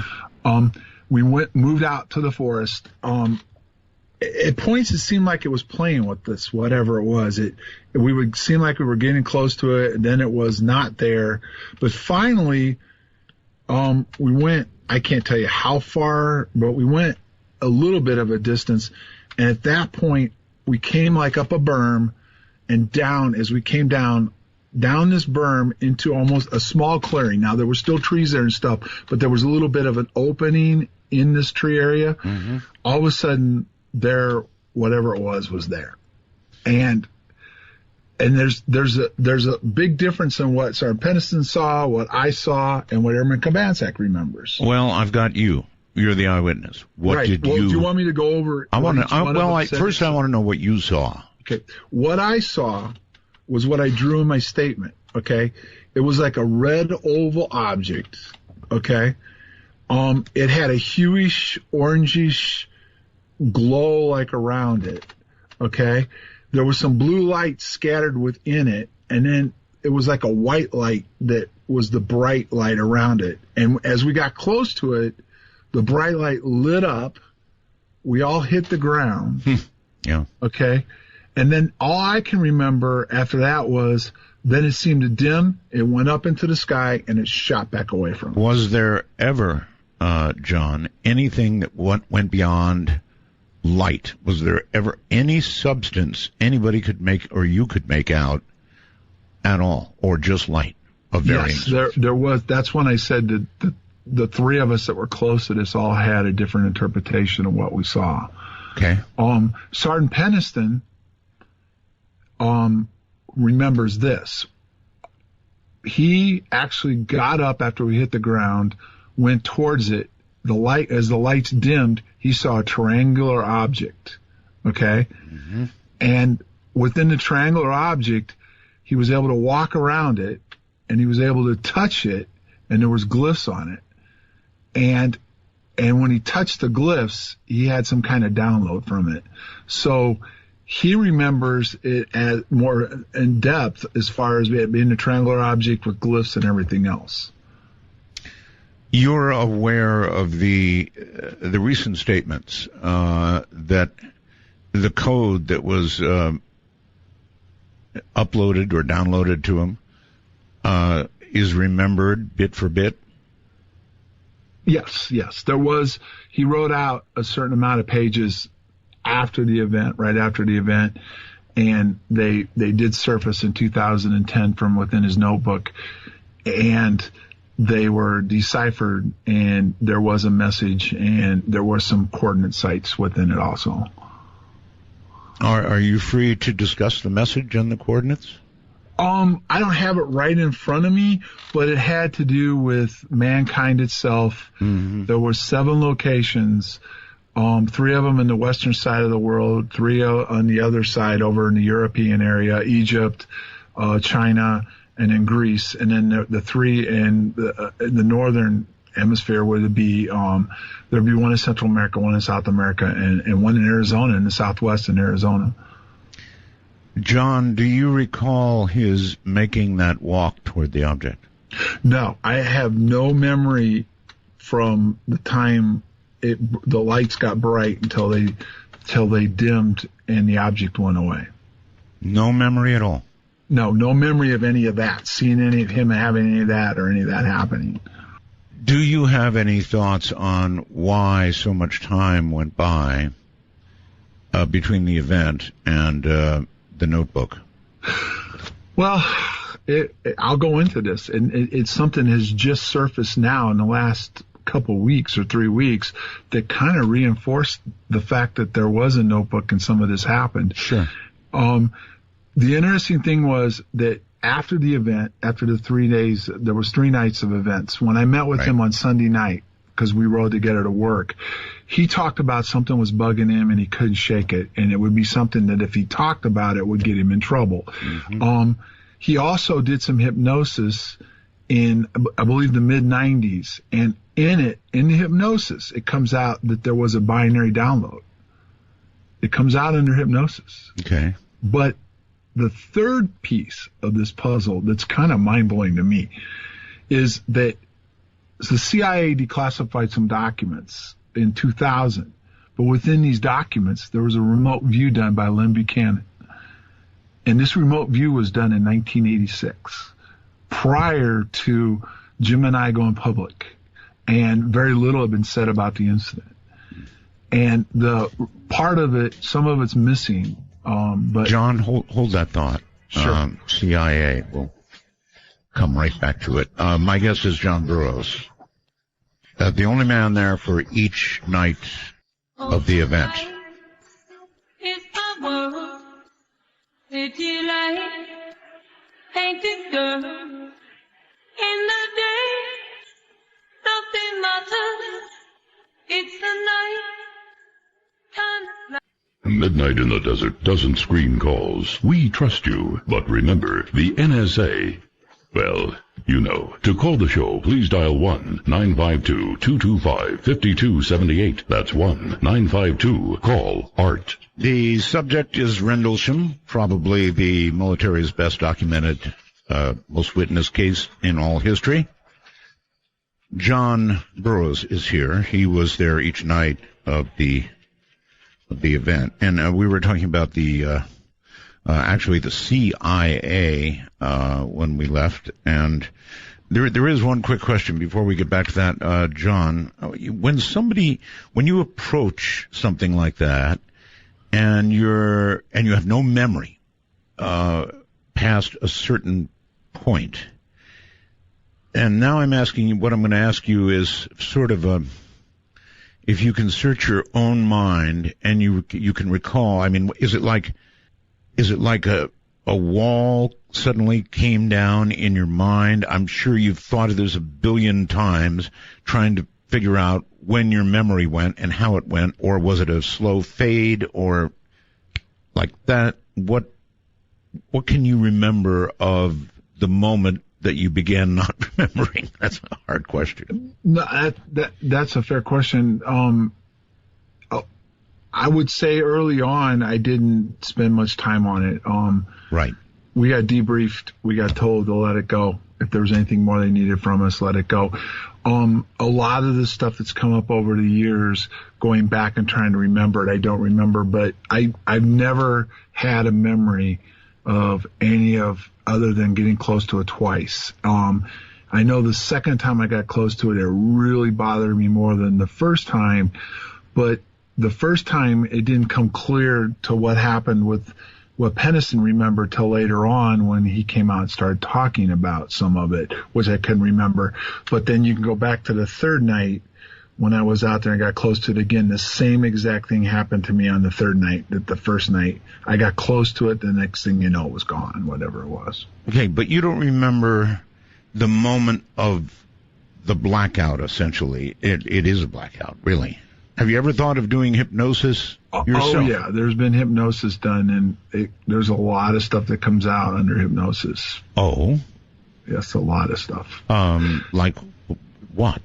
Well, there definitely was an interaction that, I mean, it would take at least a half an hour to go into all of it. Do you want to go into that now, or do you want to finish the CIA stuff first? Well, let's finish that, and then let's not forget to come back to it, because I really do want to hear it. I want to hear what else hypnosis brought out. You bet. Okay. All right. Well, where I was at was that the interesting part, and I totally understand why people question the Notebook, some of the stuff that Jim's talked about. Right. I mean, it didn't come out.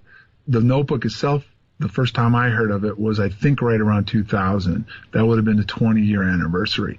And he did a sci-fi piece with Brian Gumbel, and the Notebook came out, the glyphs came out, okay? Then 10 years after that, when we were getting ready to do the 30th anniversary, the code showed up. But here's something that you can't discredit, okay? In 1986, a remote view was done by Lynn Buchanan, and Ed Dames was the facilitator of it, okay? And there was follow-up remote views done afterwards, too. The report that was released by the CIA, when I say CIA, was declassified in a bunch of documents, but this was found within these documents. A lot of what he talks about in that remote view in 1986, way before Pennison talked about any of this, or even some of the stuff that I talked about hadn't come out. I hadn't gone public yet either. He confirms it in the remote view. Now, how is that possible? When you say confirms it, what kind of detail? What he actually saw an object or a craft. He actually could go around it. He saw the glyphs, the raised things. He touched the glyphs. There appeared to be some kind of like communications that would happen between the glyphs and him. The actual object itself, how it felt, the smoothness, what Pennison describes after, years later, smooth, black, and everything else. Now, this is a remote view that was done, by Lynn Buchanan way before any of this stuff was on the public domain. Interesting. Well, now, how could that be? How could it be? I have no idea. That's my whole point. This throws another wrench in the whole Rendlesham case, because they were doing this. Matter of fact, a piece of the report disappeared. He admitted to that. There was part of it's not there. He at one point felt there was ET presence there, but it wasn't in the crap, but it was from somewhere else, which is what Colonel Halda said. Right. Okay. So, and this was in 1986, and he did this way before any of this became public knowledge. Right. I have no clue. But I have you. And, right. I am particularly interested in what under hypnosis, has come out that obviously you say your conscious memory went gone. Right. So let's talk about hypnosis. Sure. And I always like to make this clear, okay? There's a difference between what I remember and hypnosis, and I'm not saying I don't believe in hypnosis, but there's a lot of people out there to discredit it. So I want to make it clear. I've told you what I remember getting up to it close the first time. Now I will tell you what hypnosis is. Under what circumstances did you agree to hypnosis? Well, that's another whole crazy story in itself. Do you remember back in the 90s when they were going to do that UFO cover-up live show? Yes. Okay, I was asked, I just gotten out of active duty, and I was asked by the producer of the show and executive producer, Kurt Brubaker, to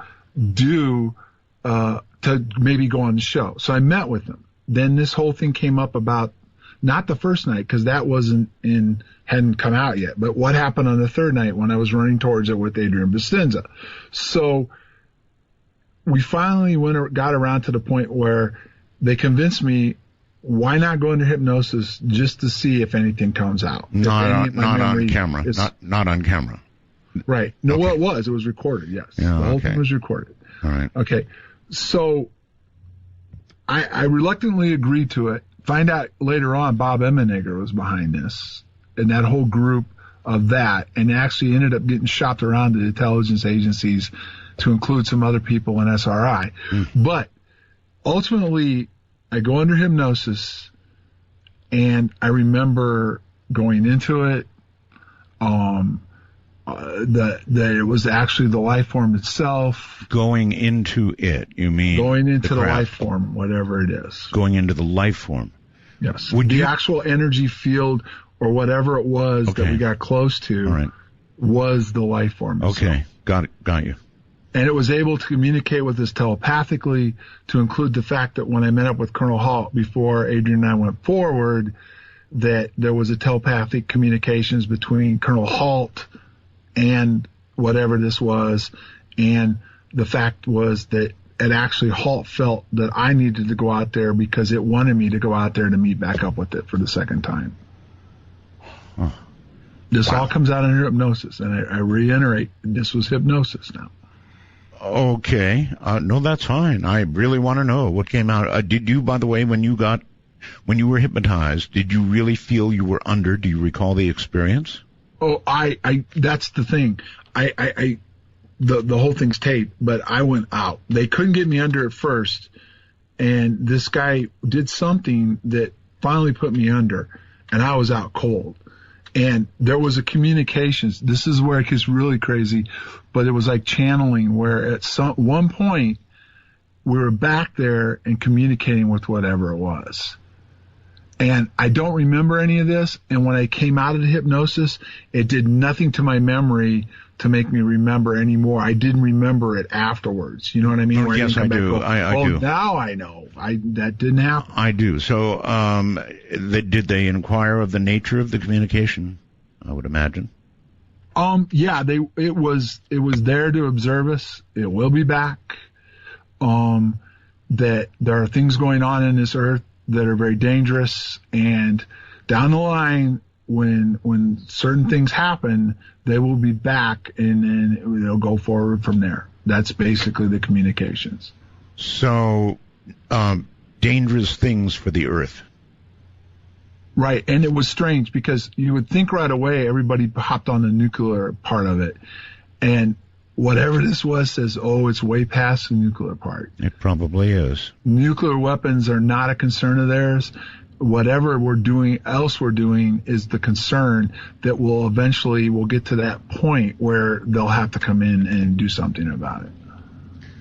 Well, I'm personally a little concerned about nuclear weapons, but beyond that, I can see that there would be danger for those of us living on this earth and not very far down the line either at the rate we're going. So that part of it certainly makes sense. Well, I hate to say this, but based off the hypnosis, which was done in '88, we're coming into that time frame right now. It feels like it.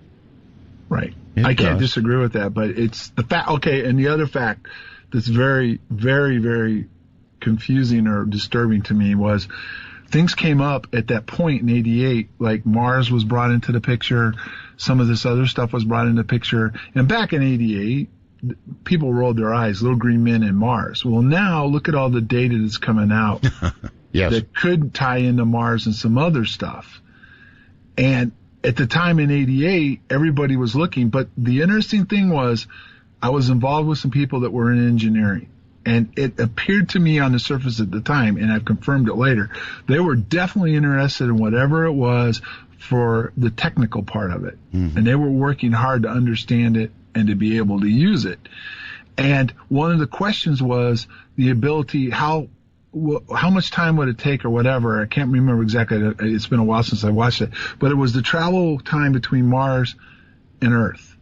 And when they asked this thing, it gave the exact data correctly. They were blown away by it and they confirmed it. But that was the point when I was channeling. I was able to give them the exact travel time it would take to get from Mars. When you were able to see this video later and you heard yourself give that answer and knew it was a confirmed correct answer, it must have blown you away. Well, yeah, I did. And not only that, when I came out of it, everybody was looking at me like I don't know how to explain it, but they were almost like scared of me. Now, should we kneel down before him or run? Something along those lines. And the other scary part about it was that whatever it was going to be coming back from me for a reason. It didn't give the reason, but I would be at some point in time in the future, it would be back for me directly.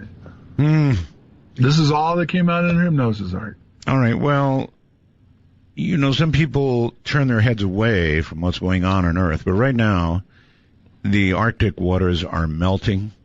We're beginning to enter into a new Cold War phase with Russia, which is going to dominate those Arctic waters. There is going to be new navigation that will make the Panama Canal no longer so important. The world is changing really, really quickly. These are not changes that you expect to see in one lifetime. These are changes that, I don't know, somehow we think of as occurring over many hundreds of years, thousands of years. But it's happening very fast, John. So maybe their warnings were spot on. It could very well be. And then I want to go, because all this stuff is surfaced over the years, but then when you start finding these declassified documents, it's to support some of this. And like I said, now the remote view just surfaced.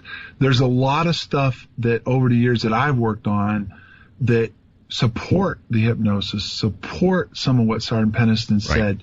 And not only that, but even the fact that I just recently was awarded a settlement from the VA that I was injured in the line of duty in Rendlesham Forest by whatever we encountered. Yeah, this is one hell of a story all by itself, right? Yes, it is. How this progressed. After all of this happened, were you treated medically? No, none of us were. And there's not just me that's had some medical issues either. There's been some other people that have had different problems also that I'm trying to help right now. So it wasn't just me that had medical issues. Right, but your medical issues are so interesting because it bears on the whole event. Yeah, it does. And what exactly caused my problems surfaced through the CIA. And they actually helped keep me alive, if you can believe that or not. I can believe it. So, not everybody in the CIA is bad. It's full of good people doing a tough job. Right. All right, so let's go down the health road for a bit here. Okay. What happened to your health? Right after the incident, I didn't feel good. I mean, and it wasn't something that I connected immediately to the incident because, first of all, people have to understand, I was an E3, airman first class. I was at the low end of the totem pole on the food chain. There was a lot of high-ranking people who were out there, and I was told to let it go, and I let it go. But right afterwards, I started having throat, eyes, my gums actually turned white.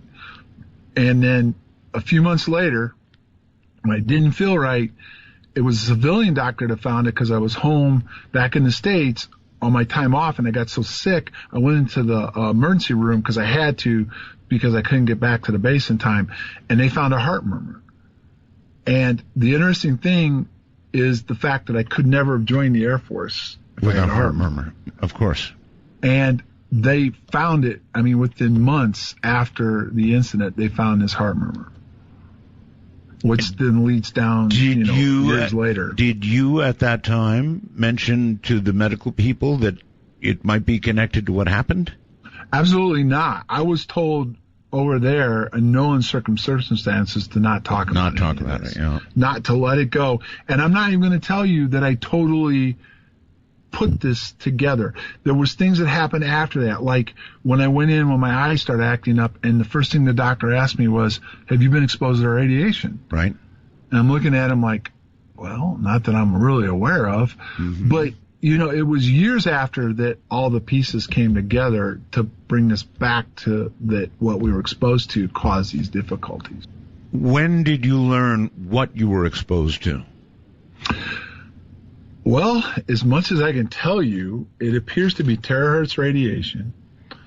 I learned it right before I was near death is what it came down to. My valve was, the civilian doctors, to go back in time a little bit, the civilian doctors when I got sick started having AFib and congestive heart failure couldn't understand why I was having that problem. There just wasn't anything there. There was no heart disease or anything else other than the murmur was there. But what they were looking at and the data, the medical data that supports it doesn't support the extreme problems that I was having. So they asked me to contact the military to get my medical records so they could look at it when I first started having the problem. Sure. And that's when everything got crazy because it came down to the fact they wouldn't give them to me. I went to Senator Kyle's office. They inquired for my medical and service records. They got told they weren't where they belonged. Then she went back and told me to file for disability. This is before I got really sick. And they would then inquire because she felt my medical records were classified. And this is all in writing. So when people come back and say, I can't support this, I can. I'm sorry, the initial reaction was they could not find them? Well, first they said they weren't where they belonged. That's called lost. Okay, well, yeah, but what it came down to was she was smart enough to know because she had dealt with stuff with Agent Orange and stuff. That isn't what was really the case. What they were they were classified. Right. So what she did was force their hand when I filed disability to have them start admitting to what was going on. Well, they were stalling her because Kyle was getting ready to retire. So I got a letter from her. Well, actually, I met with her first, and she told me that she knows something happened to me. I probably will never find out what happened to me, but that they were going to give me the medical care that I deserved. Well, they stalled them long enough that Kyle retired, so they kicked it over to Senator McCain's office. And that's where it really got interesting as far as the whole thing, even to the point where they altered my DD Form 214. They actually altered my DD Form 214 and said I wasn't in the Air Force in 1979. Excuse me? Yes. In what? All right, we're going to pick up right there. That's why I figured I gave you a second because I saw the time. Yeah. So I got to go into this story. This is amazing what happened with that. Altering a DD-214. Oh, my. All right, hold tight. Holy mackerel. John Burroughs is my guest. All our times have come, here but now they're gone. Please don't fear the reaper, but do you win the sun? Coming to you at the speed of light in the darkness, this is Midnight in the Desert with Art Bell. Now, here's Art. Never misses, right? At least once. All right, John Burroughs is my guest, and John, last we talked to him, just a couple of minutes ago, was talking about his DD-214, and he claimed they altered his DD-214 to show he was not in the Air Force at that time. That is a very, very serious offense, altering a 214. My goodness. Yeah, no, yes, it is. And here's the story behind it. When they handed it off to McCain's office, they got the paperwork. They looked at it. It was as typical. They looked at it like, and I want to be clear on Senator Kyle and Senator McCain's office. They took a chance on this because they had the background on what I was exposed to, what was going on. They had the halt memo, they had official documents showing something happened to us, but they took the case, and it was a risk in their part because of the fact that the ramifications going back to, where it could lead. But at the same time, they were looking at this with a little bit of an eye like, well, there's got to be an explanation to all this, right? So, all right. So it goes to McCain. McCain, this was when the VA was having trouble in Phoenix anyway, so I hadn't got an appointment. They got me expedited. They got me looked at. When I went in to see the doctor, she started asking me questions, and I started answering them. She looked at me strange, and she says, well, there's a problem here. And I says, well, what's that? She goes, you weren't in the service in 79. We have no medical records for you during that time frame, so therefore what you're telling me can't be true. Well, I pulled out, I had my little briefcase. I pulled out a bunch of pay records and everything else. I showed them to her. Her eyes got real big, and I says, so how are we going to handle this now? She goes, well, this is above my pay grade. I can only give them my recommendation based on what I can look at. I said, fine. I left the office. I told McCain's office this. They were still like, Okay, well, let's see what happens. I wonder what McCain. Excuse me. When she reported this to McCain, I sure would have liked to have been a fly on that wall. I mean, she obviously went back to McCain and said, "Look, on one hand, they say he wasn't in the service, but on the other hand, I just saw evidence that he was." Well, no, she didn't report to McCain. I'll tell you how McCain found out about this. This is when it got really crazy. Okay. A citizens hearing happened with Steve Bassett. We went up there when we addressed this to the six people that were in Congress. First of all, they didn't even know there was a classified records section. They didn't even know that. Most of them did. They even took a break and made some phone calls, and they came back, and a couple of them got some inside information that there might be. But they actually put together a letter. They sent it to the President Obama himself, and to the head of the VA, asking them to intercede and help me. Okay. Right after that, the CIA guy shows up, and we had an attorney working with us. He shows up and meets with the attorney and starts getting involved. Now, we go along a couple more months, and I get a denial letter in the mail from the VA.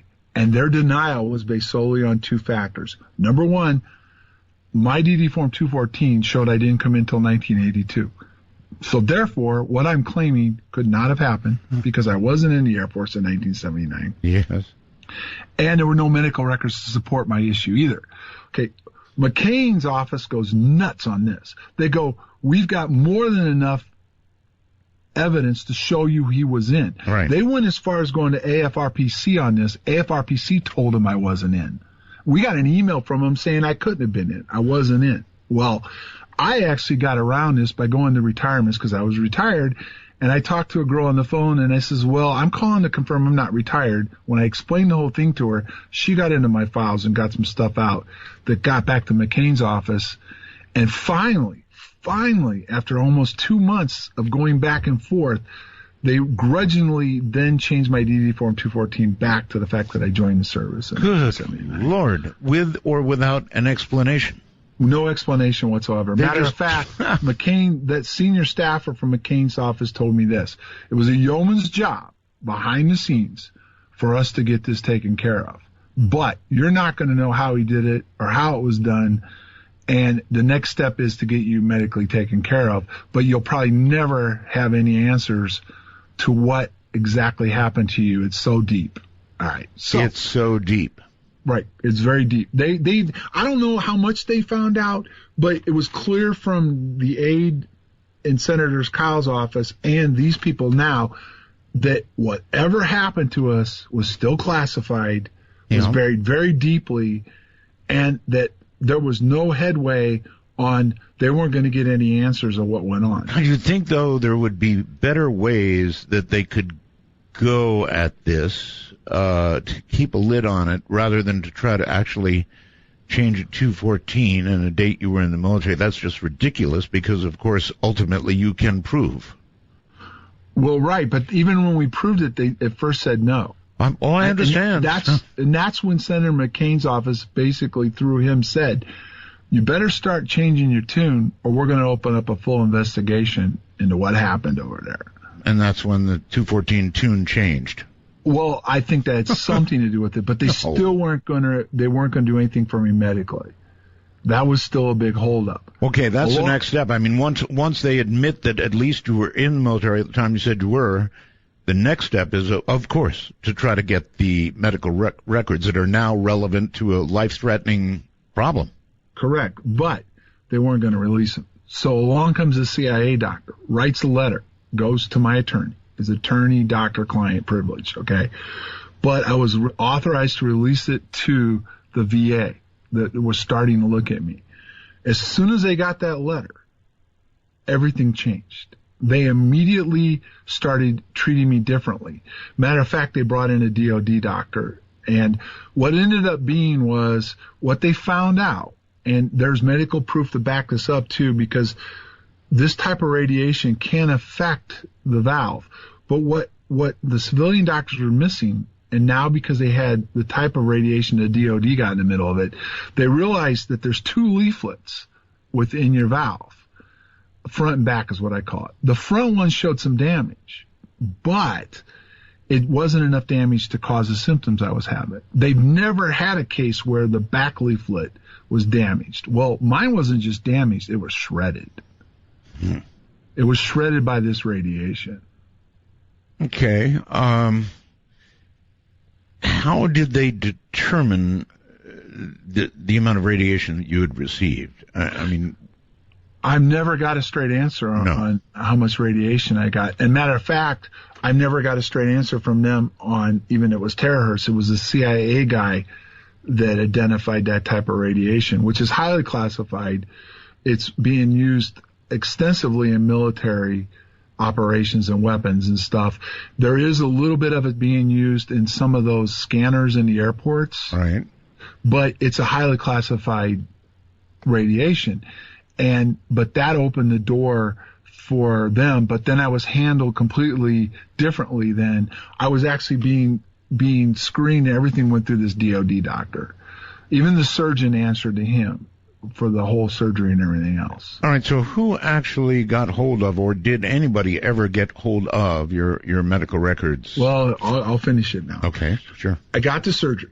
Okay, now the next step was to get disability because my heart was damaged so badly that right now a fracture rate's usually between 55 and 60. Mine's in the low 30s now, but it was down to 10 at one point and then in the 20s.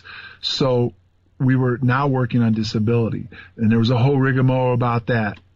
They were going to do something, then somebody up high pulled it, and an IG complaint went in, and McCain had to step in again. Finally, they granted me disability, but here was the deal.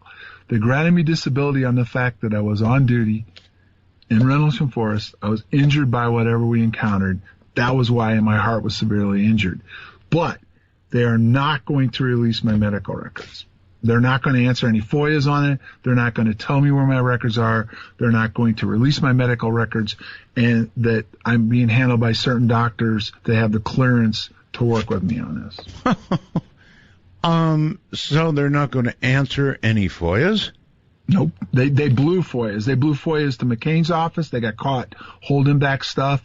They got caught. They wouldn't answer my FOIAs. They wouldn't even answer whether or not the VA ever did get an explanation from the Special Operations Unit that handles. You know, medical records are a little bit of a different situation, but certainly you would have the right to file a FOIA for your own medical information. I did, and they won't release them to me. What specifically did they say? This is where it gets real shady. They basically leave it as the fact that we've treated you, we've taken care of you, and we're not going to deal with you anymore. And so basically what this was going to come down to is I'd have to file a lawsuit to actually ask where my records were and pursue it from that point. Wow. Because they're classified. I mean, McCain's office said it. Kyle's office said it. Do I have it in writing from the VA? No, they won't answer that question. But ultimately, and I even tried to get some of my stuff. I tried to pull a little fast one. I did get a little bit of it before the rest of it got locked down. But it's also, what's interesting is that it's all computerized now. It's in the VISTA system, but the VISTA system is a direct link between the VA and the Department of Defense. And all my stuff that relates to my heart, even a couple of my lower level doctors can't get at it. They've even admitted it to me. They said, we don't have the clearance to look at your records. What about to move me up to a higher level doctor when my heart was What about the others that were subjected to the same radiation? That's something I'm working with some of them right now, trying to get some stuff done. And Senator McCain's office, again, is going to help with this. Because now it's real easy. They understand, and they're willing to step up and help these guys. So there are others with effects. Yes, there's others that have had appeared to be radiation symptoms. One guy actually, it was interesting, had some issues with his thyroid, and the civilian doctor said the only way this could have happened to your thyroid was exposure to radiation. That's what it would affect for sure. And that affects your mind because the thyroid goes up to a gland, and he was having issues with anger and everything else, and heart issues too. So he's had some of the same issues also. All right. Whether it's yourself or others that were involved at Rendlesham, at any point or at what point do you feel like you were being perhaps monitored? Monitored by who? monitored perhaps by military authorities, whether it be medical or otherwise?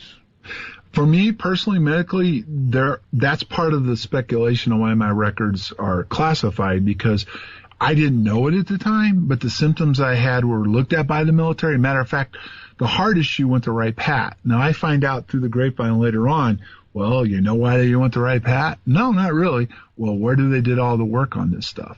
Oh, okay. So along the lines with the eyes, the heart, and everything else, at the time I didn't know it, but it appears that was partly what was going on. They were monitoring that and keeping track of it. Well, that would imply they knew pretty much exactly what you had been exposed to. Yeah, and it goes even deeper than that. It appears to me, and I can go into Condign a little bit, which is declassified documents from the British MOD, that it's clear that the governments of the world are aware of whatever we encountered. It's called UFO UAP, but they're clear about it. They're studying it. They're working on it. They're weaponizing it. And there's a good possibility, yes, they were monitoring us to see how we were affected by it, to include that when this became public, the whole health issues, there was actually some testing that was requested. They wanted to look at our DNA and also some other testing that they wanted to do that would have been reaction to what we encountered. I wonder if they did look at your DNA. Of course, I guess you don't know, do you? Well, I can tell you this. I denied it, the first part of it. I said no. But after I had my surgery, the DOD doctor came up and wanted to look at my immune system. And the tests, the blood that he took got sent away from the VA and was sent to a site. And what I've been able to learn, because a lot of it's locked down, I couldn't even get at it, but what little I did get of it was they were clearly looking at my immune system, which leads to my DNA. All right. Hold tight, John. John Burroughs, Rendlesham Forest is what we're talking about. Holy mackerel, what a story. You get a shiver in the dark, it's raining in the park, but meantime. South of the river, you stop and you hold everything. Yeah. What is the good for? Absolutely nothing. Say it again, y'all. Whoa. Look out. What is the good for? Absolutely nothing. Listen to Want to take a ride? Your conductor, Art Bell, will punch your ticket when you call 1-952-CALL-ART. That's 1-952-225-5278. Well, all right, John Burroughs is here. We're discussing Rendlesham, and boy, when first what is it? Something about a web and deceit, right? John, welcome back. All right, so in your opinion, do you feel that your memories have been blocked, or that you've had false memories implanted somehow or another? And of course, the next question is going to be by whom? But first, obviously, there's a memory block because you were able to say all sorts of things under hypnosis, right?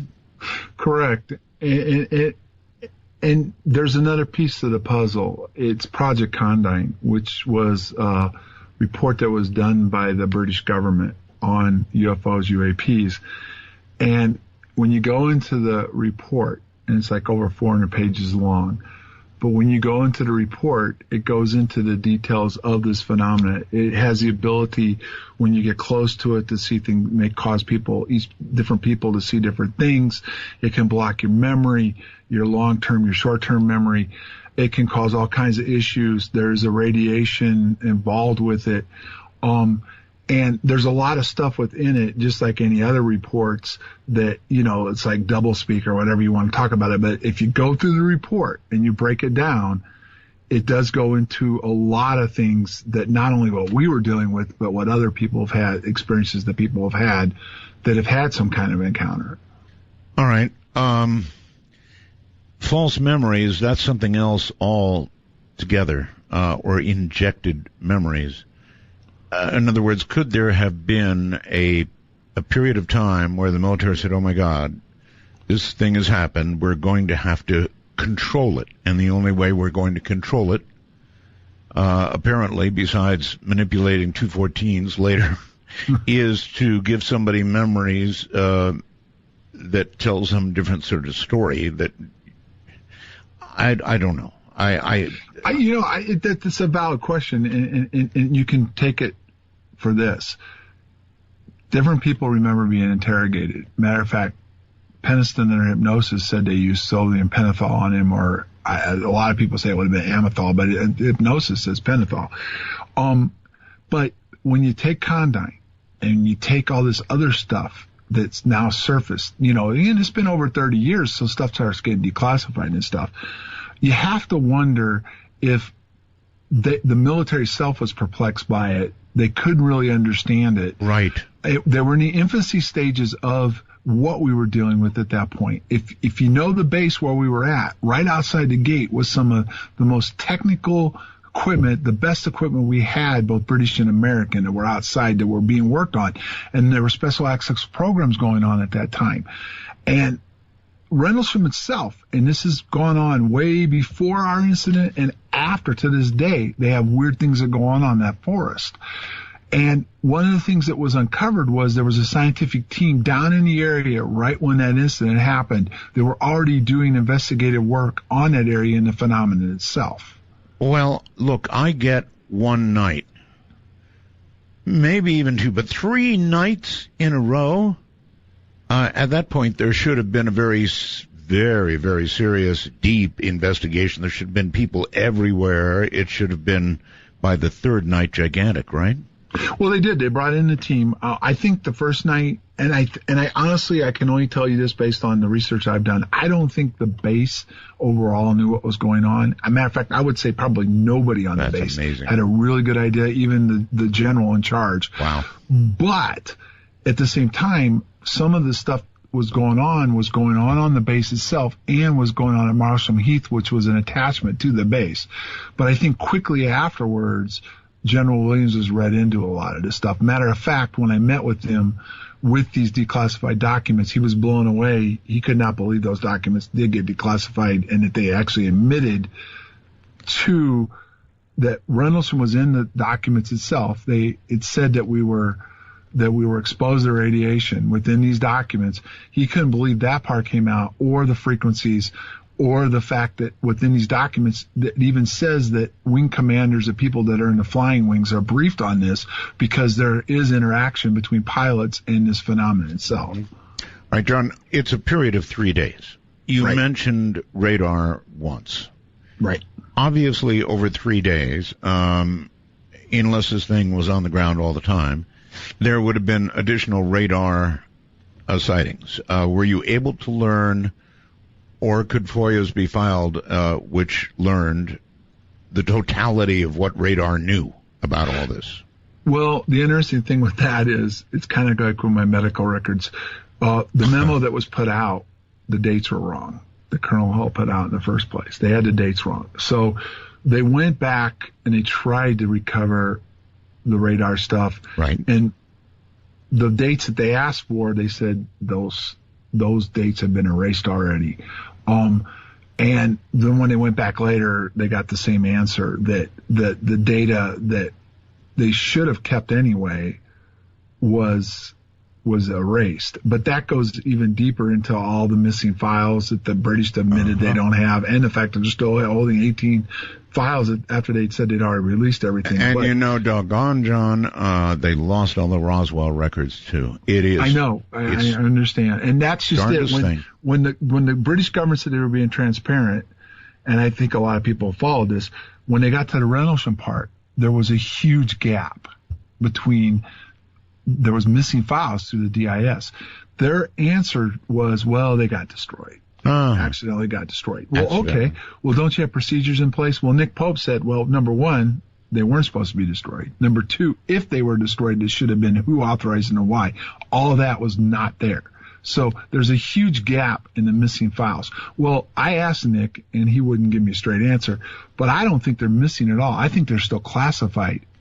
at top secret, which is a way to cover this, because if you say I'm releasing everything we have and everything we're releasing secret or below, well, and then we said we're missing files, if they came out and said, well, there's still stuff being classified, there'd be a huge row. But if they just say we lost them, they'll take the heat on that. Now, it goes deeper because of Condign, and I did a bunch of FOIA, and I slipped some stuff in, and I caught, I think, this guy off guard, because it went from him to the very top. I started getting responses back from the defense secretary himself that they actually admitted they slipped up, even though they admitted earlier on. Remember how they released every file they had? Admitted they slipped up in what manner? They said, oops, we're still holding 18 files. And 6 of those files are policy files. Policy files. Yes. And it gets even more intriguing. They're in a bind for 2 reasons. Number one, most people don't follow this closely enough. Even these files that have been released, they're still redacted. And you know what that means. I do. Their stuff's still classified. Now, when they come back and say, well, here's everything we got, well, that's not true, because, yes, they're releasing documents, but they're still holding stuff that's classified, and that goes right over most people's head, including the mainstream news. And in this particular case, in Condign and these 18 files, a lot of that stuff is still classified.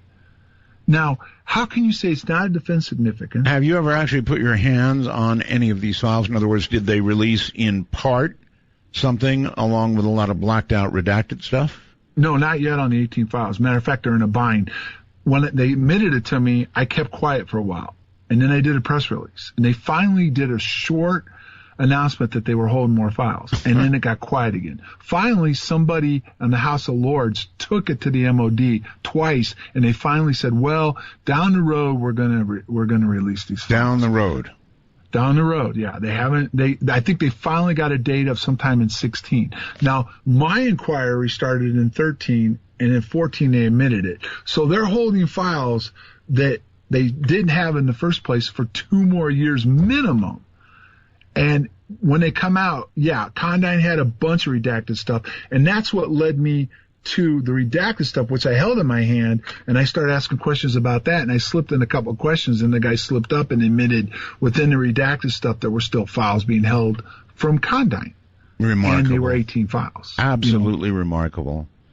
I guess they figure if they can hold out long enough, we die. I don't know. Well, that, and I also think 16 is an important time to release them. What's going to be on everybody's mind in the spring going into the summer of 2016 in the United States?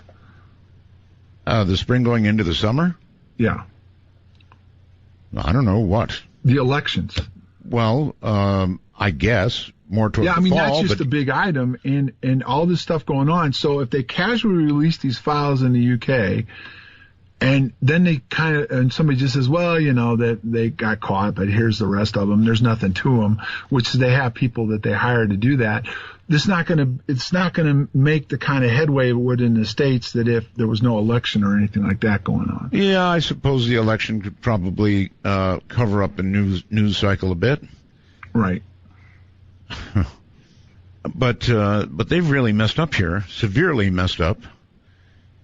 And I kind of wonder whether we'll ever know. I mean, you must have days like that as well, John. Whether they'll just come up to the date and then somehow it'll be another date. It'll be further down the line. Well, that's what they've done with this twice now. Yeah. Well, there you have it. Yeah. All right. Hold on, John. We'll be right back.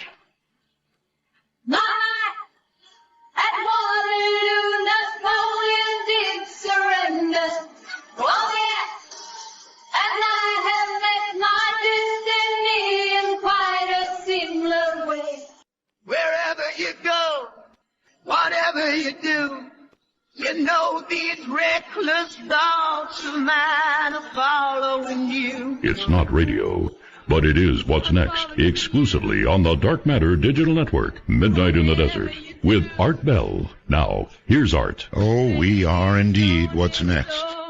Rendlesham Forest. My guest is John Burroughs. And it seems to me, I was in the Air Force too, A1C as a matter of fact, and it seems I know how things work. And one day I could imagine John was out there, and John wouldn't be out there on any other day. Not the way the Air Force works. If it's a big deal, the low ranks get abandoned quickly. So the fact that you were brought back, that the colonel felt that whatever it was wanted you back and brought you back, means to me you're at the very center of all this, John. Does that seem right? Well, okay, there's a couple of things to consider. Number one, I went back out there on the third night on my own. I was off duty. Hypnosis is what that came out. Right. And Elizabeth writes, she sends me a computer message here, wormhole message, saying, I'm getting lost. Did he finish describing what happened as perceived under hypnosis? I'm not sure we did, really. You said some of it, but is there more? Just basically that definitely there was an interaction that it was communicating with us, and that you actually entered this being, or... Yeah, well, that's not just from hypnosis. Actually, Sergeant Peniston said he saw me go into it on the first night, and Adrian Bestenza on the third night saw me go in and disappear. And there was missing time on the first night, 45 minutes, where they couldn't account for us. Wow. All right. Did you come back with a clear message yourself under hypnosis? Just that they were monitoring us, that there were things that we were doing that concerned them, and it didn't seem like at that point, but they'd come back to monitor from that point going forward, where there's going to be something that happens that they're going to try to figure out at that point, going to that point, how or what they can do maybe to keep it from happening or what caused it to happen. That's the best I can tell you. John, is there anything over the years that has occurred to you or that you thought of that you have not made public? Yeah, there's several, quite a bit. Okay. Proceed. Well, that's why I haven't talked about it. I mean, I'll kind of sum it up this way, Art. When I started this in 10, so much has changed since 2010, 2009 timeframe. When all I really wanted to do, this is before I got really sick, was simply to get us all together, to try to get us to talk about it, which it's funny when some of us now we finally we start to remember things and things start to fall into place. Yes. And it's clear there's an influence within that doesn't want us to get together. And when this binary stuff came up, which we talked about way early on, that was a mind blower. And all the stuff in between, just the sights, the possibilities, my hypnosis, how things are starting to fall into place for my hypnosis, which it's kind of hard to accept. There's all kinds of things that go through your mind and stuff that you think about and wonder about, or you see in the news and stuff that you're not going to go out and publicly talk about or make a big deal about, because that's where people are going to start to think you belong somewhere in some hospital or something. Well, you sound sane to me. You obviously belonged in a hospital for a while, not the kind you were thinking of, and were in a hospital for a while, I'm sure. Almost died. Right. But if you can relate to me anything that has occurred to you after these years that you haven't made public, I'd be very appreciative. Well, I would say this much. Based on the research I've done, and there's one thing I want to add to this before I tell you this other part. You'd asked me earlier if there was a document I was holding. I am holding the document. Oh. I got sectioned once I got this document. And in this document from the MOD, they've admitted that they've developed a weapon off of what we encountered. Really? Yes. And that's when they sectioned me. And the interesting thing was the weapon they developed doesn't belong directly to the MOD, and it's mostly all blacked out because it's involving defense contractors that are working on it for the MOD. And it has to do with time and everything else that's going on. That, as you've noticed in the news, and that's why I'm leading up to this, have you noticed in the last few months how all of a sudden now they're talking about warp drive? They're talking about what I would call impulse power. It's everywhere now, John. Yes, everywhere. Right. Well, that's the stuff that I've kept quiet on because I've had some interaction with some government people, some stuff. I know some of the people that are working on this projects, and I know where this is going. And the scary part is it's one thing to be told something, but then to see it actually coming out in mainstream news is pretty mind-blowing. Let's go back to where you were told something. Just the warp drive, and the phenomenon itself ties into interstellar travel, warp drive, and everything else. So are you telling me it was imparted to you by this alien? I think it's fair to call it an alien. That there was going to be, or that there existed a warp drive, or that we were on the way to developing a warp drive, or what? Not directly from my hypnosis, but they weren't concerned about the nuclear stuff. They were concerned about frequencies and what we're doing, which is right where we're at this particular moment in history.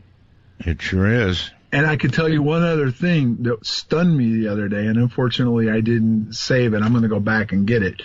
But did you ever see the movie Final Countdown? Oh, absolutely. Now, think about this. The movie was done in 1980. They only went back 40 years in time. And look at the ramifications of technology advancements from 40 to 80. The communications problems they had. So all the stuff that went on. Uh-huh. Then what that one ship could do, it would have changed history in 1940. One ship. So there definitely was something about time. Right. And now you get into this thing with Peniston and time travelers. Well, he did say under hypnosis 40,000 years. I think he meant 40 years. And when I say that because he really grasped for that time frame. Well, it just came out in mainstream news. There is a craft, an unmanned drone it's in the final stages. It's going to be operational between now and 2020 that we have. That looks a lot like exactly what he drew back in 1980. All right. Well, there's a lot here. I want to open the phone lines and allow people to ask you questions. So our public number, by the way, is 1-952-225-5278. Opportunity of a lifetime to ask a question. You never know what you might hear in response. And, of course, the Skype connections as well. Having said that, there was a moment, wasn't there, where laser beams were seen shining to the ground by whatever this thing was, and it seemed to be doing some sort of search. Yes, there were two things that came out and it's on Colonel Halt's tape, and you can hear it in his voice. And I love how people try to say, well, that was a fake tape. Listen to that segment right there where it comes at him and it beams a beam of light down at their feet. Listen to the quiver in his voice and everything. But there was clearly something that was sent down. He has actually said over the time frame, was it a warning? Was it a message? What was going on? And then also one of the other guys out there with him at the time said whatever was up in the sky appeared to be doing some kind of search or grid pattern. A grid pattern search. Right. I wonder what they would have been looking for. Maybe whatever we encountered the first night, that's been some speculation. Did you ever come to terms in your own mind, John, with regard to what you encountered and where it was from, as well as what it wanted or what it was concerned with? That's part of when you asked me if there's things I haven't discussed. Good. It clearly upset me, and it upset the people that were in the room that day, that it was coming back for me at some point. That was definitive. There was no doubt that there was some point in time in the future that it was coming back for me. So it's you feel this is yet to occur. Yeah, and it's not only that, it's the interest that's happened to me over the years from within the government, different technology people, and even I don't want to go too deep into this, but I've had some people within the tribes themselves that have actually made contact with me, and I've been able to go up to some of their sacred sites and do some stuff. And it all seems a lot of people believe whatever we encountered and whatever happened is vital to the future of mankind. And that's kind of a hard thing to accept. But very important to know about. Really important to know about. Well, I don't disagree. I mean, that's why you can go into the message that Peniston said he received. The sites are all ancient sites.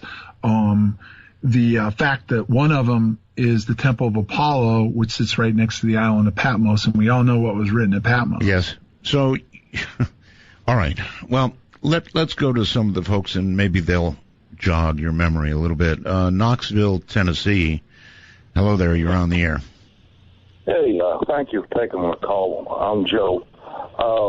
Are you aware that the 29th, the next day after the 28th, same month, same year, that Betty Cash and Vicki Lander had an incident in Dayton, Texas, a light in the sky thing, and they were exposed to radiation like he was? Also, there was some Chinook helicopters that showed up during all this. I was wondering, have you heard of the aircraft reactor propulsion systems that they experimented in the 50s and later on led to the molten salt reactor experiments at Oak Ridge? And then about that time after the 60s it was shut down. Is this part of your black ops that you're wondering about? Is part of this as a carryover from the aircraft reactor experiments? Well, I am aware of the Cash Landrum incident. There has been quite a few people that have tried to look at our case and that case, and they think there's a tie-in because of the time frame where what happened, the dates and the timing it happened, and that there was radiation involved. And now I can't say that is impossible. Matter of fact, that's on my next thing to look at. I just haven't had the time yet. But there's a lot of people that have looked at that and feel there's something related to it. And what's also interesting, prior to our incident, there was another incident in the UK that involved a British policeman. And then prior to that, Albuquerque had a major incident that followed the same parameters of what happened at our incident. But I'm not so sure about the reactors and stuff. I think what our incident had to do more with radar frequencies and everything else and less to do with nuclear reactors. That's just my take so far. All right, caller? All right. Do you say on okay, there's those large triangles that I think you saw Art. Oh, I sure did. Okay, well, they're powered by something. I believe they're ours. And what's got me was, you was mentioning the 80s, and based on the molten salt reactors experiments at Oak Ridge, and which was based off the aircraft reactor experiments, could this be and like I said, we're talking heavy radiation possibilities. What I'm trying to say is this part of the black ops later on that powered these things? I honestly couldn't give you an answer on that. What I believe the black ops had to do and the SAP programs had to do more with frequencies and the radars and all that and the EM fields, which under my hypnosis that does come up, that what we're doing to the EM fields, which affect the Earth itself and, outside the Earth parameters, I think that had more to do with it than the actual, what you're talking about. But anything's possible. And, if you have any information, down the line that you can tie that in, I'd be interested to know about it. All right. Lewis on Skype. You're on the air with my guest. Airman Burroughs. Thank you, Mr. Bell. If I can, I'll ask two questions. I think I'm going to just focus on a current rumor that I've heard, and I want to either quash it so that it doesn't grow or say what you will. On a show on Dark Matter Radio Network, another guest claimed that Sergeant Peniston made a deal to get his medical records and in turn he would shut up. Does that sound plausible to you? Well, that I can tell you. I'm glad you brought that up. Okay. It was there was a congressman that was at the hearings, and he did he actually talked to him. I've just recently talked to him. That's the source of the rumor. He asked me what happened to Sergeant Peniston in this, and I gave him this answer. And this is coming from me now because Jim and I did go to the hearings. We did testify in front of these guys, these mock hearings. He was all on board, and you can see the hearings online, that he had health issues, that he was involved, that he wanted something done.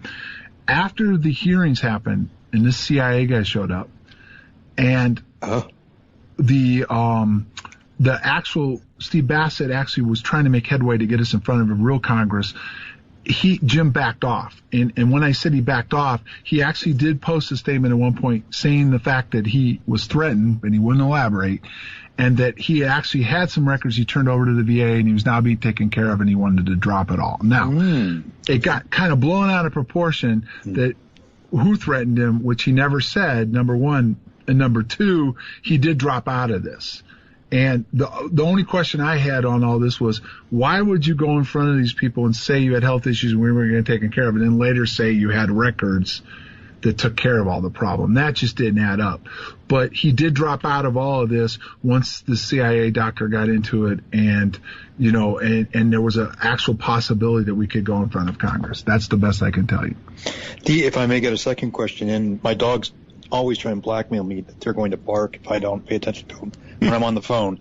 I take it was a large base. Rendlesham was a large base. I'll make up a number, 10,000 airmen.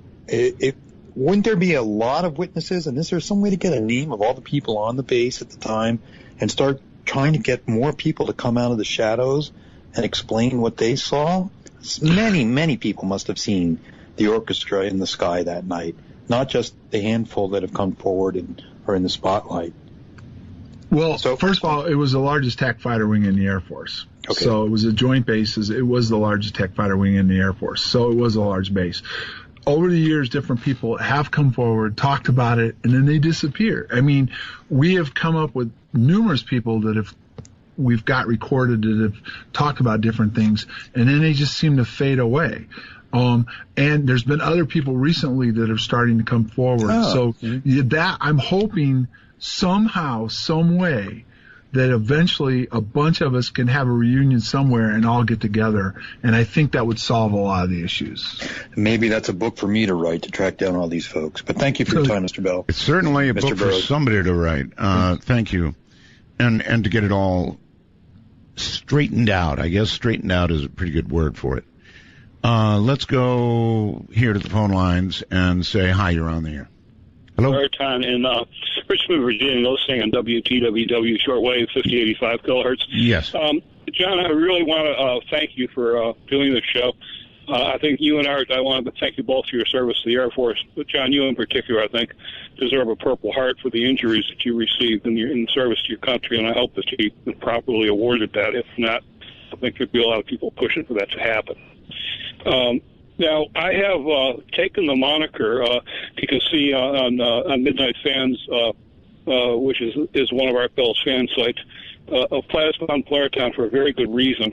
Plasmon polariton is the kind of physics that's activated by these terahertz waves that can produce the kind of energy that you need to do a warp drive. And what a plasmon polariton is it's a photon of, in this case, it would be terahertz light photons that are crawling along a dielectric plane with the electromagnetic field, the electric field pinned to the dielectric and the magnetic field free to move perpendicular to that.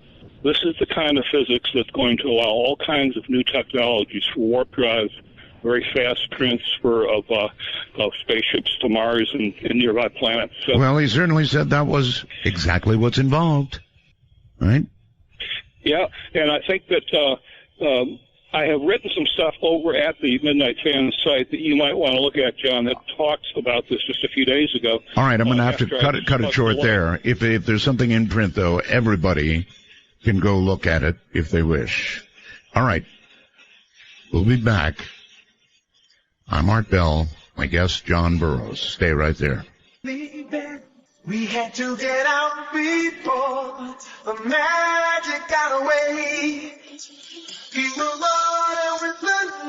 The clock strikes 12, and Midnight in the Desert is pounding packets your way on the Dark Matter Digital Network. To call the show, please direct your finger digits to dial 1-952-225-5278. That's 1-952-CALL-ART. Well, all right.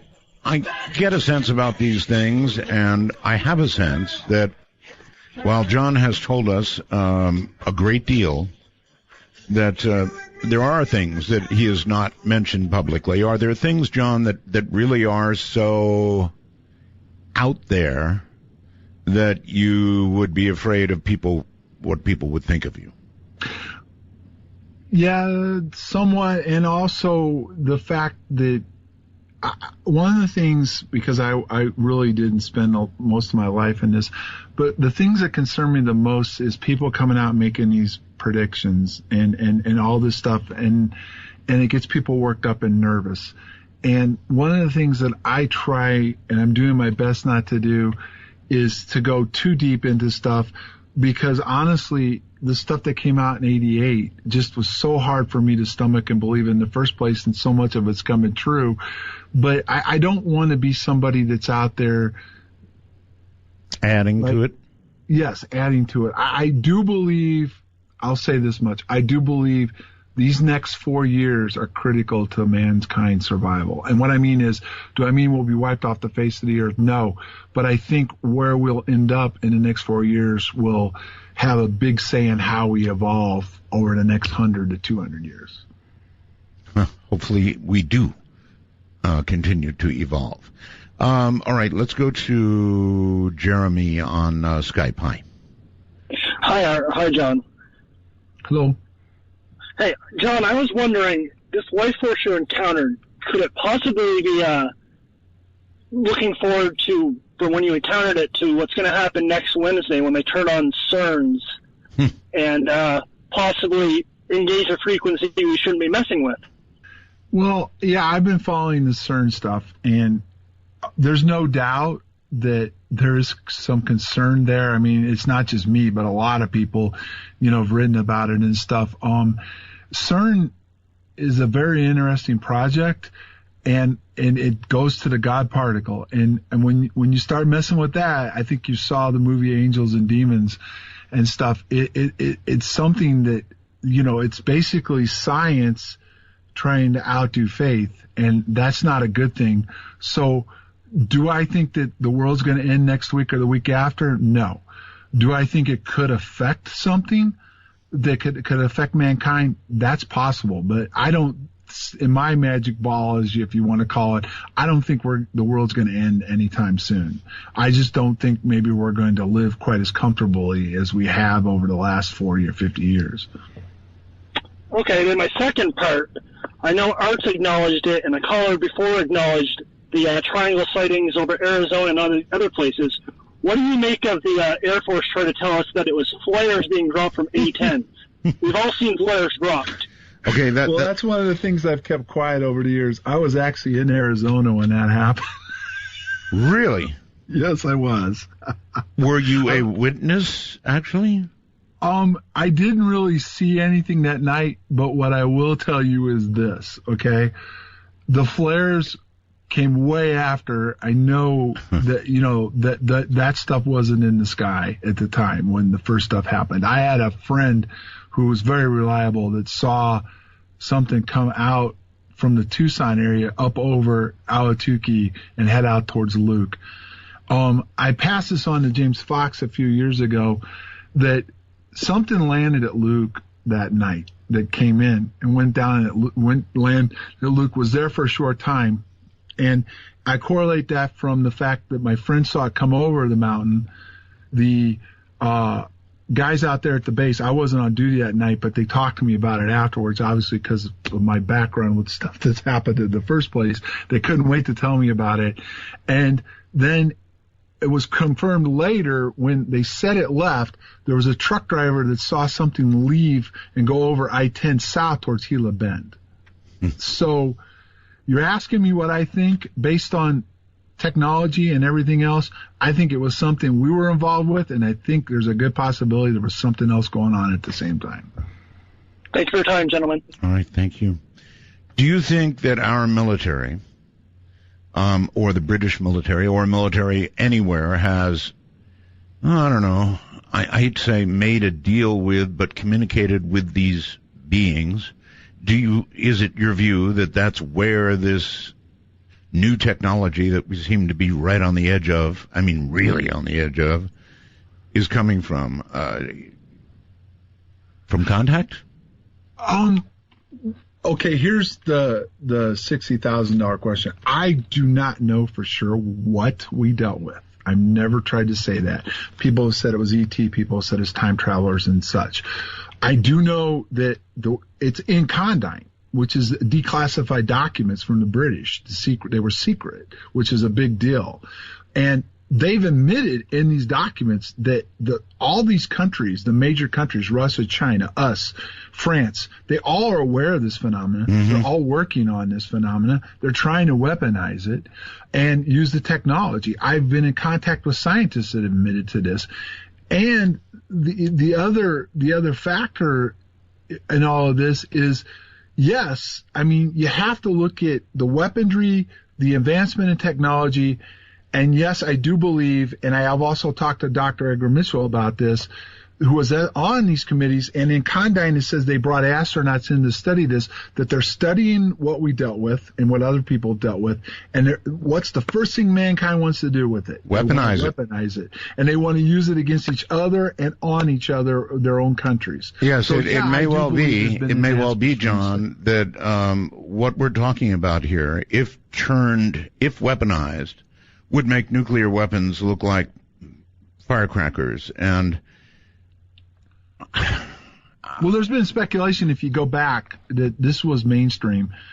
That remember how Israel was so upset about 2 years ago about the Iran nuclear deal, and then all of a sudden one day there was a meeting, they backed off. I remember. A lot of people speculated that they were told that the nuclear weapons don't matter anymore, that we can counter that. Now, does that mean that we could stop everything? Probably not. But does that mean we could probably stop the launching of missiles and do different things like that?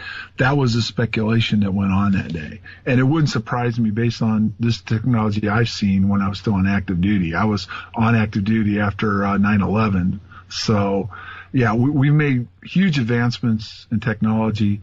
And based on these documents, you can't help but tie it into the study of whatever we dealt with. All right. Let's go to Florida somewhere. You're on the air with John Burroughs. Hi. Hey, Art. This is Tom from Florida. Hey, John. How are you, sir? Thank you for your service, both of you. My question is your opinion of this possibly being a test to see how the actual your base would react to something like this. But deeper than that, what if this is actually coming from 40 years in the future because of the drone you said that they were designing based on this technology? I mean, it could actually be the drone that they developed sent back to that time, so it all would happen. Well, the test part, if you mean, do I believe that for 3 nights they had us running around in the forest in a foreign country and all this stuff going on within the WSA? No, I don't believe that was the test. Now, up until a few years ago, time travel was just science fiction. Mm-hmm. But in the last 5 or 6 years, it's no longer science fiction. And what Peniston said was they were coming from the future back. So could it be something from the future coming back? I can't argue that point now, especially with all the stuff that's coming to light in the last few months or last year. Now the question would be, are they coming back by accident or what? That's another whole, Pandora's box. Well, you know how you said that they were developing a drone that was actually based on what it is that you all encountered that evening? Well, I said I saw pictures of a drone that's getting ready to go into active duty that looks a lot like what Sergeant Peniston drew in 1980, yes. Right, and what I'm saying is, do you think it's possible that it's that actual drone going back to you guys in 1980? It could be very well, and the interesting thing is, that's why I brought up the movie Final Countdown. If, in fact, something happened, and there's a lot of speculation between 18 and 22 that a lot of bad things are going to happen, financially, militarily, and everything else. Let's just say this becomes operational, or there's a good chance it already is operational, if you know how the military works, then something happens here in the future, a year, 2, 3, 4 years from now, it could kick all the way back to 80, because one of the speculations of time travel is it can only go back as far as when it was first developed. Right. Yeah, that just sounds like that could be a very interesting possibility. If you'd have told me that 5 years ago, I'd have laughed at you. Not anymore. Well, thank you, sir, and thank you, Art. Right, thank you very much for the call. And let's go here. You're on the air with John Burroughs. Hello? Yes, hello. Hi, I have a couple of questions for John. I would like to know, John, do you have any idea where these people came from that were in contact with you, or who they might represent? And also, one additional question. You said that you were under the impression they were going to contact you again. Was there any timeline given for that? The first part, no, not really. The guy that was doing hypnosis seemed to have some insight, and I can't remember exactly where he thought they were coming from, but I never really speculated. In fact, it's typical my personality. When he said a certain thing, I said it in the hypnosis that what you're saying is wrong, it's not possible, and it was left at that. Now, the part of when they're coming back, it appears they didn't give a direct date, but it does appear the way they described it, we very well could be coming into that time frame right now. Gee, so you could be getting a visit pretty soon. Under hypnosis, yes, it's possible, I guess. How do you feel about that? I mean, is that scary to you, or have you come to terms with it, or how do you feel about it? Well, okay. First of all, for it to come out in hypnosis back in '88 was mind-blowing, and all the stuff around it, okay? But as the years have evolved, it's become more and more clear that what seemed so crazy in 1988 now could be possible. The only question I have is why would they come back for me? You know, why did they make that so clear? They obviously had. I don't understand. Yeah, they obviously had intense interest in you, or you wouldn't have been going back. That I can't argue, and that's been talked about, and that's some of the things I don't like to talk a lot about, because just think about it. I'm just a good old boy from the Midwest out there doing my job. Next thing you know, over a 3-night period, I have some kind of contact twice. There's missing time. I get injured by it. And then under hypnosis, it goes into more detail, which seems to be playing out now. And not only that, they're coming back. So, I mean, that's a lot to handle. It sure is. DD 214 changed. Yep. Medical records classified. Yep. My goodness. Hold tight right there. 952-225-5278, or in North America, MITV 51. Have you seen my mate? I tell me when the boys there. You're still on a plot and I wanna rock. Wanna get a belly full of beer. Wanna take a ride? Your conductor, Art Bell, will punch your ticket when you call 1-952-CALL-ART. That's 1-952-225-5278. Very easy number. John Burroughs is here. He was at Rendlesham when all this happened, 3 nights. The only one there, 3 nights. Apparently a message was imparted. Some of it has come back through hypnosis. Probably not all of it. He was key in some way to all of this and to them. Or in my opinion, he would not have come back even that second night. So, what a great mystery it is. John, I'm sure you've rolled this over in your head 1,000,000 times, right? Right. And on the break, I just did check. I know there's a lot of interest from you in my hypnosis and stuff. Yes. There is a 10-minute clip of it on YouTube. Oh, really? Yeah. There's a 10-minute clip of it that was used at one point, and it's on there. So if anybody wanted to go and look at it, they can. And the interesting thing about it was one of the biggest skeptics and debunkers of the Rendlesham case looked at it and said he believed it. So I don't know what to do with that. And this will come up under your name. A search. Just put John Burroughs hypnosis, and it comes up. Really? Yep. How how long were you under? Do you recall that? If I remember right, because I don't have at least 3 hours for that. 3 hours, really? I've been under a couple other times too that were very, very disturbing. So. Really? Yeah. So other things came out. Well, this is the whole thing that's just hard to explain. A few years later, this would have been probably around 2009-10. There was a hypnotherapist that got involved. There was some stuff that was done through Stanford and everything, and she actually wanted to take a look. And the weird thing about it was when I went under, there's certain things that started with interesting things like went to a door, I saw pie, and then tried to take me back, and all of a sudden. And it's really bizarre. It was out at one point, but it's I think it's not on the line anymore. But my whole body almost lifts off the chair, and I'm shaking. When I tried it, there was like this opening, like a vortex or something appeared, and I was trying to go through it, and the blue lights and something else interfered and wouldn't let me go down and go back in time again. And wow. And she wasn't like, people say, well, these hypnosis people. She was actually a therapist certified, and she did a lot of work, and even she couldn't explain it. There seems to be a block, even now under hypnosis, that I can't get to where it used to after that one time. I understand. All right, let's go to a call. Hello there, you're on the air, wherever you are. Hello? Hello. Hi, Art. Hi. John? My name is Mike, and we met in Eureka Springs, Arkansas at the UFO conference.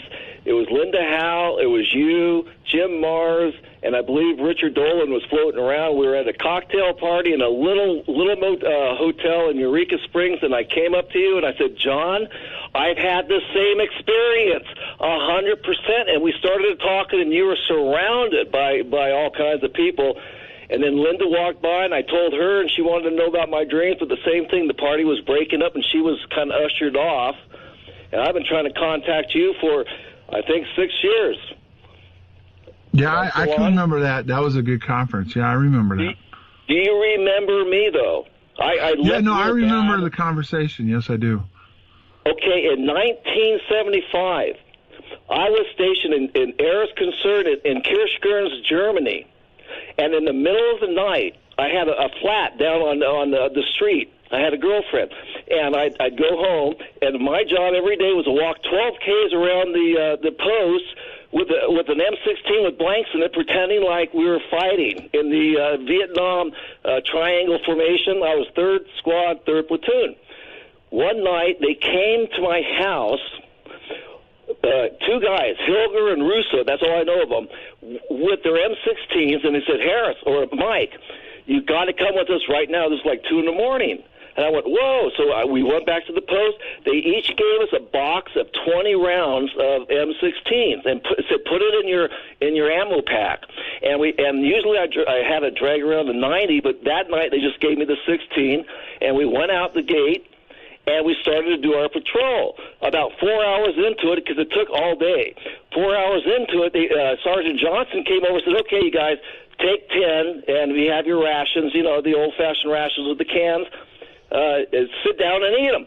So Hilger and I and Russo sat down on this perch, and on the right side was the base, and on the left side was my flat, my little German apartment. And we were laughing because we were real close, but it was still about 2 hours hike, and we had to go through a swamp and then load our blanks and all that kind of stuff. So I opened up a can of scrambled eggs and ham. I know it, and I had a P-38, which is a can opener. And Russo said, throw it to me.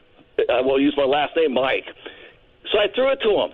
And all of a sudden, I swear to God, John, and I was telling Linda, I got to tell somebody about this. I wrote an 85,000 word book. Okay, let's go back. All of a sudden, what? Oh, all of a sudden, we hear the whole company. The whole company was out. The whole company. In the middle of the night, first time ever. I was there 15 months, first time ever, with live rounds, not loaded, but in our backpack. all of a sudden, I threw my P-38, and as soon as I did that, John, as soon as I did that, the whole company was in the swamp. There was a back road and a little trail you had to go down, and the place where you unload your blanks, and you're kind of in the swampy area. Anyway, that's about an hour-and-a-half hike in formation. And I had to take that out. You're going to have to get to the point of your story, sir. We lost an hour and a half. I came back down the hill. They said they sent a platoon looking for us, and that we crawled under a bush. I said, no, that didn't happen. I ended up in this room with at least 15 brass. And they all had, the smallest one was a captain, and the guys on the right of me had these portfolios, and they kind of all looked the same, and I had a colonel there, and the other two guys, and I don't know who they are really, except for nicknames, they just pleaded that they didn't know what happened. They got off, and I wouldn't do it. I said, no, there was no way that we could have been asleep.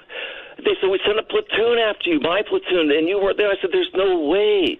So eventually they kept saying, you have to sign this statement that I went under a bush, and I wouldn't do it. They said, you can be court-martialed. I said, buddy, I didn't do it. Okay, I get it. So you had missing time. And you also had missing time, right, John? Quite substantial amount of missing time. Well, the first night, 45 minutes. And when we came back in, our watches were 45 minutes slow. But they actually they could not account for where we were, radio contact or anything for 45 minutes. Whew. Just gone. Well, yeah. I mean, I guess you have to look at it from that standpoint. We went out in the forest, and for 45 minutes, they couldn't raise us on the radio, and they didn't know what happened to us. All right, on Skype, Benson, you're on the air with John Burroughs. Hello. I said, hey, what's up, Art? You're up. I just wanted to ask John a question. I've been listening in and on and off tonight and kind of working around the house and whatnot, but I was wondering if he ever recalled, like, what beings he encountered or what he encountered out there. We've been describing that all evening.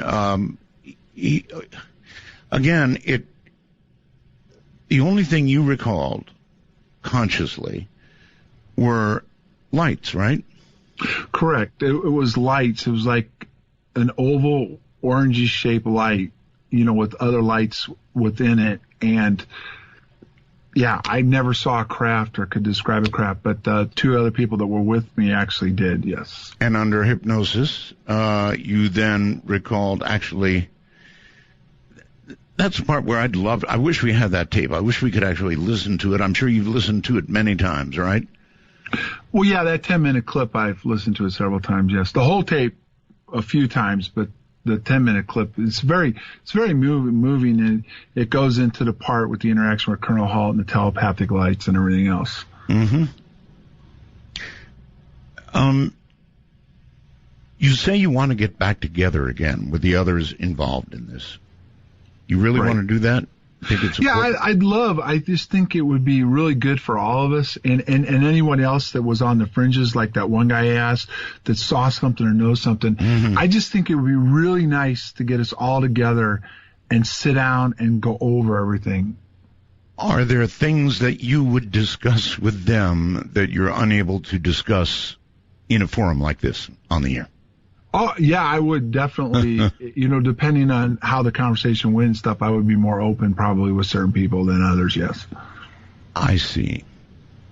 I wonder what I could do to get you to tell us what you have not yet told us. I can feel it. There are any number of things that you haven't told us. All right, John, hold tight.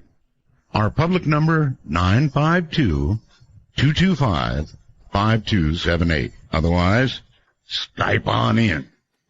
No call screening, no waiting on hold, no requirement to kiss Art's ring, just good talk. Join Art by calling 1-952-225-5278. That's 1-952-CALL-ART. We're talking about the Rendlesham incident, and our guest is John Burroughs, the only one who was there all 3 days of that incident. He feels that he's going to see them again.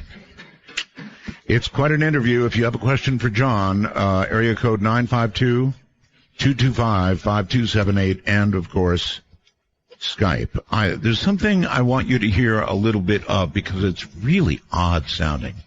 Really is odd sounding. It's John under hypnosis, and I want to make sure to ask, John, you don't mind if I play a little of this, do you? No, go right ahead. Okay, good. This would be John under hypnosis. It's wild. Listen. Instead of getting nervous, we were like going, what are we getting into? I don't know. What's going on? We don't know. The radio keeps coming back.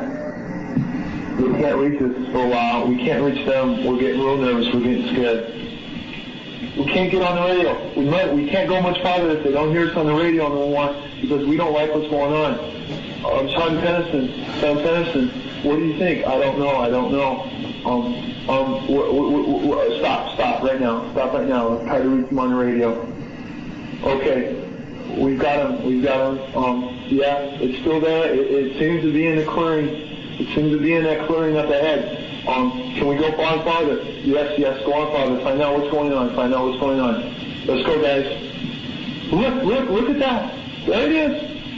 Hit the ground. I run. I die. Shoot, John, shoot. I can't. I don't have my gun. Who's telling me to shoot? Sergeant Tennyson. I don't have my gun. They told me not to bring it. Yes, they did. They told you at the last minute to bring it. Describe what it is he wants you to shoot at. Light. A weird oval-shaped light. It's hovering. It's strobing. Flashing back and forth, flashing on it. It's white, but there's lights below it. There's little lights below it. There's the orange lights. There's the red lights. It's like sun. It's like the sun, but it's not shaped like the sun. It's like an oval-shaped thing, and it's pulsating. How far away is it?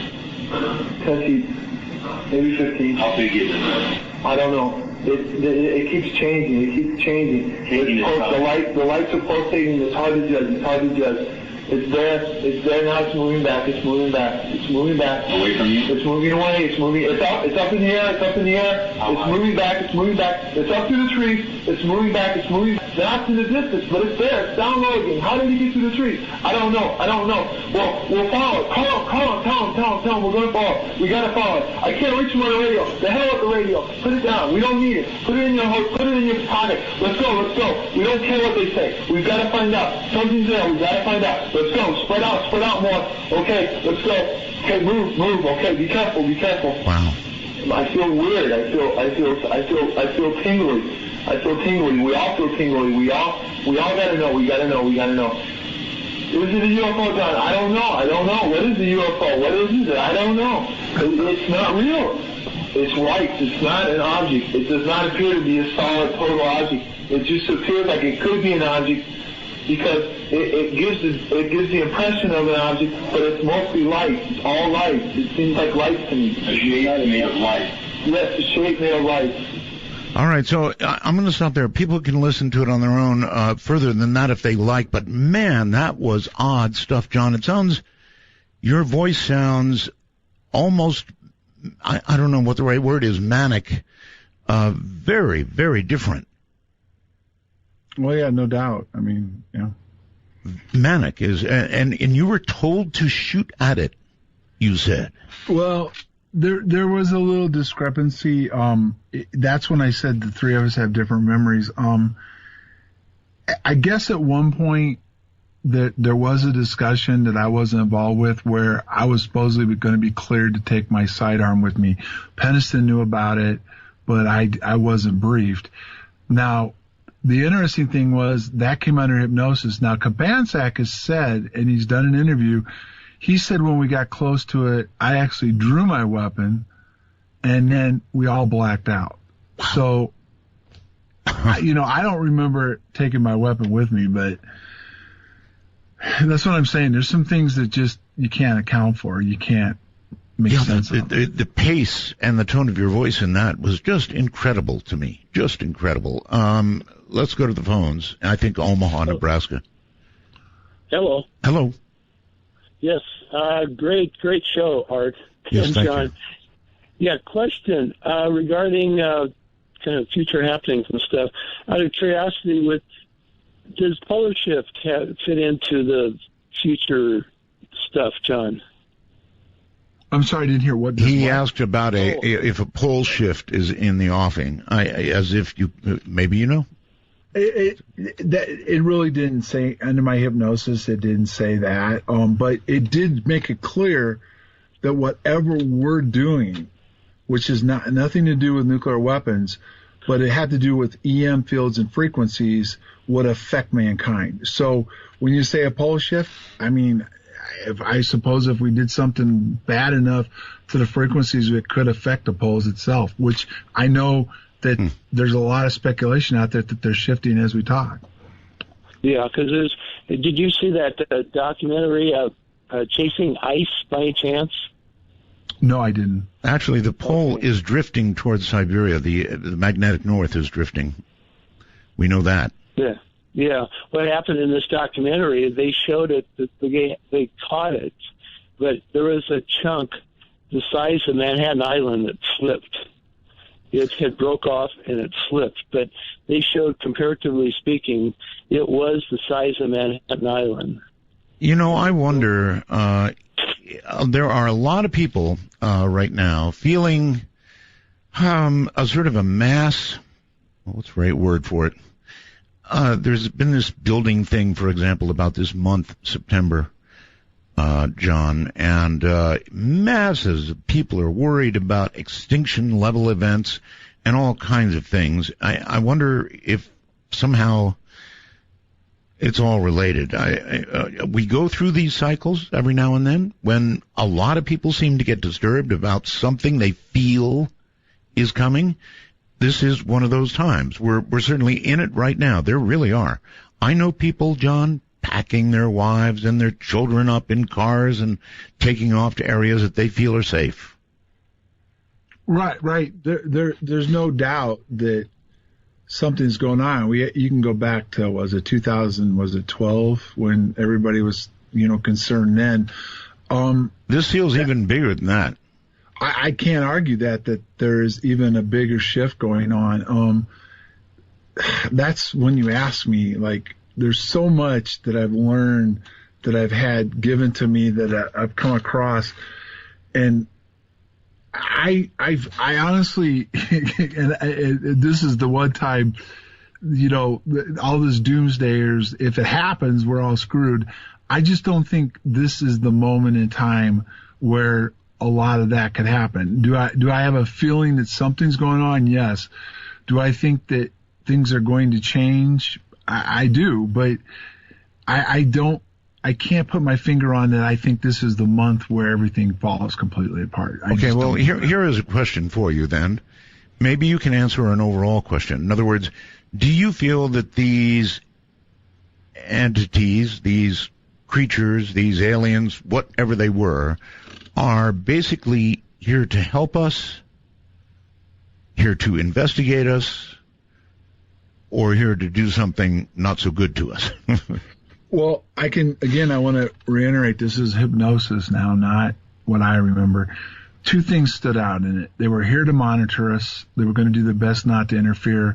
But if it came at a certain point, I think I could only tell you what it appears to be on the hypnosis tape. They had an idea of what went on and what went wrong in the future.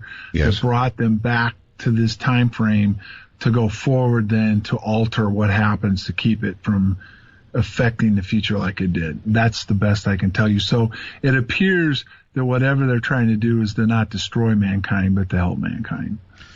Okay, boy, I hope you're right about that. Let's go to Newburgh, New York on the phone. Hello. Hey there, Art. Glad to hear you back on the air. Yes, glad to be back on the air. Thank you. Oh, indeed. Love your show.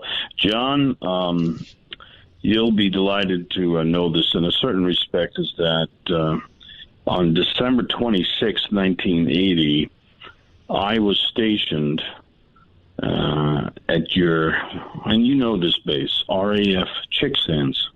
Yep, Chicksands where the DIA was located at. That is correct. And I worked for an ARC, this base where I was stationed. It was a top secret facility, and this is what I wanted to say to John, is that everything you are saying makes 100% sense, because I was working that evening, midnight shift. I was off for Christmas. 3 years I spent TDY in England. I did not have to work Christmas. I remember this very clearly. That evening, we had incredible activity, amazing activity. Really? And yes, it was unbelievable. And what kind of, excuse me, what kind of activity? Without disclosing top secret information, obviously, it's, as John has been mentioning, he said the danger are a frequency, radio frequency, and all that good stuff. Well, that was part of our job to do that in that realm. So he is correct in the sense that what we are doing in the, with messing with frequencies and whatnot, electronic frequency, yes, it is disturbing the, however you want to call it, our well-being for the future. And it's very complicated and it's very hard to try to explain, but he is correct. He is very correct. That evening was buzzing with activity meaning electronic surveillance, and activity was very, very, very busy, very acute. You were working the elephant cage that night, weren't you? Yes, I was. Okay. Yes, so right. Not an SP. Now you're AFSP. No, I know exactly, but the elephant cage is what they had there. It was in San Vito and some other places, and eventually it went from that size down to just a little radar. That is correct. That is correct. Yes, and what you are saying, the two things you are saying about how we, in fact, messing the air with frequencies and whatnot, bringing about problems. And secondly, the fact that Art asked you, well, are these guys really, maybe are they devious? Are they, do you hurt us or they want to help us? Yes. It's pretty much, Art, they're curious, as John, it's a curiosity, like John said. Like if we got so advanced, like Interstellar, the movie, if we got so advanced, another, say, 1,000 years from now, we were able to do these things, we would be curious, kind of hide and seek with them and trying to find out about them. And I think that's basically what they're trying to do. They really don't want to hurt us, but they know something's up.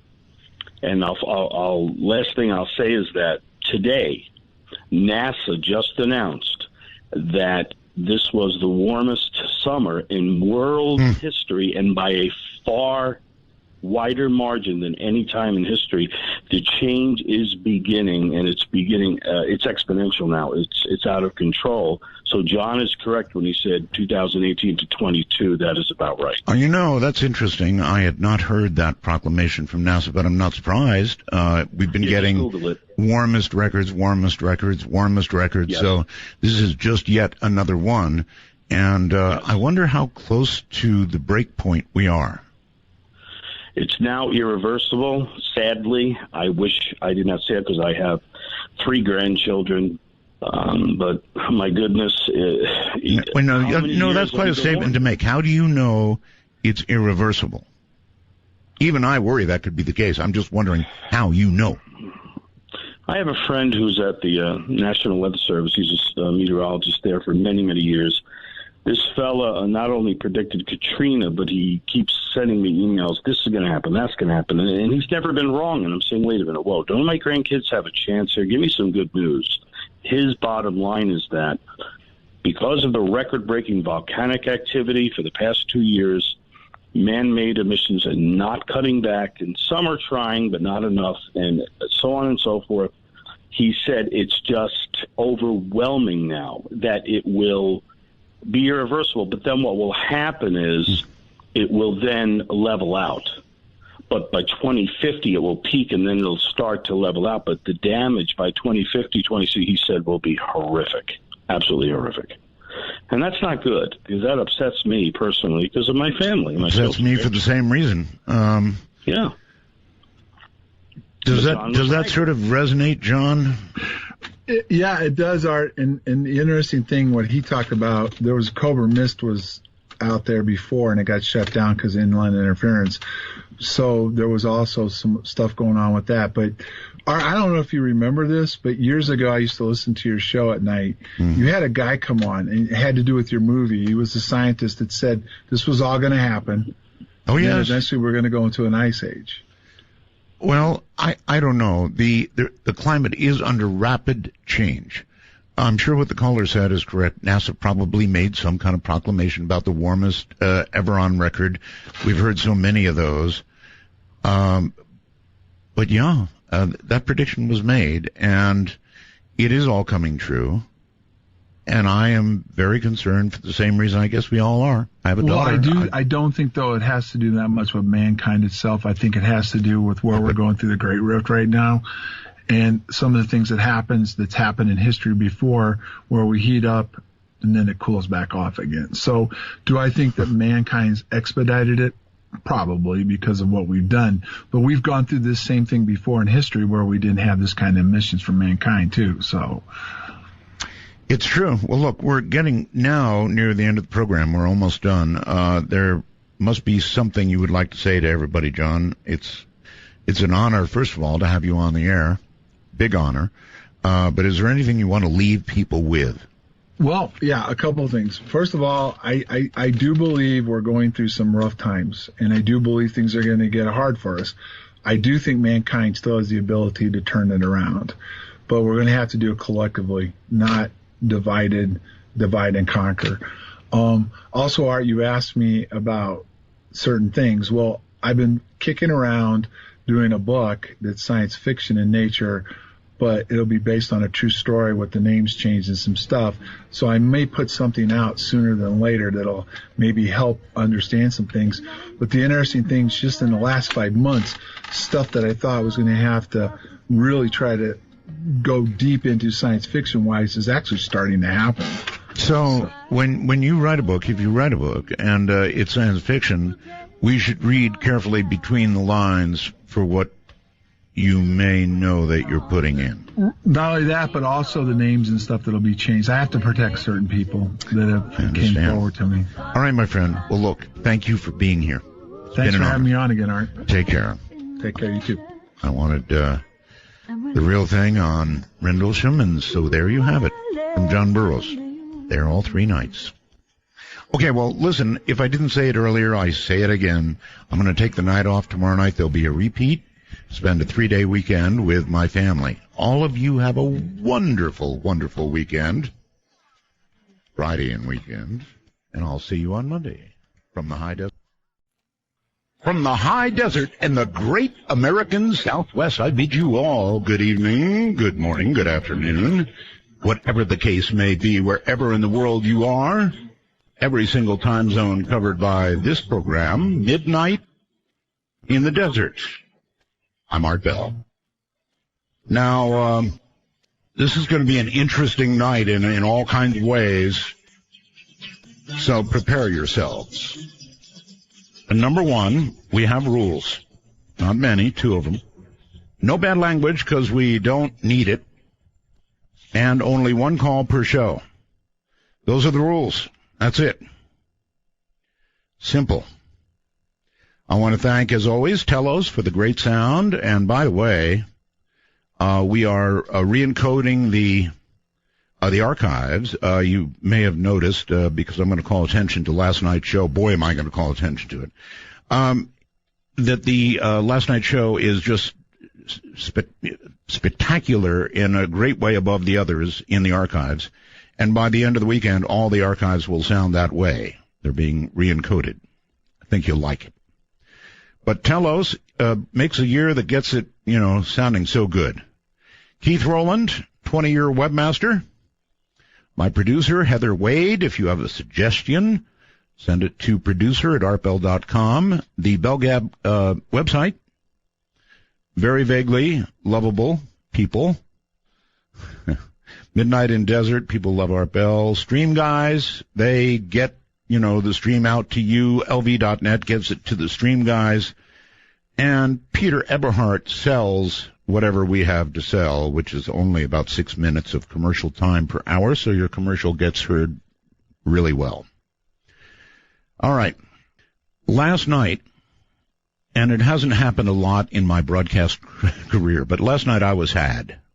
I was really had last night, and I must tell you that, like many of you, I went back home last night shaking my head, going, what just happened?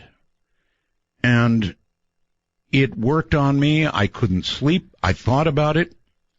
I refer now to Blanche Barton, my guest last night, the high priestess of the Church of Satan, the chair mistress of the Council of Nine, Anton LaVey's lover, partner, the mother of his child. All about Satan. And I'm sure that many of you who listened last night expected the sound of rattling chains, deep, dark, terrible things to be told, the fires of hell to be discussed, and there was none of that.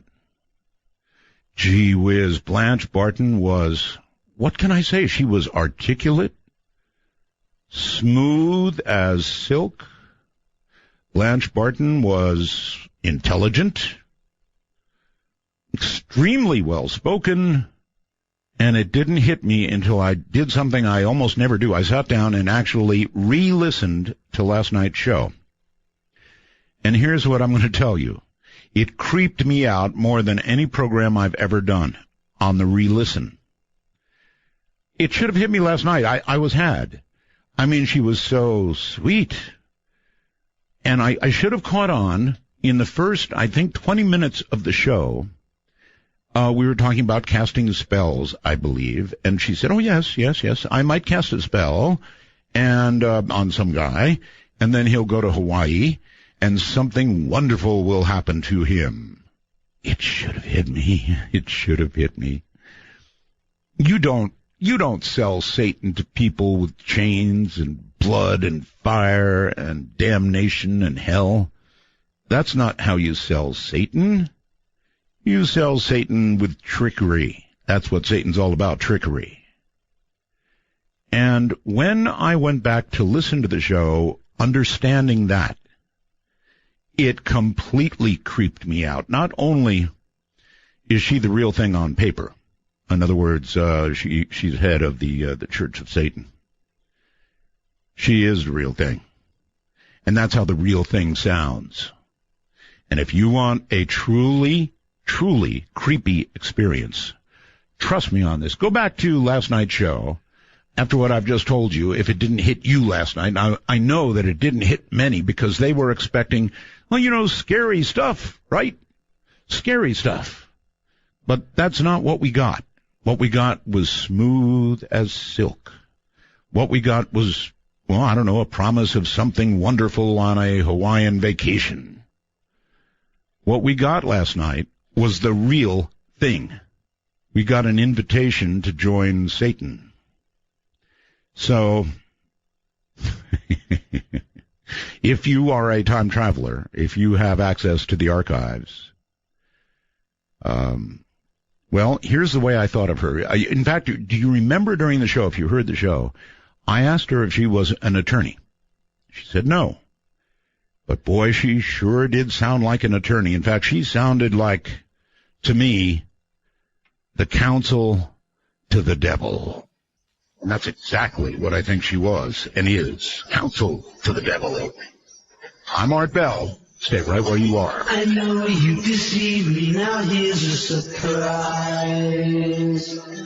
I know that you have, 'cause there's magic. Baby, take my hand, don't feel the reaper. Will you ever apply? Don't feel the reaper. Baby, I'm your man. The clock strikes 12, and Midnight in the Desert is pounding packets your way on the Dark Matter Digital Network. To call the show, please direct your finger digits to dial 1-952-225-5278. That's 1-952. Call Art. I'm telling you, she got me. Last night I was had.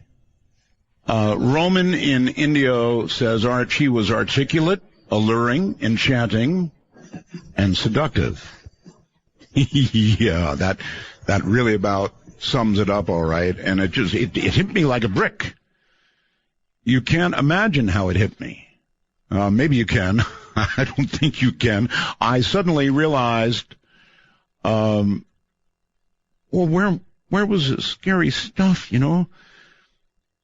I was reading people's reviews, and they were saying, gee, that wasn't scary. But if you go back and you listen to it now, I absolutely guarantee you will understand what you're hearing, and what you're hearing is the real thing. That was Satan's counsel. That's what that was. That's my own opinion.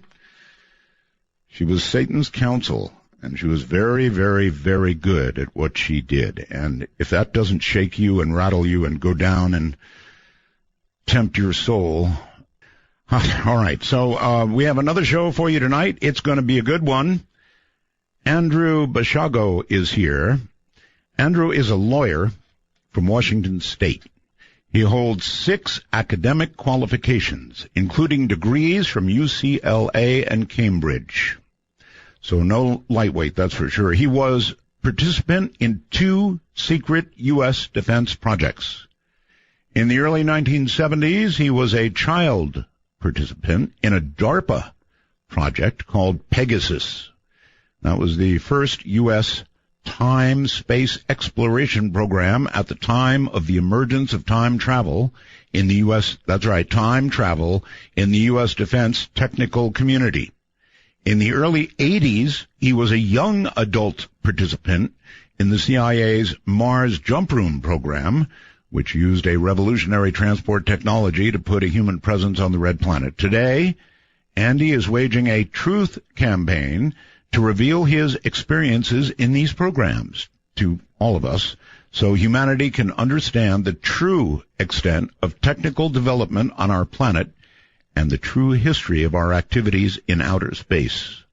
On tonight's show, we, however, will focus on Andy's experiences in the DARPA project, the project called Pegasus.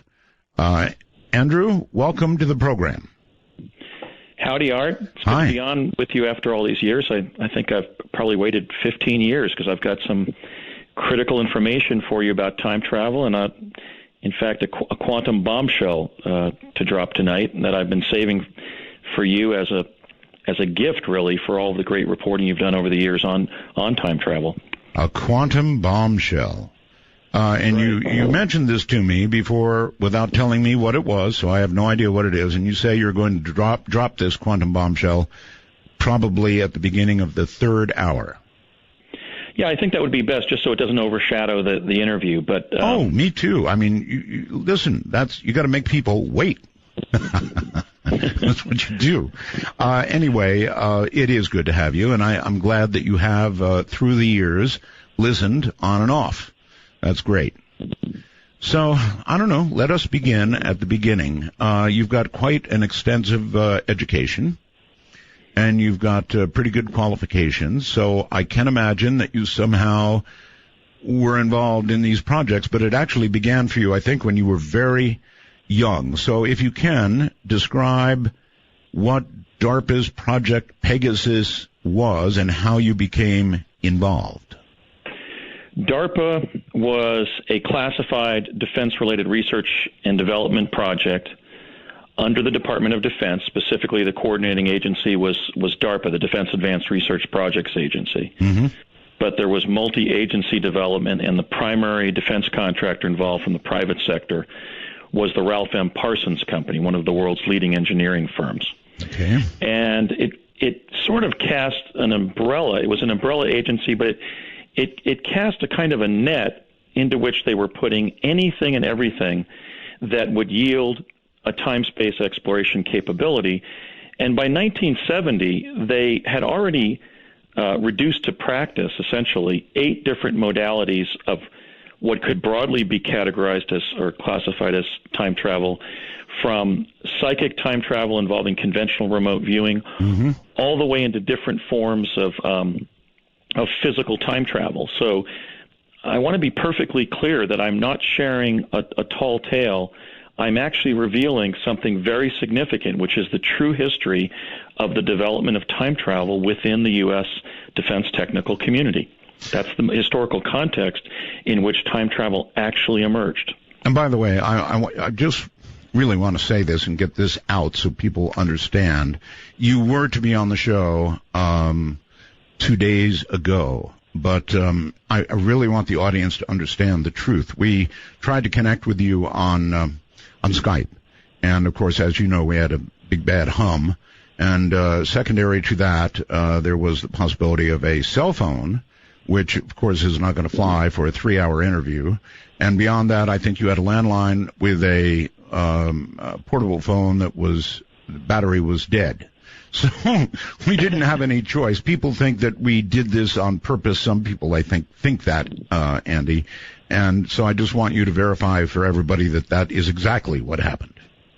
Right. I think something about the momentousness of tonight's discussion between the two of us maybe was throwing some of that energy backward in time and sort of circumvented the technical infrastructure we needed to do a great interview tonight. So I'm glad that we did postpone and reschedule for tonight. So what actually happened is you went out and bought a landline phone, plugged it into the wall, and that's how you and I are talking right now. Correct. Okay. All right. So they had all those modalities for looking into time travel. Now, what DARPA does is, in fact, look into these kind of weird, edgy things. That's what DARPA is all about, right? Right. DARPA's legislative mandate from the United States Congress is to prevent military surprise. So ultimately, or initially, I should say, the time travel project began after the famous July 1952 overflight of our nation's capital by 9 extraterrestrial craft that were clocked at Langley Air Force Base at traveling at 7,000 miles per hour, which exceeded our flight capabilities, our jet aircraft capabilities of that time. Sure. But those extraterrestrial crafts. Now, this sighting was reported on the front page of the Washington Post. Oh, actually, people can go back and you can get a front page picture of the Post, and you can see these UFOs or whatever they are, just as you described, going right over the Capitol. That's a fact. Right, and what they were also seen doing was disappearing in one location in the sky and then reappearing elsewhere, and we concluded that our extraterrestrial visitors were in possession of time travel, basically of teleportation. So my late father, Raymond F. Bashago, had been working at Okanite Company in Paramus, New Jersey. And in October of 1952, a U.S. Air Force colonel showed up at his desk at Okanite and ordered him to report the next Monday to the Curtiss Wright Aeronautical Company facility in Wood Ridge, New Jersey, where my dad designed the metal alloy by which the ramjet plane would not melt from friction in our atmosphere as a result of contact with molecules of air, and would also not melt when it went outside of our atmosphere from friction with space dust, because the goal of the ramjet project was to essentially chase these extraterrestrial craft away from Earth. And that was my father's entry essentially into the classified defense-related research realm, the Black Project realm. And at this point, how old were you? Well, in the 50s, I had not yet been born. I was born on September 18th of 1961 as the youngest of 5 children. So my father married in 1955 after 3 years at Curtiss Wright. And then he entered a very creative period of his career that's essential to understanding how Project Pegasus fell together. Okay. He was working from 1956 to 64 after leaving Curtiss Wright. He was working at the Thomas A. Edison Research Laboratory in West Orange, New Jersey. Now, this was not the historical Edison labs. It was a kind of a think tank that was pioneered by Neil T. Williams, my father's essentially his supervisor and his co-inventor of several electronic patents of that era. And it was a very prestigious think tank. For example, 2 desks over from my dad was J.B. Johnson, who essentially made the timeline of key discoveries in 20th century physics by discovering signal-to-ground noise, basically Johnson noise, what we might call white noise, in 1928. Foster C. Nix, the prominent solid-state physicist, was also in this small lab in West Orange. And much of what my dad did were higher-end math problems that were a result of the development of different electronic components that were then being developed by that particular think tank, primarily staffed with electrical engineers.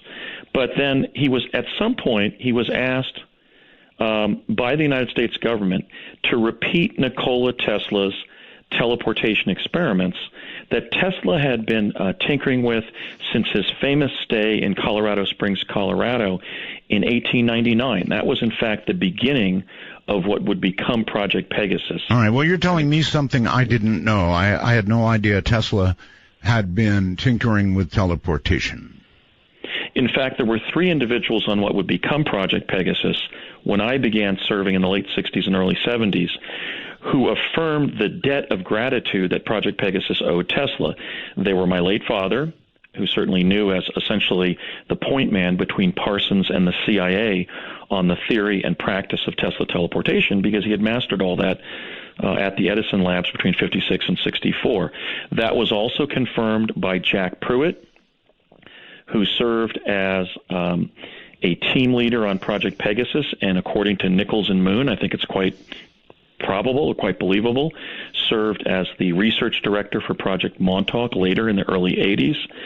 And the debt owed Tesla was also affirmed by a very distinguished member of Pegasus, and that was Dr. Robert Beckwith, who would go on to earn, I think, perhaps 20 patents, U.S. patents, on some of the most advanced electronic components that would be bought up by Robert Noyce and would become what we now call Intel Corporation. All right, so Andy, you're describing this, aren't you, as the real Philadelphia experiment? Right. I want to make it completely clear, and also I want my critics to know that I'm sharing this information because I felt that I was under a moral duty to do so. When I look back around 2000, at that point being a fan of the Art Bell Show for, I think, 12 years, I think since the late 80s, I would listen to the different time travel guests and think about what I had been part of, and I thought, my God, my status would be sort of like having been an office boy for the Wright brothers when they developed flight. I mean, I have the inside account. This was the project in which time travel was actually developed. Now, there was a Philadelphia experiment, but the one that we know is a cover story that was scripted by the Office of Naval Intelligence to de-link the 3 critical connections, between the 3 elements, namely Tesla, teleportation, and the Los Alamos physicists.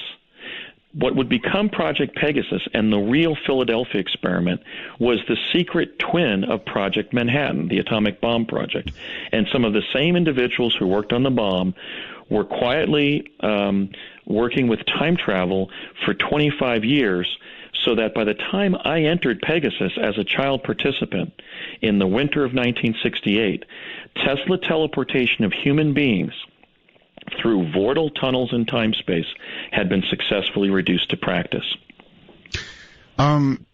Question for you. I, of course, had a number of interviews with regard to the Philadelphia experiment, and some of the technical details were revealed.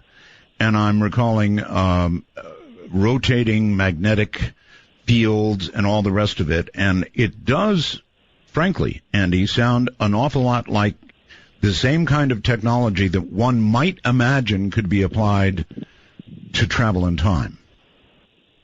Yes, but the story that has been propagated is a cover story. And there were critical differences in terms of what really happened. And our informant on this was somebody who was telling this story when I was a child on Project Pegasus in the late 1960s and early 1970s. Mm-hmm. And in 4 interviews, 2 conducted by myself, 1 conducted by the writer Alexandra Bruce, and 1 conducted by Ken Thomas, the great crusading journalist at Steam Shovel Press. Over 25 years at that point, really ultimately to the early 2010s, to the time that Beckwith was now about 80, shortly before his death, he affirmed the same information, which is that the actual Philadelphia experiment did not take place in the Philadelphia Naval Shipyard. It took place in Long Island Sound, It did not involve the Eldridge, and it involved a ship called the Martha's Vineyard. Okay. It was not an experiment into radar invisibility of the Eldridge. It was an experiment into Tesla teleportation of the Martha's Vineyard after the Nazi Navy began chaining ordnance to the bottom of the Atlantic Ocean and presenting a military threat to our ships at sea. It did not result in multiple sailors being fused in the deck of the Eldridge. It involved the death of one sailor who, when the ship went back not to Norfolk, Virginia, but to Newport News, Virginia, was falling through time-space and was impaled on a column that supported the splash cowling of the Martha's Vineyard. And here's the critical connection. Inside the captain's mast of that ship, the Martha's Vineyard, was not Albert Einstein, as some have speculated, and was not John von Neumann, as was part of the cover story that was propagated, but were the Manhattan Project physicists J. Robert Oppenheimer and Dr. Edward Teller, and I can say that I met the latter during my childhood experiences in Project Pegasus. So we've gotten the gist of the fact that there was an important time travel experiment, or an experiment that accidentally yielded a teleportation capability. But it is a false story. It is naval disinformation. The actual Philadelphia experiment is such as I just described. Wow. And all of this information came to you from your father? No, that particular information was the content of frequent soliloquies delivered by Dr. Robert Beckwith at lunch in Albuquerque when we were sharing a meal with our colleagues on Project Pegasus. Individuals like the science director of the project, Dr. Harold Agnew, when he was the director of Los Alamos National Labs. Teller was sometimes at lunch. I remember several lunches that Dr. Ivan Browning attended when he was the director of science and technology for CIA. Beckwith was obsessed regarding the real Philadelphia experiment, and he was constantly correcting those present so that they had the critical facts of what had happened, and hence the critical debt of gratitude that Pegasus owed Tesla. All right, hold it right there. Yes, I can fully understand that, and I can understand an obsession with it as well. My guest is Andy Bashago, and boy, you're getting quite a story tonight from the high desert. This is Midnight in the Desert.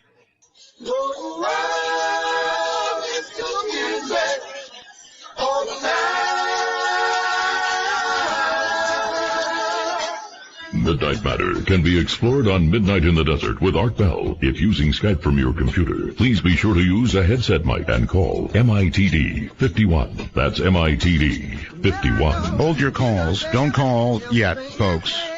My guest is Andy Bashago, and he's a very well-educated man, and laying this all out very carefully. He says, what we know, or think we know, about the Philadelphia experiment is not accurate. I listened, of course, years ago to Al Bielek describe technical details of the Philadelphia experiment, which you now say was kind of cover for what was really going on. Is that fair? Yes, it's a cover story. It involved another ship, another technical process, but the critical thing they were concealing was the linkage between Tesla teleportation and the very Los Alamos physicists that developed the atomic bomb and continued to design more destructive nuclear weapons, in the latter half of the 20th century. Oh, yes. Okay. You describe 8 modalities. Correct. Is there a way to go through them fairly quickly so we can get a rough understanding? Yes, especially if we conceive of it as a spectrum with, let's say, psychic time travel on the left, and then what I call physio-virtual kinds of time travel in the middle, and then into the physical forms of time travel. On the left side of the spectrum, the sort of the fuzzy logic side of the spectrum, right, we have psychic time travel in the form of conventional remote viewing. Okay. I can correct the historical record on that. Ingo Swann often claimed that remote viewing began at SRI in 1972. Right. However, I and my childhood colleagues, I like to say that we were small mediums at large. We were doing conventional remote viewing for the Office of Naval Intelligence no later than the fall of 1969, and in fact we were tasked, and it makes sense why we were, because John McCain's father was then the commander of the entire Pacific Fleet of the United States Navy. We were asked to determine whether Lieutenant Commander McCain was in the POW compound known as the Hanoi Hilton, right, and if so, where he was in the building. I imagine they either wanted to bomb his location or maybe extricate him from that location. Okay, the very typical target for remote viewing. Right, we were doing conventional remote viewing for the United States Navy. Then they began manipulating our environment, or at least our perception. One of the things they were doing was spinning us, and by spinning us, inducing out-of-body experiences. During one of those OBEs, I came to a mechanical limit beyond which my consciousness could not go any farther. When I described that machine or that limit to the astral plane, this was a direct quote from the lady from DARPA who was debriefing me. Yeah. She said, "Others have described it. We think it's the technical infrastructure that's propagating the hologram that we find ourselves in. We're calling it the Matrix." And this was upon me returning to my body from an induced OBE, induced by being physically spun clockwise on my back beneath a spiral image on the ceiling at 33 rotations per minute, which is certainly a curious number in many ways. The Masonic connection, the connection to the recording industry with the 33 RPM records. But we not only were going out of body, but when I reached the physical limit of those OBEs one time, that's what the debriefing lady from DARPA said. And this was, 29 years before the production and release of the Matrix trilogy by the... Right, I can clearly see how the spinning you talked about, the physical spinning, could lead to an alternative, altered state, I guess. Yes, and that was what I call astral time travel. They deracinated our minds almost in a shamanic way, a very tribal way, and we left our bodies and went elsewhere, and then we were questioned about where we went. Got it. So that, again, is very fuzzy logic time travel. All right, we have a long way to go to get to 8 modalities here. Okay. Now, then in fall of 70, they actually started some of the physical time travel first, but let me stick in, within the logic of the spectrum that I'm describing. Sure. Okay, then in fall of 70, they took us to the general manufacturing company, the map-making facility of Standard Oil, which was then in, I think it still was until very recently, in Convent Station, New Jersey. Okay. And there they had a device called a chronovisor. A chronovisor is an electro-optical device that propagates a hologram that is so dense that it has the effect of lensing a non-local event into the laboratory, an event from what we would call the past or the future. If you stand away from the hologram, you can see something going on inside this cubical field of light generated from a crystal array in the ceiling that has either happened in the past on some timeline or has happened in the future on some timeline. So being able to watch the future or the past, was it actually controllable? Could you design what you would see, or was it random? Well, the chronovisors were still experimental when I was brought into the project officially in fall of 1969, the beginning of my third grade year. And they were trying to just focus the holograms. It was sort of like trying to focus an old-fashioned television image. They were going on the blink a lot. They were kind of wobbling and then blinking out. Got you. Now, the paradox, or the way in which the chronovisors became time machines was basically as follows. When you stood inside that hologram, in other words, when you stood on the stage of the device and the crystal array was turned on above you with such brilliance that we were actually conditioned in a Pavlovian way not to look up at the light, because they knew we would be rendered completely blind for life. We would be blinded. It was so blindingly brilliant of a light. But so we were trained not to look up I now have 2700 vision, so maybe my visual cortex was damaged by the chronovisors. But the way in which it became a time machine was that when we were standing in the hologram, we instantaneously went to that event scenario on either this timeline or another one that was being tuned in by the chronovisor. But when they were training us for the chronovisor, they were I'm sorry, question. Was it stable? Was it stable? By that I mean, you can imagine something like this. If it moved, shifted, or did anything wrong, you'd be in trouble.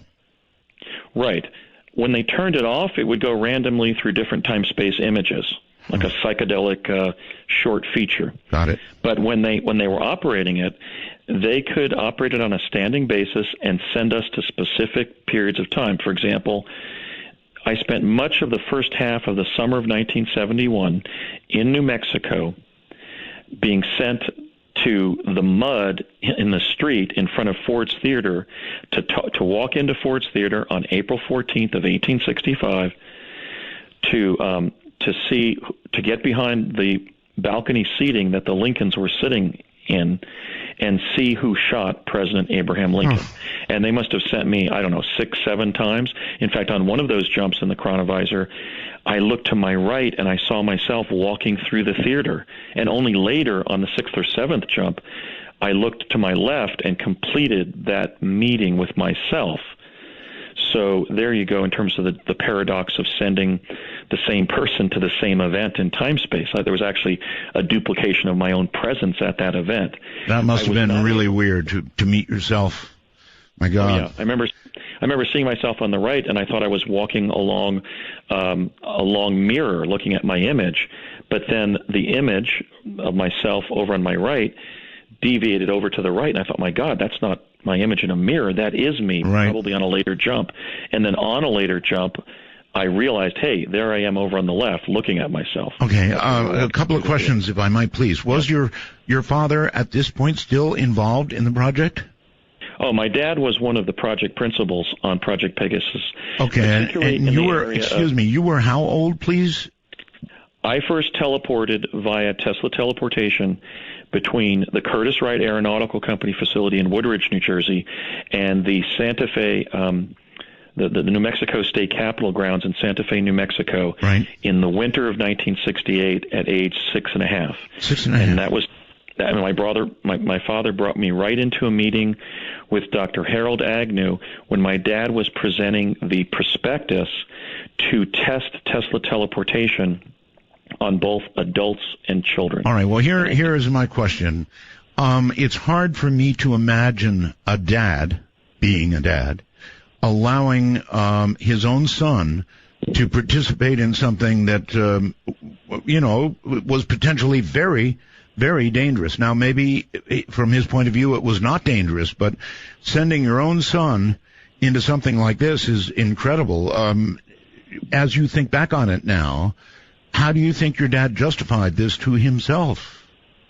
Well, the Defense Technical Committee he was working for was looking at two threats. I call them the grays and the reds. Basically, they were concerned about what our extraterrestrial visitors might be presenting. They weren't presuming there was a security threat, but they were mindful that different species from outer space with superior technology and development might present a threat of colonization or domination of the world. Yes, of course. Enslavement of the world, annihilation of the world. They were also concerned, it's funny to think back, but their chief concern regarding the former Soviet Union and their chief conventional military threat that they were worried about was actually a landing of the Soviet Army on the continental United States by the Soviet Navy. So that was the background in the field he was working in. But personally, my dad commented one time when Raymond Kubik, his supervisor at Parsons, flew to New Mexico rather than teleported there to meet us during the summer of 1971. And he said, Ray doesn't think that any of us should be teleporting. He thinks that the dangers haven't been worked out. Sure. But I think it's clear that the dangers have been worked out. And, involving you, Andrew, every time human beings have gone to a better world, like let's say left their island after they exhausted the local fishery or went to another area of the forest to find happier hunting grounds, even if they had to ford an ocean or a river, let's say, it's very human for humans to have put their children on their shoulders and gone with them into that future realm, that future environment. True. And that's what I'm doing with you. You know, you're actually Uncle Ray Kubik had sort of an uncle role in our family as we were growing up, because he was my dad's supervisor at multiple defense contractors and a family friend. He said, you know, your Uncle Ray thinks I shouldn't be involving you. And I told him, look, this is the human future. Why shouldn't we involve our children once we found from our Navy enlisted personnel that these devices are safe? And, you know, I really feel privileged, even cosmically privileged, that my dad made that moral choice. I should also add that my dad had served as a combat medic and ambulance driver with the 13th Airborne Division in France and Germany during World War II. Mm-hmm. And he had seen a lot of death, and he had seen a lot of, you know, dead children as well. And he may have been somewhat coarsened to the risk that I was undertaking, because, to be sure, I was being exposed to new, dangerous, and experimental technologies. Mm-hmm. But I think his response would be, look, if we're going to maintain our autonomy as a human race on Earth against the extraterrestrials who are coming here, who we don't know what security threat they pose, vis-a-vis the Soviet Union, we have to take our entire civilization into this better world, this world in which we can be, teleporting between London and Sydney in 3 seconds, not in 24 hours. So he was adamant about the fact that he had gone through the moral choice making and, in his mind, reached the right moral conclusion, that especially because of the reasons why children were involved. I'd like to share those with you. Okay. I understand. At 6.5, I understand, oh, Dad, I want to do this, whether it's for mankind or because it's fun or it's whatever. A 6.5-year-old, of course you wanted to do it. Dad, harder choice, deeper thought. Well, yeah, but there were national security considerations, so let me share those. Sure. The reason children were used in Pegasus, the first reason is we were experimentees. They had this Tesla teleportation technology, and they expected to be teleporting, for example, the President of the United States, the Vice President, the Secretary of State, and other executive, military, and intelligence officials, and their families.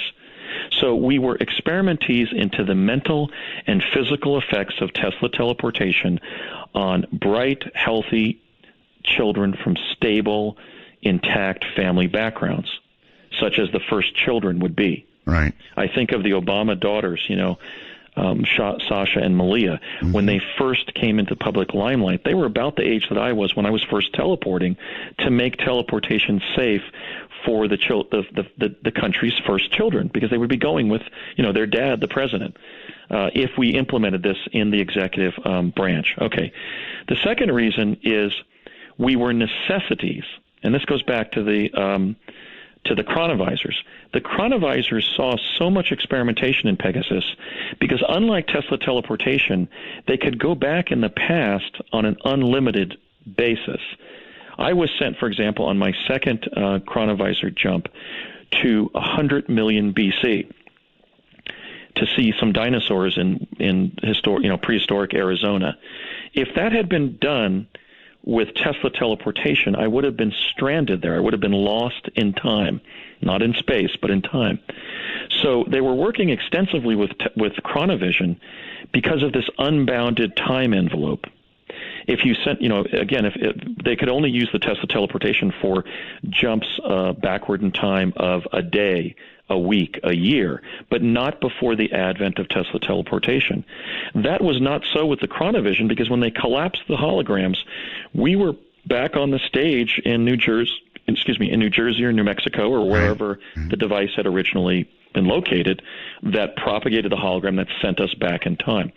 Now, because the holograms were going on the blink all the time and the technicians were having conniption fits, basically trying to make them stable, they found that they needed to use either very bright adult diminutive people, small people, little people, or they could use bright, they could use children from gifted and talented student programs around the country. And they thought, well, since they're also going to be trainees to be the first generation of adult American chrononauts trained in childhood, let's work with bright and gifted and talented children, rather than with diminutive adults. So we were also trainees. I was present in a kind of a sidebar discussion between the defense attaché to Project Pegasus, Donald Rumsfeld, and my father at a bar in Albuquerque sometime in the early 70s.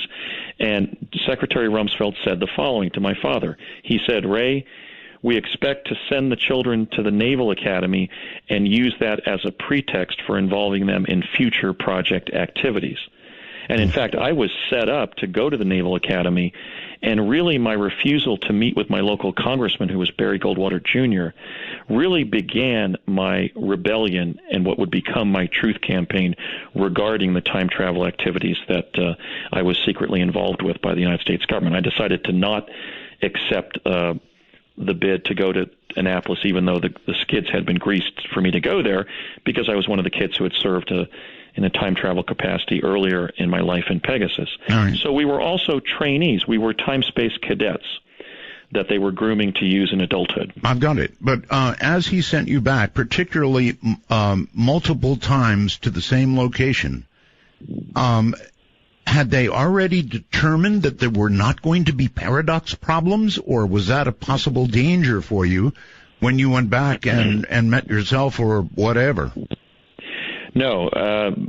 After deciding that children had to be used, and my dad having the faith in me as a tough, blocky-headed, very bright young man, we were still dealing with the threat, in fact, of catastrophe. Let me just cite one example.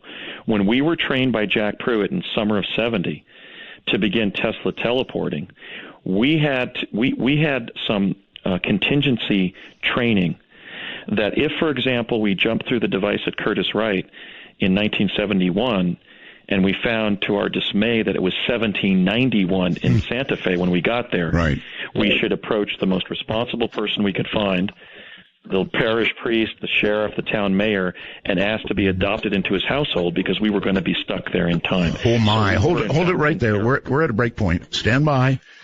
I'm Art Bell. This is Midnight in the Desert. What a show. Wow. Well, you done me, and you bet I felt it. I tried to beat you, but you're so hot that I melt. So would I believe like I believe, like I believe. Take a walk on the wild side of midnight. From the Kingdom of Nye, this is Midnight in the Desert with Art Bell. Please call the show at 1-952-225-5278. That's 1-952-CALL-ART. I think Keith just had a bit of a time paradox problem down there. Not sure. Welcome back, Andrew. That was fascinating. In other words, you had instructions to approach somebody and actually broach the subject of adoption because you weren't going to get back. Well, there was always the threat that there would be a quantum excursion, and in fact, there was one. One time we jumped through the device at Curtiss Wright, the Tesla teleportation device there, which propagated a vortal tunnel in time-space through which we flew, and then when the tunnel closed, we found footfall at our destination on Earth, in real time. Right. But the problem was that a particular arrival wasn't a real-time arrival. We realized that the landscape around the Roundhouse and the other prominent buildings in the Santa Fe State Capitol complex there in New Mexico had changed. And so we asked some young people coming out of the Roundhouse at about 5:30 at night. We had milled around for several hours wondering why Jack Pruitt was not there and so forth, our contacts. And we asked them what year it was, and they said, you kids don't know what year it is? It's 1991. So we had actually slipped through in a quantum excursion 20 years into the future. I was the captain of Blue Team. There were 14 regiments that were color-coded of 10 children, typically 8 in a group, and sometimes they would augment with the 9th and 10th child chrononaut. In this particular exercise, all 10 of us were there in Blue Team. And so I had specialized training to pull rank and lead the team in cases of catastrophe like this. So I asked to talk to the security chief for the entire New Mexico State Capitol complex, and actually his lieutenant showed up, and I said, "Are you the guy that controls security for the entire complex?" And he said, "No, that's my boss." And I said, I want to talk to your boss. So about another hour later, it's now 6:30, 7 o'clock at the Roundhouse. We're still milling around after having jumped there in the the late morning, like 11:30 or so. And I said to him, sir, I told him that we were attached to Project Pegasus. It involved teleportation, and there was a programmatic linkage to the Sandia National Labs because that's where the teleporter was that we were using to get back to New Jersey in the early 70s. And this man is leaning over, looking down at me kind of sarcastically. And I said, sir, I have to tell you, you can laugh, but at the end of the day, I'll still be 2,000 miles and 20 years from home. And then he got serious suddenly and said, I will call Sandia. It's now about 7:30, 8 o'clock at night. A white van shows up, and a young man in his late 30s with a ginger-colored Van Dyke beard, a physicist type, gets out and starts taking roll of all 10 of us. Are you Andy Bashago? Sure. Are you David such and such? Are you Sharon such and such? Everybody was accounted for. He said, come on, kids, I'm going to take you down to Sandia, and we're going to try to get you not just back to New Jersey, but back to 1971. So we did have an accident. We had a quantum excursion where we were dealing with the paradox. In my own life in 1991, I was simultaneously 29 years of age and attending law school in Portland, Oregon. The question is, were both those things going on simultaneously? Well, if that was 1991 on my alpha timeline, the same timeline I was on in 1991, the answer is yes. I would have been in two places at the same time, but at different ages. Okay, so what can you tell us about the problem of paradox in time travel? Is it simply not a problem as we imagine it to be, because you obviously were in two places at one time without apparent consequence? Well, I have very strong opinions about this, and I think the primary question that's asked is, can you go back and change the past? Yes. And that implicates the grandfather paradox, what I call the kill Hitler paradox. If you go back in time and kill Adolf Hitler when he's still an obscure Viennese postcard painter, how would you know about his rise to power? You'd prevent his rise to power, and you wouldn't know about him to have the motive to go back and kill him before his awful rise to terror, to the political prominence. The grandfather paradox, of course, being if you went back in time and killed one of your immediate ancestors, what would happen? Would you suddenly blink out? Would a new timeline start? Would you be able to kill your ancestor to prevent your own existence? The answer to all of these questions basically is that in quantum physics, we have what we call the collapse of the wave function, which is to say that at a certain moment in time, the present falls into existence and then continues dimensionally passing through the time stream perpetually. Okay, so really what happens? I don't know if it's okay. You may have to break that down into English for me. I understand physicists, for example, theoretical ones, talk about instead of a paradox developing, a different bubble with a different timeline results. Is that what you're essentially saying? No, that doesn't happen. Actually, what happens when you go back and you try to change the past, you're in the original event. So the paradox actually is the paradox of retrocausation. Let me use an example. When in 1972, I was sent by Dr. Sterling Colgate and my father from a time lab in East Hanover, New Jersey. The building's still there. It's the brick daycare center at a Presbyterian church on School Road in East Hanover, New Jersey. Mm-hmm. That was a time lab in the early 70s. I was sent there via a technology called plasma confinement to the day that Lincoln gave the Gettysburg Address, which was November 19th of 1863. And I was photographed by a photographer that I think was Matthew Brady. It's disputed. Some people believe it was a photographer assistant of Brady named Bacharach. But it looked like Matthew Brady because I saw him as he was taking the photograph of the citizens of Gettysburg gathering to see President Lincoln give a speech, which was the caption of that famous photograph that I'm in from Gettysburg of that day. Now, okay, and by the way, that photograph, folks, if you want to go to artbell.com, we're going to have to slow down here a moment and tell them about the photographs that are on my website right now. This is really important to your story and to many people listening to it. So we've got the photographs up there right now. Well, the first historical one is my kindergarten photo, and that shows me about a year before I first teleported. That was taken in September of '66, and then I ended up teleporting from Curtis Wright to New Mexico with my father, as has been now dramatized on Fringe, where Walter Bishop, rather than Raymond Bishago, holds his young son Peter's hand rather than Peter's brother Andrew Bishago, and jumps through a teleporter. I think they have him walking through the teleporter in Fringe, but we were leaping into a field of radiant energy. So I provided my kindergarten photograph to your show just to show your listeners that I was about that young when we started these activities. I was only a year and a half older. Okay. Says you were 5 in this photograph, and then I turned 5 in September of '66 in kindergarten, and by the next school year, my dad was involving me in applied quantum physics. I was teleporting across the country, so I was teleporting at a very tender age, and that's why I selected that photograph. All right, now let's go down to the very important next photograph, and it is you. It says at age 10 in Gettysburg in 1863.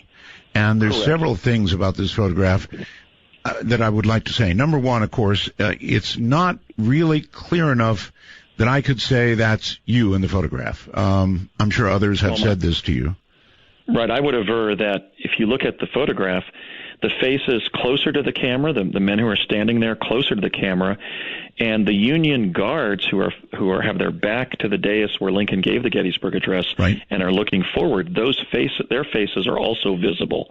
What we actually see surrounding my face is a blob, and that blob was produced by the fact that when the photograph was taken, as I described before we even photoanalyzed the photo, right, in my public lectures and my radio appearances, I was fading from view as the plasma confinement effect that was propagated by the plasma confinement chamber operated by Dr. Colgate in East Hanover. That effect was simply wearing off, and I was evanescing back to the present. Okay. Now, let's go through the anomalies, though, in that photograph. The first significance of this photograph is that until the John Richter photograph was discovered in 2007, this was the sole surviving photograph that showed Abraham Lincoln in Gettysburg on the day he gave his famous address there. Right. The second anomaly is that when this photograph was donated in a cache of Civil War photographs that had once belonged to Brady, a photo analyst at the Library of Congress named Josephine Cobb took her magnifying glass and looked at the faces on the dais and found 2 pixels containing the face of Abraham Lincoln as he was sitting down after he had dismounted his horse, stepped astride the dais, walked over to his seat, waved to the crowd, and then sat down. And let me tell you, the cheer that went up when Abraham Lincoln appeared on that dais gave me chills. It was the most ecstatic celebration of an individual's arrival that I have ever heard. Clearly, Abraham Lincoln was deeply loved by the citizens of Gettysburg shortly before giving his famous address there, and four months after the battle there, in which 50,000 casualties resulted. Okay, Andrew, in the photograph directly to the left of you is what appears to be an entity. An entity of some sort, or something coming or going. It's obviously only half there. What is that? It's not a shadow or blur of a contemporary personage from that era. If you look at clearly and analyze that anomaly, it is a non-human being. It's a humanoid being that is not Homo sapiens sapiens. It's an extraterrestrial or an interdimensional that has highly articulated facial features that are not human. And this may explain why this is the only public historical photograph in the National Archives that has been classified. When my colleagues John Gannon and William Stillings went to the Library of Congress to ask to view the negative of this photograph, they were told they could not do so because the negatives to this photograph have been classified, Art. Wow. So I want my naysayers to ponder that that point for a second. So the third anomaly is this entity standing next to me. And by the way, I was a fifth grader of normal height when that picture was taken. The being next to me is about, 6 feet, 7 feet tall? By comparison, I would say yes. Mm-hmm. Yeah, okay. Now, the other anomaly is that... And it does not look human, by the way. I agree with that. It doesn't look human. No, and what was I doing? I was visiting 1863 from 1972, and guess who was picking up on the interdimensional experiments that the U.S. government was doing? The beings that regularly travel in that non-physical realm, in that interstitial realm between timelines. Okay, so that's a non-human entity standing there. The other anomaly, the fourth anomaly, is the fact that this is the first bona fide image of a time traveler from the future taken in the past. Why can I say that? Because when this image was published in the early 70s in a popular magazine, we know it was, we think it was Life. It was also published in the September 1963 edition of the National Geographic.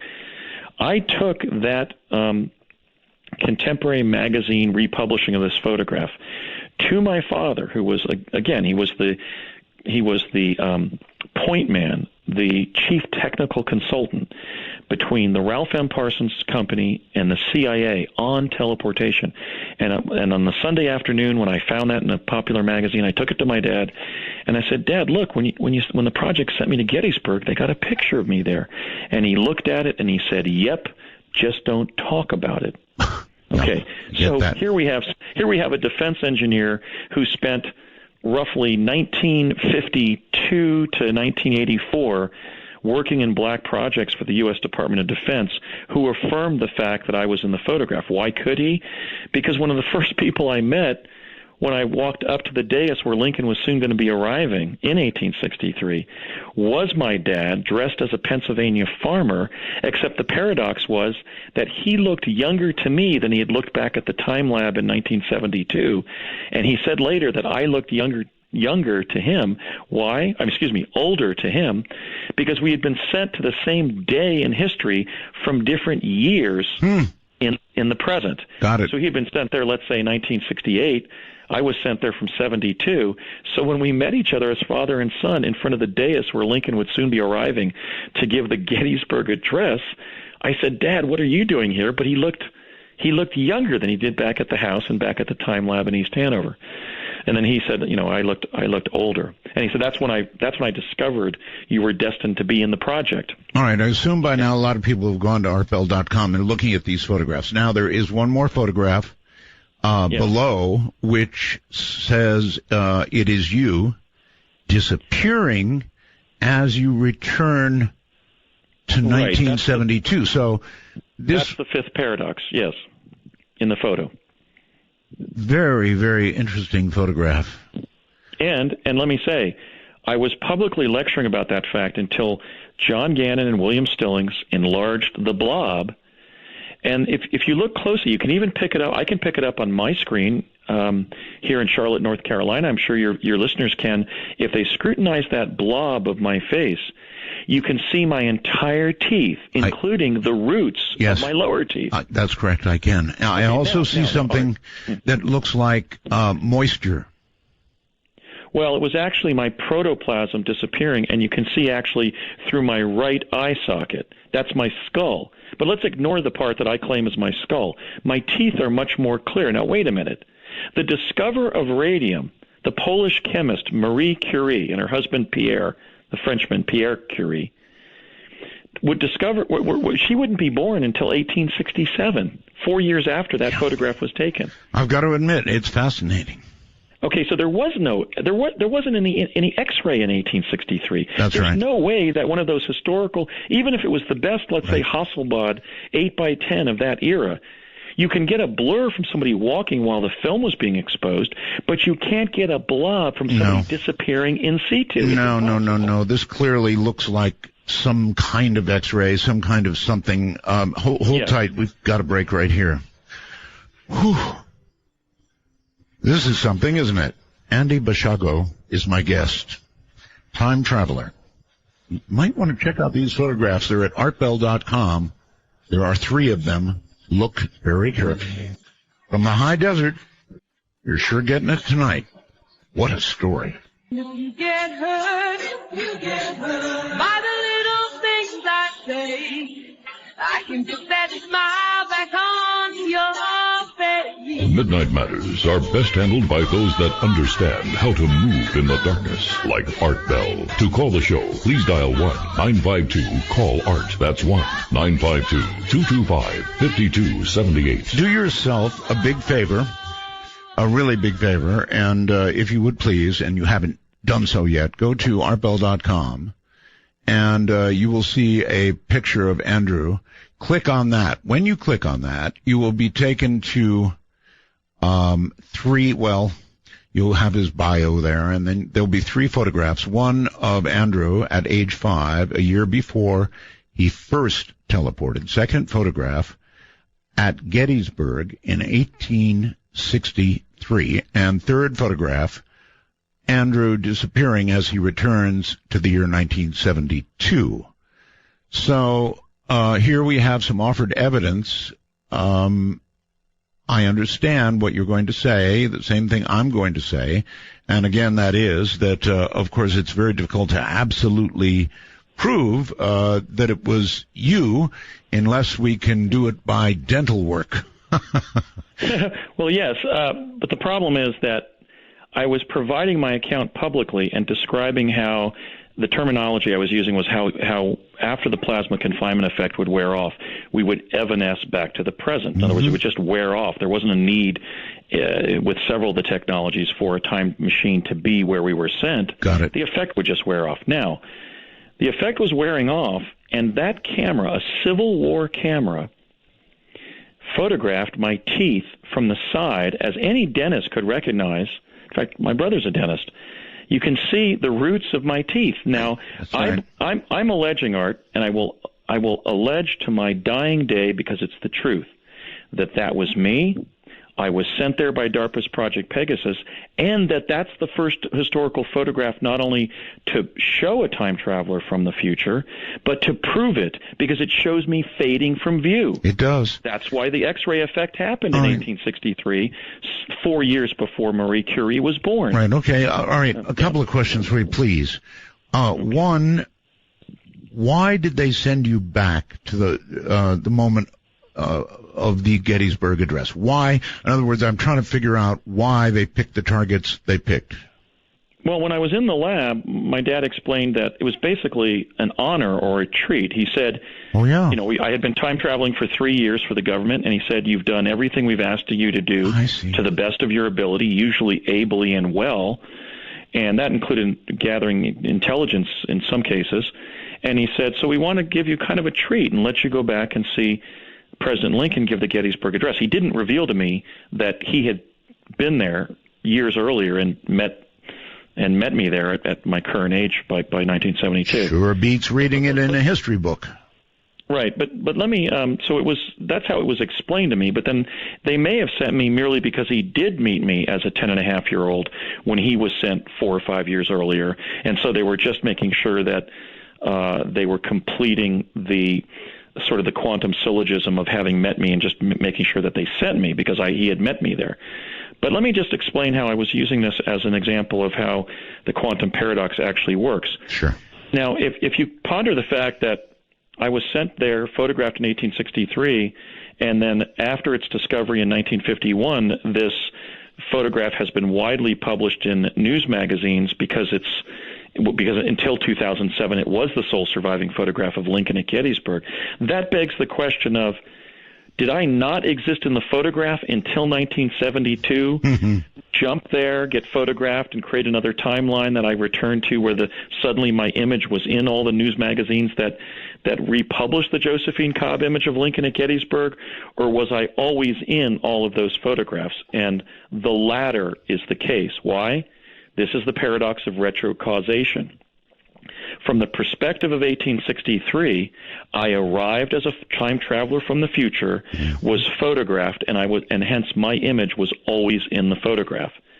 So from the perspective of 1972, I had to go to 1863 to be in the photograph.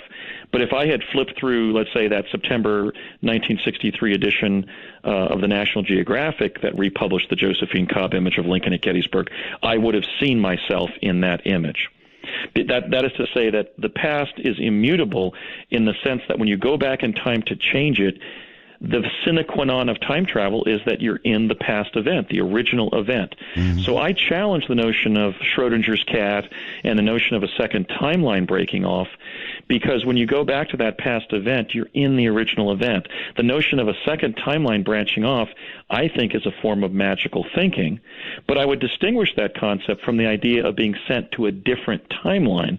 For example, we found that the chronovisors were unreliable as an intelligence-gathering device, an intelligence-gathering time machine, because every time they sent us to quote-unquote the same past event, it was always a slightly different version of that same past event. Oh, really? Yeah, so for example, when I would pop into view in front of Ford's Theater and try to talk myself past the ticket table in the front of the lobby, right inside the door, as a society child dressed in my Sunday best, and try to convince them that my parents had already been admitted with my ticket and were sitting inside, the person who would greet me at the ticket table was always a different person. It was like a man and his son, then it was the man by himself on the second jump. On the third jump, let's say it was just his son, then it was his son and his brother. So is that you, in effect, creating a small paradox? Well, I don't think we should think of the disparate timelines as paradoxical per se. I think we should think instead of the fact yes, but you've got change. You've got change. Well, according to one estimate, the multiverse contains as many timelines as would be expressed numerically by a number at 12-point type that would stretch for 130 million miles. Okay, that's a lot. Does the end result, though, still tend to be the same? It must. No. Well, I mean, you're talking about minor changes, not major changes. Well, essentially, that's what we found out about the adjacent timelines, that the big things remained constant, like the notion that Abraham Lincoln gets assassinated at Ford's Theater on April 14th, 1865. Right. Garth Brooks becomes a gajillionaire selling recording artist. The Beatles become the greatest group in the history of rock and roll. Art Bell becomes the great, legendary number one voice in talk radio. Okay, so the big magnitude events are immutable between timelines, or at least they're almost immutable. 19 out of 20 times Barack Obama becomes the first African American to be elected president. But sometimes the big events change, but usually they don't. But what we found is the small interstitial events are highly mutable. So, for example, who was taking tickets that night that Lincoln got shot? On all of those 6 or 7 timelines I was sent to where he did get shot was always a different person. And my movement through the theater was always a different journey, but I was always there visiting the Lincoln assassination. But he always ended up dead. All right, hold it right there. Wow. This is a serious wow. From the high desert, Great American Southwest, in the year 2015, just for putting down a marker, I'm Art Bell.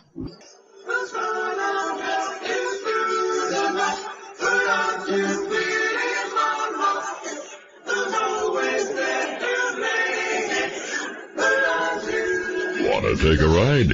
Your conductor, Art Bell, will punch your ticket when you call 1-952-CALL-ART. That's 1-952-225-5278. Andrew Bishago is my guest. Time traveler. No question about his story. Clearly, he's got it together. He believes it. And I'm starting to as well. It's an exceptional story. And people, of course, require exceptional proof for an exceptional story.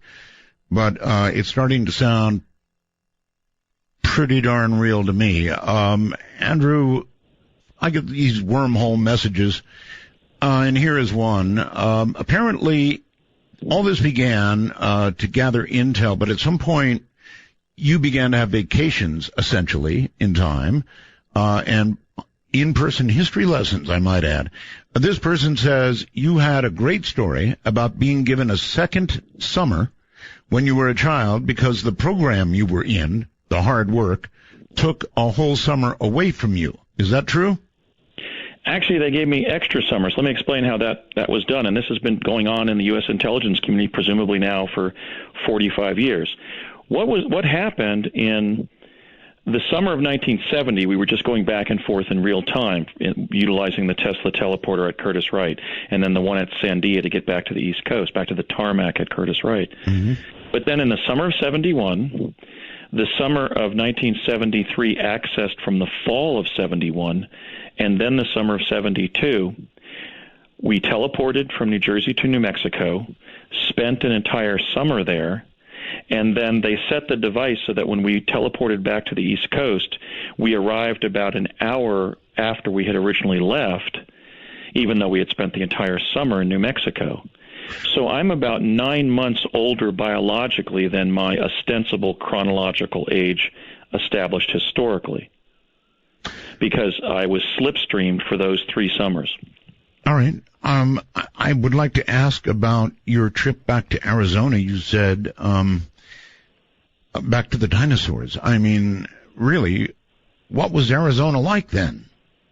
Well, I first did a jump via the chronovisor array that was at the General Manufacturing Company facility in Convent Station. 2 boys had come into the lab on their Stingray bicycles, two of my same age peers, right, on their Stingrays, so that they moved the chronovisor in to what was becoming the building that was undergoing historical renovation to become the Morristown Performing Arts Center. Beautiful theater there in historical Morristown, which also happened to be my place of birth. Beautiful colonial era city. Mm-hmm. And my second chronovisor probe was from that chronovisor, and it was to a hot, red earth, humid Arizona environment in what we later learned from Jack Pruitt, who was running us through the chronovisor probes, was in 100 million BC. And what I experienced is standing on the stage there in Morristown. We had a couple warnings. Then the hologram was turned on, yes, and I suddenly found myself standing on a red earth ridge, sort of the kind of soil that we find around Sedona, Arizona.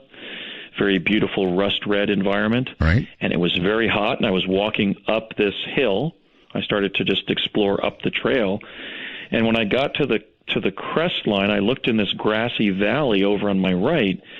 And there were 2 huge long-necked dinosaurs that were chomping on what looked like blades of grass that were, let's say, 20 feet tall. And then I just was thunderstruck at what I was looking at. And then everything around me began to fade like a chalk painting on a sidewalk in Paris. What was that movie? I think Mary Poppins depicted something like that. But everything, just all the color around me just started to fade. And then I experienced about 90 seconds of being enshrouded in this field of supercharged particles called scintillation. And then I would see the other children popping into view as black body emanations at first, an elbow, a kneecap, an arm, a leg, a head. And then all of the scintillation would stop, almost like a visual pattern when you have a migraine. Kind of the shimmer would go away. And there we were back in fall of 1970. So in New Jersey. In linear time, you were probably there how long? On that one, the scene faded, so I had to be in fewer than 15 minutes. If we were in country, so to speak, if we were in situ for more than 15 minutes, a density effect would occur, and they would have to insert a portal into the hologram.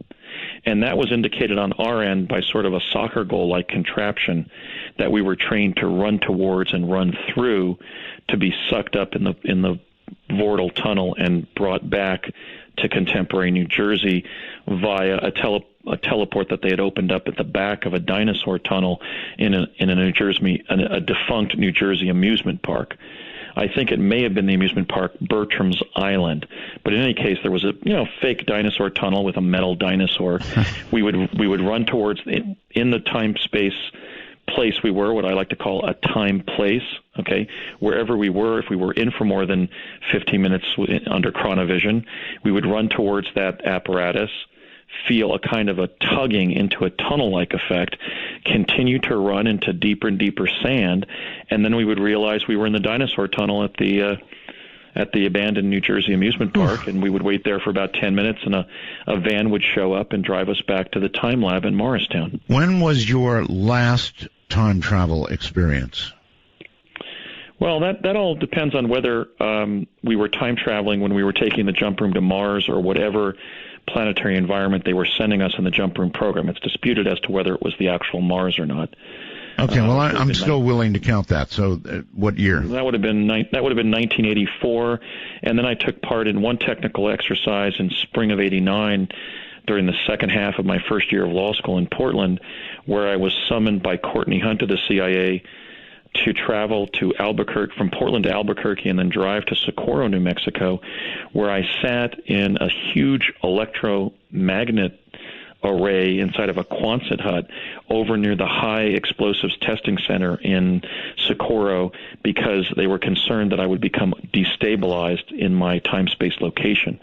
So he said, I know you're in law school, Andrew, but if you want to not go into the drink, you're going to have to do as I say. So there was some concern that I was in trouble at that point. All right, what is it that finally caused you to come forward and tell this amazing story? I mean, what could possibly have motivated you to do this? It's really the significance of the story itself and the moral duty that obtains. Basically, I was kind of impeded professionally in my mid to late 30s, and I had some time to think about what I'd experienced in childhood. I never forgot and never had the memories of Pegasus repressed.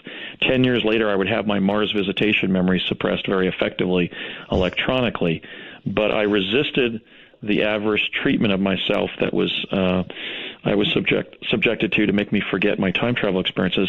And I mentioned them to my siblings off and on, to friends at school, but I never got anywhere when I tried to explain what I had been part of. I had been part of the inception of time travel in this civilization, and I had worked with some of the Manhattan Project physicists, Agnew, Teller, individuals like Sterling Colgate, who, if I'm not mistaken, discovered quasars. Okay, these were top people in quantum physics, and brilliant engineers like my father, like Dr. Beckwith, brilliant facilitators like Jack Pruitt. Well, I'm very tempted to say, how could this possibly have been kept secret? But then again, the Manhattan Project was successfully kept secret, wasn't it? It was 64,000 employees. It was kept secret during the war years. That is correct. Yeah. Mm-hmm. So Project Pegasus was much smaller. It was kept intentionally small. I was in that initial meeting between my father and Agnew when my dad presented the prospectus for the program itself involving civilians in the teleportation experiments and training. And Agnew instructed my father to not even keep restaurant receipts when project personnel would be wined and dined in Albuquerque and Los Alamos, because he didn't want a paper trail. Right. So they had a small staff, and they kept the minutia of the project absolutely secret. But in terms of my own motivation, in terms of coming forward, I started thinking about what happened to me around 2000. So I was consuming all of your time travel shows. I took a hard look at the John Teeter information and found that I'm pretty sure it's a hoax. But I was also processing my own post-traumatic stress and my own disbelief about what I was remembering. And I spent years calling people, putting in keyword searches in Google when I could link, let's say, a set of keywords like Agnew, director, Lannel, 1970, or Colgate, New Mexico Tech, plasma confinement, 1970. Let me ask this. There were many people that you've named that were involved in all of this. Have you gone to any of them and said, look, help me blow this open, please. The world needs to know. When I first called Dr. Agnew in 2000, he said, you're mixed up. And I said, what do you mean? And he said, this is a direct quote. He said, the teleportation project wasn't at Lannel. It was at another major lab in New Mexico. Well, of course, the return teleport was at Sandia. I interviewed people like Joseph Conason, who was one of my father's colleagues at the Ralph M. Parsons Company of Pasadena, California, which was really the defense contractor responsible for giving the United States government time travel. I spoke to him for a half hour on the phone and described everything I was remembering. He denied all of it and even denied ever being in New Mexico. And then he said, Andy, what are you going to do with this information about the teleporters, the chronovisors, being in this, black project like this?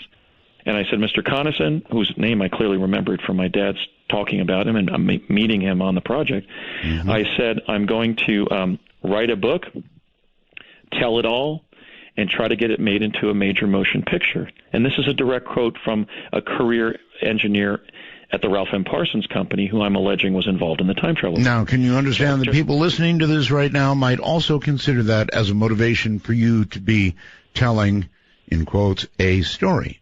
Book, motion picture. This is what well, hold on. This is what I've held off on completing my book and seeking selling my movie rights or producing my story for 15 years. I think I've earned my props in terms of not privateering.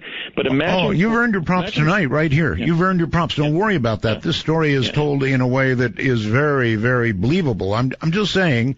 People might look at it that way, Andrew, that you can write a book, perhaps have a movie, and they'll look at that as motivation. That's the case whether you have a true story or a fanciful one. But let me complete the story about Connaughton, because it'll give you a sense of what my investigation was like. Sure. He listened and denied everything for a half hour on the phone. I reached him when he was 90 years old in retirement in Beverly Hills. And this is somebody who spent his career at Parsons, which I might inform your listeners built an entire city for the government of Saudi Arabia called Yanbu. Designed and built the MX missile system for the Department of Defense. We're talking about real heavyweights in engineering. This is what Connaughton said to me. I said, and tell everything about the teleporters, the chronovisors. He said, a book, this is a direct quote, a book, a movie, nobody on the outside knows about that stuff. Okay, that's from the horse's mouth from Parsons, one of my dad's career colleagues at the Ralph M. Parsons Company. So next time your Southern California listeners drive past Parsons, look over and wave, because that's the puzzle palace where the U.S. time-space capability emerged. It emerged as a result of Parsons doing a brilliant job coordinating this intelligence funnel that would produce a time travel capability. Ralph M. Parsons was so proud of his work that in 1972 he purchased what was then the world's largest private yacht from Adnan Khashoggi, the Iranian arms merchant. And what did he name it? He named it Pegasus 2. And that was on the Parsons website. Really? Back in the early 20s when I was beginning my investigation. And after that, it was nothing but the Earth giving up its time travel secrets. On my second major fact-finding trip to New Mexico in 2004, I even went into the special collections at New Mexico Tech, pulled the Dr. Sterling Colgate file, and found a newspaper clipping from 1972 that announced that Dr. Colgate was going to be giving a public lecture on what? On what I had already been stating he used to send me to Gettysburg in 1863. Okay. Plasma confinement. Right. I've got a question. Is it possible to bring physical items back? Yes, if you're the person carrying the item, or the person carrying the thing jumps through the portal with you, if you're in for more than 15 minutes via chronovision, that's one way. We can't do it with teleportation because you would get stranded going there and being in the past. But we could bring George Washington or somebody back, or let's say who was the man who got trapped in the whale in the Bible. Noah? Job. Was it Noah? Job. Anyway, if we could open up a time-space portal, if we were to try to do that, we could do it by opening up a time-space portal via chronovision, inserting a portal, and bringing the person through with us. In fact, that happened several times accidentally when we were jumping back from the past. And we had to send the person back. We had to chronovize them back to their time-space. Probably had to have them see a psychiatrist as well. Yeah. So, do you have any idea of what's happened since the time you exited the program, however that happened, and now? Is it still going strong? I think it is. Let me say what I know. Okay. I know that in 1972, we were all told that we were going to be separated from the project as a pro forma matter. The project would never communicate with us again, and if anybody asked them whether the project existed or we were part of it, they would deny everything. That's what we were told. We were then shoved off deck like surplus helicopters off of an aircraft carrier and never communicated with again, except for my one-off discussions with my father, Courtney Hunt of the CIA, and then, bless his heart, Jack Pruitt, who met with me shortly for a brief briefing in 2003 in Santa Fe with his late son, Glenn Pruitt, one of my same-age peers who actually succumbed to some of the physical side effects of the early days of teleportation in the defense technical community. So I was essentially separated from Project Pegasus in 72. Based on everything that was discussed in my presence, however, and I was often the fly on most of the walls, because when I was in New Mexico, for example, during those 3 extra summers, I was very frequently with my father when he was dining with his colleagues on the project, people like Rumsfeld. So I heard a lot about the future, about things that would emerge in the future, like 9/11, like the Internet, like an epidemic disease called AIDS, like ubiquitous cell phone usage. Like the identity of future presidents, the Bushes, Bill Clinton, all 3 of whom I had lunch with when I was a kid on the project after they were told they were going to be president. So if I synthesize everything I remember overhearing, I think we're kind of at this place now in what evolved. I think the teleports were established secretly at U.S. military bases to do the first purpose for which they were using children, namely shuttle our executive branch officials around the world in a time-urgent way. That is to say that I believe that probably every president since Carter has probably been teleporting, and that the Air Force One footage, at least some of the time, has been staged. Are you in danger for telling the story?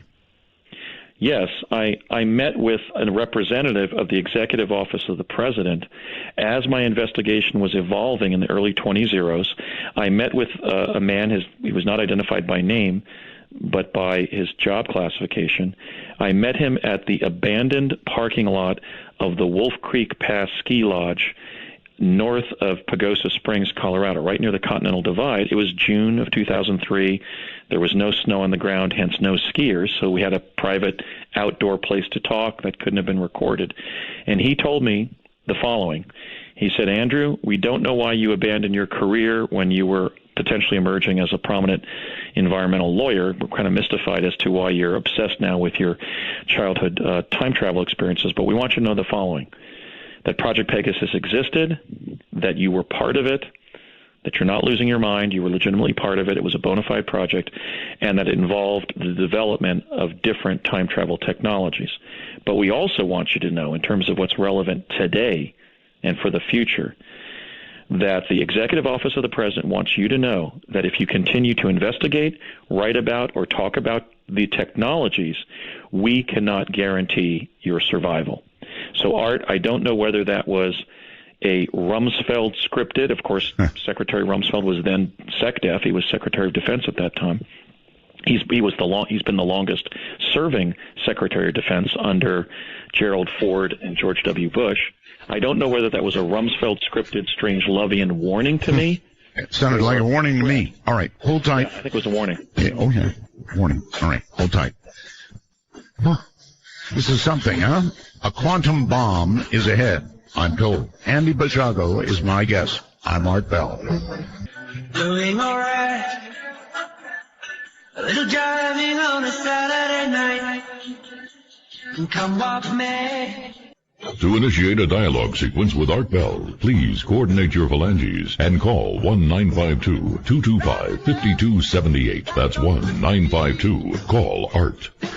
Well, I'm not sure what you can say about this so far, except that it is a well-told story by a very articulate man who absolutely believes what he's saying, and it sure sounds real. So, Andrew, welcome back. You mentioned Good to be back. Something about a quantum bomb. Shell, yes. A shell, yes. It truly is, Art, so I hope you're sitting down. I am. Okay. Let me set it up properly so you can put it in proper historical perspective and personal perspective, because it's going to transform your view of the quantum hologram and your own place in it. Okay. And I offer it as a gift, certainly not as a criticism, but I offer it as a profound gift for your decades of great reporting in general, and specifically your coverage of the time travel subject, which I think is going to kind of define the 21st century. I mean, we're going to be teleporting in just a few years when this technology is declassified. I'm talking about the Tesla teleportation technology. How do you expect that to occur, by the way? Under proper presidential leadership, if I or somebody else has to bring it, I think it's going to require a president committed to doing it, to declassifying life-advantaging technologies rather than keeping them secret and pent up in the war machine, in the military-industrial complex that President Eisenhower warned us about in his January 61 farewell address. So you think it will take a president who decides the time is now? Yes, and that's why I'm seeking the presidency in 2016 as an independent candidate. But it doesn't have to be me. It could be somebody else. It could be Jim Webb. It could be Jeb Bush. It could be Hillary Clinton. But we have to do it. And you know why? Because if we implement Tesla teleportation, we will remove from the atmosphere 60% of the greenhouse gases that we create that we can affect. Of those possible presidents you just mentioned, Andrew, somebody who has done a lot of time travel into the reasonable future should know who's going to be president. Well, I did know some of the past ones, and I believe my colleague Alfred Lambermont-Weber can confirm that I described the Obama presidency before it happened in 2008. Okay. I don't know all of them because I was just introduced to several of them, and for example, I had lunch with Bill Clinton when he was still in law school, or even earlier. I can't really date it. It was 69, 70, 71 in New Mexico, shortly after he had been briefed on his future presidency. But I don't know about the Hillary Clinton candidacy relative to nobody knows about access. that now. All right, so the quantum bombshell, proceed. Okay. I have to set it up properly, and that is that in the fall of 1971, my father was responsible for getting me through the teleporter at Sandia by 9 p.m. one night, which was some kind of technical witching hour that he had to do. But he was in the hallway regaling a young physicist, kind of a young Stanton Friedman, about the fact that we were teleporting. And this young physicist just couldn't believe it. He was asking about any medical side effects, how we were doing it, and so forth. So when I finally was almost picked up and carried by one of the ladies from DARPA, and I ran through the device at Sandia that night, I looked over at the standard clock on the wall, and it was 9:02 p.m. What ended up happening as a result of that, I don't know why, it was some kind of technical effect, is I began slipping. So, for example, when we moved to Southern California in 72, and I would be standing at my locker in junior high school in Chatsworth, California, I'd be putting my books in my book bag, and then suddenly all of the noise of the horseplay of the kids around me would suddenly stop, and the sound of them would actually be ringing in my ears. They would suddenly disappear, and I would get kind of like this Kundalini sensation. And I would walk to my next class, and I would get a tardy for being a couple minutes late. So in the beginning of the summer of 80, my dad got right in front of me on our front yard in Chatsworth, and he explained how he was going to send me over to a painting contractor near the Van Nuys Airport, Van Nuys, California Airport, where there was a teleporter in their shop. And the guys there would push me through the machine. I would pop out behind one of the buildings in Los Alamos. They would run me through a couple short hallways there, back into another Tesla teleporter, and I would teleport the short distance back to Van Nuys, popping into view in front of the building, and just walk down to my brother's Chevy Malibu. I should keep the keys to his car in the ignition, because, of course, you can't take magnetic metal through the Tesla teleporters. And my dad explained how this was an attempt to shave off the extra 2 minutes by which I was repeatedly slipping in life. For all I know, that showed up at on the security cameras at the Northridge Fashion Center. I don't know how they detected I was slipping. I must have been seen disappearing from view. So this was going to be a means to shave off that extra 2 minutes. Now, to this day, I don't know whether they succeeded at doing that and returned me to my original timeline from birth, or they basically placed me on a third timeline, with the time between the slippage and in fall of 71 and summer of 80 being kind of a quantum interregnum during which I was on a second timeline, okay? But my point here is I'm not on the same timeline I was up until that mishap in fall of 71. But something happened to me several weeks before that event in 71 that should be of great personal interest to you. Okay. And I offer it now, having spent 15 years waiting to tell you. And here it is. On November 5th of 1971, we participated in an advanced chronovisor probe from ITT Defense Communications in Nutley, New Jersey. I checked the date because it was the first Friday in November of 71, and I remembered how they were constantly asking whether we were psychologically prepared. And this was no ordinary chronovisor array. This light was so bright that we were stanchioned to the floor of the stage. There was a metal stanchion with a non-metallic belt that reached out, and we were actually stanchioned to the floor. Okay? Yes. When the light was turned on, we disappeared. Okay, we weren't seen walking out of view in the time-space hologram that was propagated. We disappeared from view.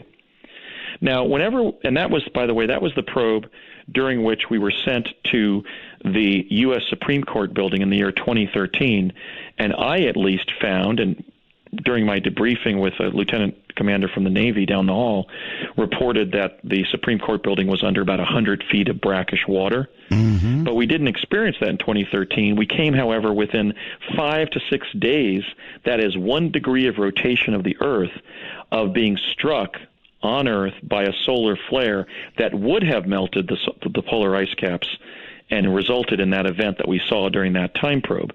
These time probes, after all, especially during chronovision, sometimes accessed alternate timelines where, at least in that case, that hellacious disaster occurred, but which thankfully we were spared. Okay. Now, before each technical activity, there would be an acclimation. We would be taken to the project location, and the technology would be explained to us to a group of about 4 or 5 children. So prior to that November 5th, 71 time probe from ITT Defense Communications in Nutley, we went out to that location. When we arrived in the room where the advanced chronovisor was, there was a sole technician who was working with one of the holograms, trying to keep it stabilized so it wouldn't go on the blink like an old TV picture. And he was very, very frustrated. It was clear from my surmise now that maybe he was there for hours trying to keep that hologram up. You can't send people in time-space via chronovision when your hologram keeps collapsing. Right. Okay.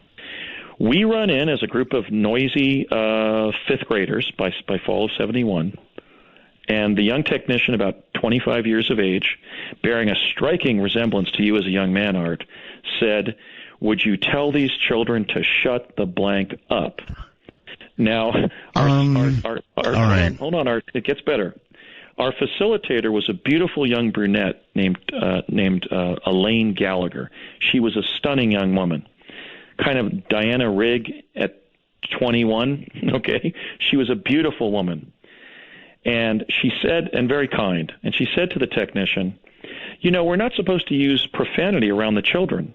That's definitely verboten. Give me your name. I want to put you up on report." And the technician, this is my, bear with me, this was my initial timeline. I hadn't been shifted yet as a result of the mishap at Sandia. The young technician said, "Arthur William Bell III, but to a young lady as pretty as you can just put me up on report as Art." What I'm saying, Art, is we are making broadcasting history tonight because this is the first interview in which a U.S. chrononaut as a guest is being interviewed by a radio host who the chrononaut met on an alternate timeline when he was time traveling for the U.S. government. All right. I encountered you when I was in Project Pegasus, and I've been waiting 15 years to tell you. Well, I'll tell the audience, and I don't think I've really told anybody that I know of except some close friends a long time ago. I worked for ITT in Nutley, New Jersey. I was a technician, and I was checking waveguide for a government project, rather secret government project, actually. So that's the truth. I don't exactly remember what you just said about the children and about my expletive, but I indeed worked for ITT in Nutley, New Jersey. So, oh my God. Okay, that's a bomb. That's a bombshell. Okay. Yeah, I'm going to break it here because, how the hell could he know that? I did. I worked for ITT Nutley. That can be verified. You get a shiver in the dark, it's raining in the park. Meantime, sound of the river, you stop and you hold everything. But I'm still around. I'll always be around, around, and around, around, and around. Take a walk on the wild side of midnight. From the Kingdom of Nye, this is Midnight in the Desert with Art Bell. Please call the show at 1-952-225-5278. That's 1-952-CALL-ART. Well, okay. I let this play because I really needed time to think a little bit about this. He's right about the timeline. I don't know how much I can tell you about this because it was a government project. But I was working for ITT in Nutley, New Jersey. At the time I lived in Newark, New Jersey with my dad, and commuted by bus to Nutley. I was checking waveguide for SWR, for those of you who know what that means, and working in vans that were, I don't want to talk a lot about this because I don't know. I do know a lot of it was classified, and I don't know how much I can actually talk about. But yes, he dropped a quantum bombshell on me. There's no question about that, and I'm giving it as much thought as I can, trying to decide how he knows this. Andrew, you're back on the air. Yeah. I do apologize if it was personally shattering. But I think it's a perfect object lesson actually in timelines. The reason that I have this memory is because it happened to me, but we know it happened on the original timeline that I was on.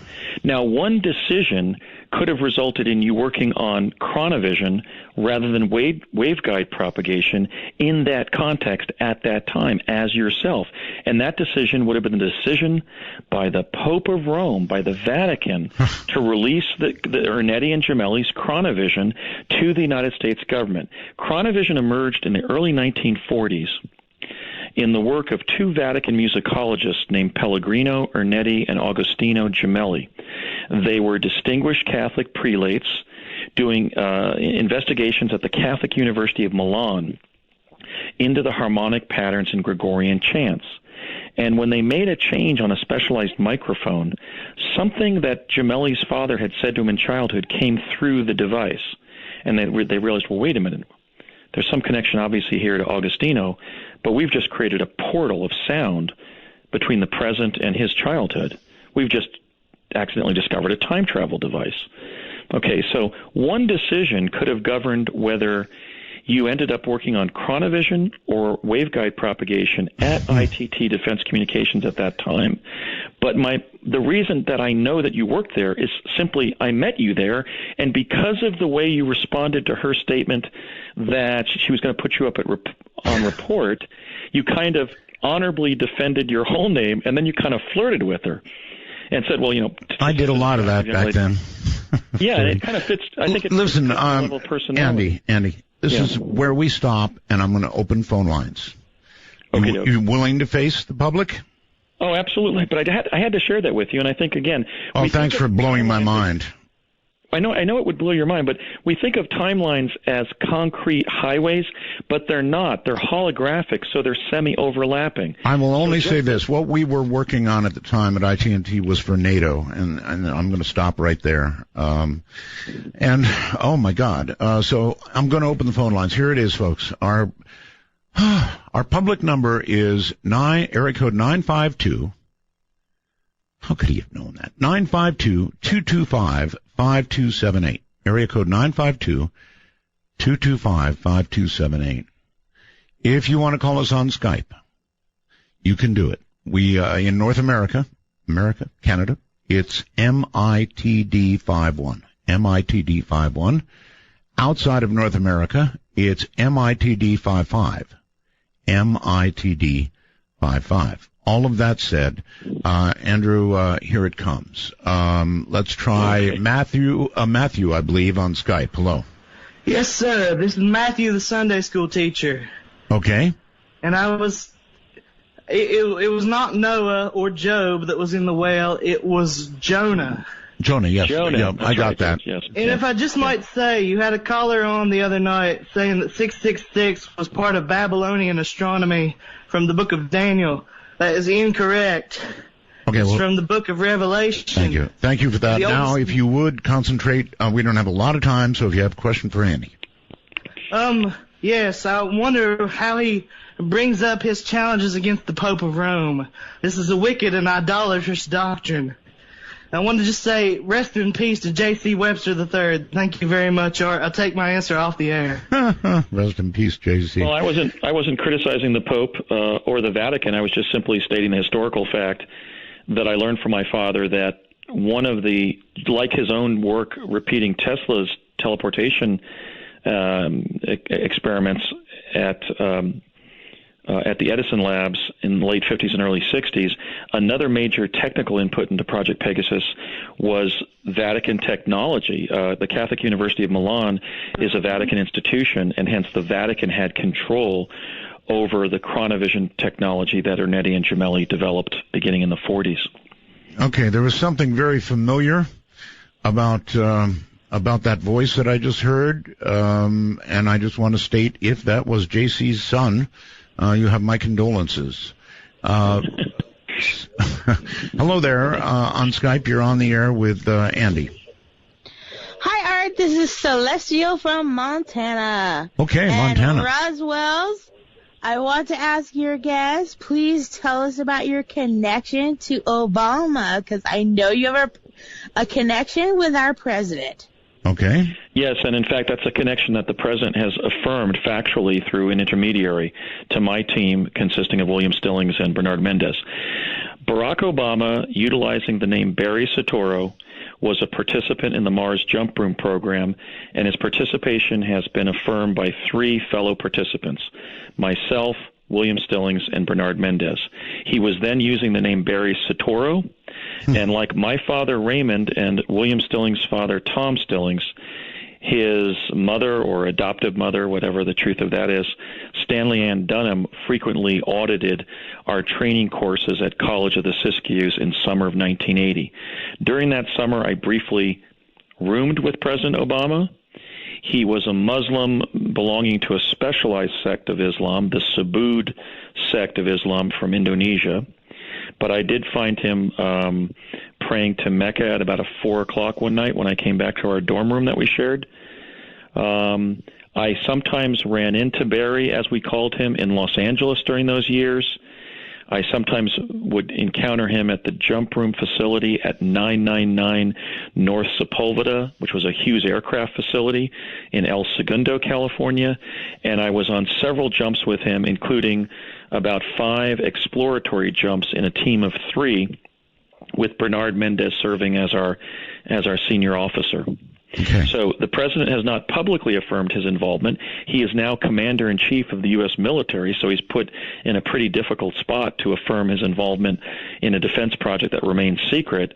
But I think I'm at liberty to state that through an intermediary to Bernard Mendez, he stated that he remembered his involvement in the Mars Jump Room program. He remembered me vividly as one of his friends and colleagues on the project, but everything seemed vague and dreamlike, but notwithstanding that fact that when he left the presidency, he would affirm his involvement in the Mars Jump Room program. All right. Lawrence, you're on the air with Andy. Where are you calling from, please? Hello. Hello. Yes, where are Hello? you? Yes, where you're on the air. Where are you? I live in London. London. Okay, you're on the air. Yeah, very interesting program. Absolutely fascinating. Oh, But yes. I was looking at the second image, and I've been technical illustrator for years in my life, so I'm quite used to looking at perspectives. And the image of Andrew in the second image just seems to me as if it's too big in relation to the rest of the images. It is. I was undergoing a time-space effect where the softer, more pliable parts of my body were evanescing. The effect was wearing off, and I was going back to 1972. The denser bodily structures, such as my teeth and skull, are holding back. Art mentioned earlier that there seems to be water present. That was probably the water in my head. So I was actually being obliterated at that location, dematerialized, if you will, as I was disappearing from view as the plasma confinement effect was wearing off. So it is, I noted the discrepancy that you've identified. Essentially, my head looks bigger than it should, but I would add that my head was dematerializing. Right, at the time I the picture was see. taken. And it Great can't to have be you the back, classic, Art, by the way. Thank you. Thank you. Thank you. All right.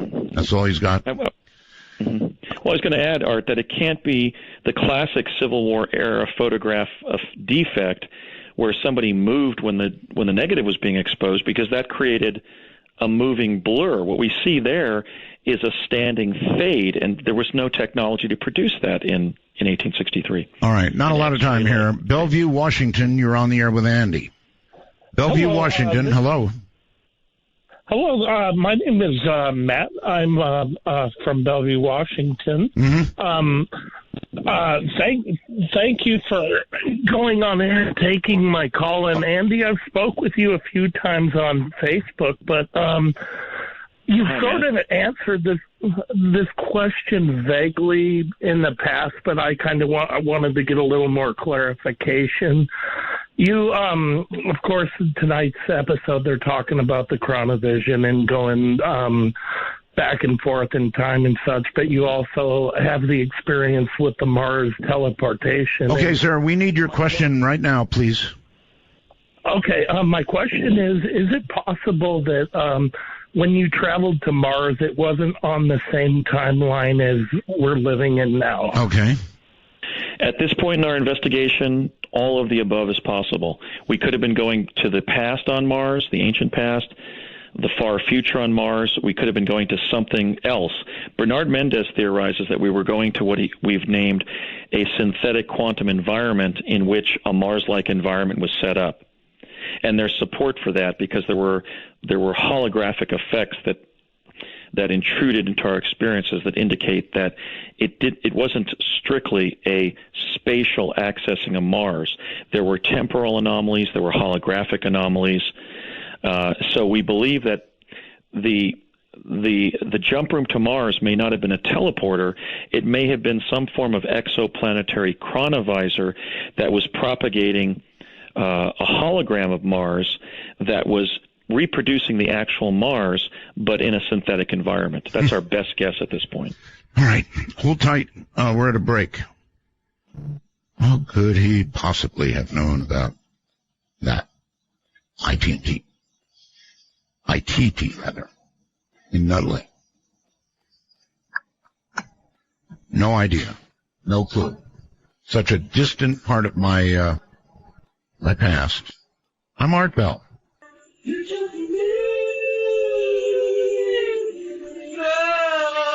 Higher and higher, baby. It's a living thing. Midnight in the Desert, exclusively on the Dark Matter Digital Network with Art Bell. Invite you to call now. 1-952. Art. That's 1-952-225-5278. Well, okay. On the wormhole, Kelly thinks I may have mentioned working just briefly for ITT in The Art of Talk, book I wrote back in 98. So I'm not sure about that. I'll have to check it out. If I did, it was kind of an obscure reference. But Andy certainly blew my mind with this. Andy, you're back on the air again. Yeah, Art, I think the analogy is to the Lincoln assassination. I mean, the 6 or 7 times I was sent there, a lot of minor details changed, but every night Lincoln did get assassinated. I think the analogy to your life experience is that on at least 2 adjacent timelines, you were at ITT Defense Communications in fall of 1971, but you were working on different secret defense applications. Mm-hmm. And that's the nature of the alternate timelines. We find the same people doing similar things but sometimes there's a slight difference in what they're doing. But it does put you in the same location, and that's my interpretation.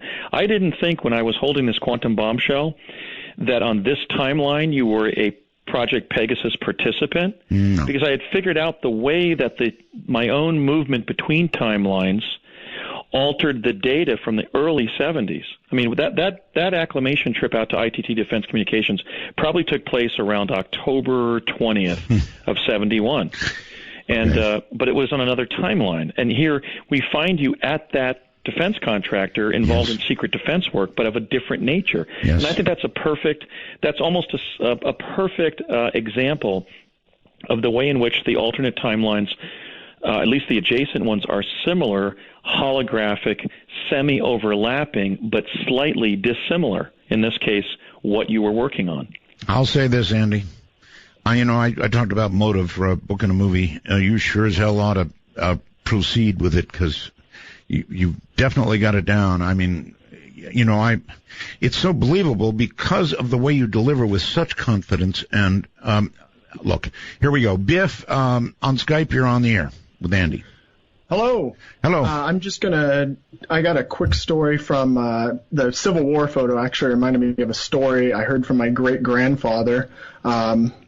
He was back in the 1890s, encountered a blacksmith, did a really bad job with a horseshoe. My great-grandfather was not a nice man at all, threatened to kill this blacksmith, and before he could do it, the blacksmith and a strange young man, they disappeared on a train, and I'm wondering if Andy knows if that's connected to Project Pegasus at all. I'll take my answer off there. All right.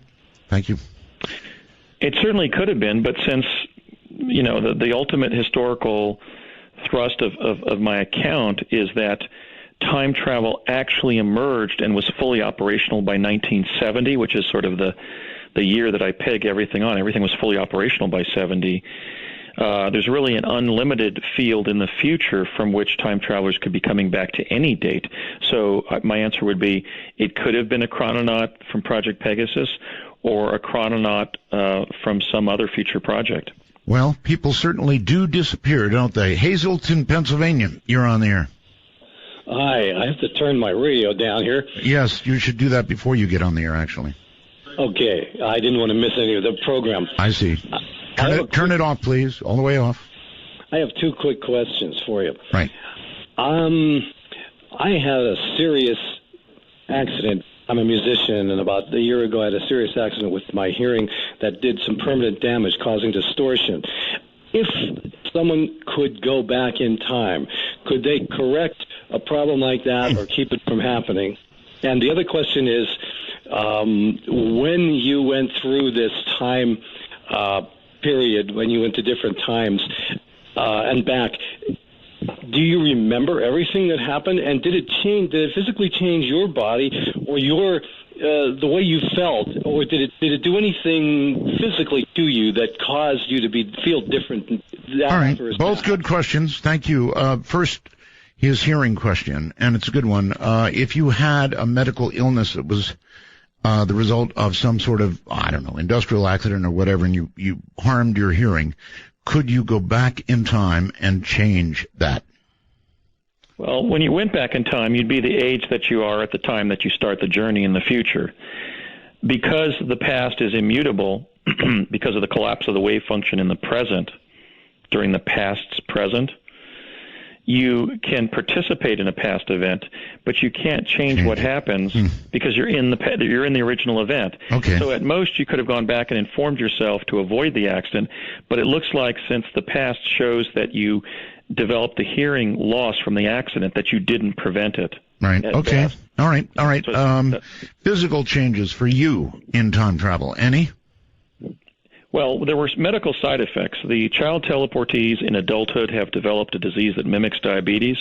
That was the major part of Jack Pruitt's motivation for meeting with me in June of 2003, to advise me of that malady and to pursue basically caloric restriction and glycemic indexing of my food to avoid rampant weight gain, which, thank God and thank Jack, I have avoided. All right. Others have not been so lucky. Adults who were teleporting in that era, including my father, developed heart valve defects because their tissues were denser, and the vibrational effects within the vortal tunnel, it was believed, fused. So there are fusing dangers. Yeah, there are dangers. Yeah, my dad lived the last 13 years of his life with an artificial mitral valve, which had to be removed during open heart surgery. Got it. And that was undoubtedly from his teleporting in Project Pegasus. All right. Mark, wherever you are, you're on with my guest, Andy. Yeah, hi, Art. This is Mark again in Bern, Switzerland, and I have a question for Andy. Sure. Andy, if timelines, or if you could have multiple timelines in the past, it sort of says that, the past is fluid in some sense. What does this say about causality? Cause and effect. Mm-hmm. How does this change, what we take for granted that if A happens, then B follows? Can you say something about that? Well, time travel definitely upturns the notions and understandings we have from early infancy about causality. This is actually a very brilliant question. Essentially, when you time travel to the past and intervene in a past event, you are providing what you basically propagate is the effect before the cause. I mean, I was in 1863 appearing in that photograph before I went there. So the effect precedes the cause during retrocausation by going back to the past. The same, just syllogistically, the same applies to the future. So in fact, time travel disrupts and overturns our conventional abiding notions of causality. This is why I've spent, 100,000 words, 1 million words on Facebook explaining the fact that when you go back to the past, you can't change the event that occurred because you were visiting the original event and you were part of it. But if you were traveling from the future, you were creating the cause before the effect before the cause was offered, which you only offer in the future when you go back in time travel and affect the past. It's not something that people can readily grasp because after object permanence in infancy, we then start to understand causality. We know if we cry, then our mother's going to show up at our crib, and that, B follows A. And that's the way the universe works. But the problem is that time travel upsets our notions of causality. I think in terms of the other question, I think that you're implicitly acting, which is something about the phenomenology of reality. It really goes back to the Einstein-Heisenberg dilemma. Einstein believed that the world exists because we perceive it, whereas Heisenberg insisted that the world exists and we perceive it. I don't think that tautology has really been resolved, but I kind of lean towards Heisenberg because I think even if I don't think about some aspect of the world, it has an a priori existence, and that's why I can sometimes perceive what's in the world, like what the Eiffel Tower looks like or any kind of data point like that. All right, Mark. Thank you. Right, thank you very much for the call, and take care of yourself there in Switzerland. Let's go to, Bloomington, Illinois on the phone. Yeah. Hi, Art. My name is George. Hey, George. And it's been a pleasure listening to you guys speak about this evening. And I would like to ask Andrew a question there about his time travels into the future. As far as when you traveled into the future, were you able to make any note of any kind of major medical advancements that might have taken place that have not yet taken place, such as maybe cures for, say, blindness or, Really a good question. Really a good question. What about it, Andrew?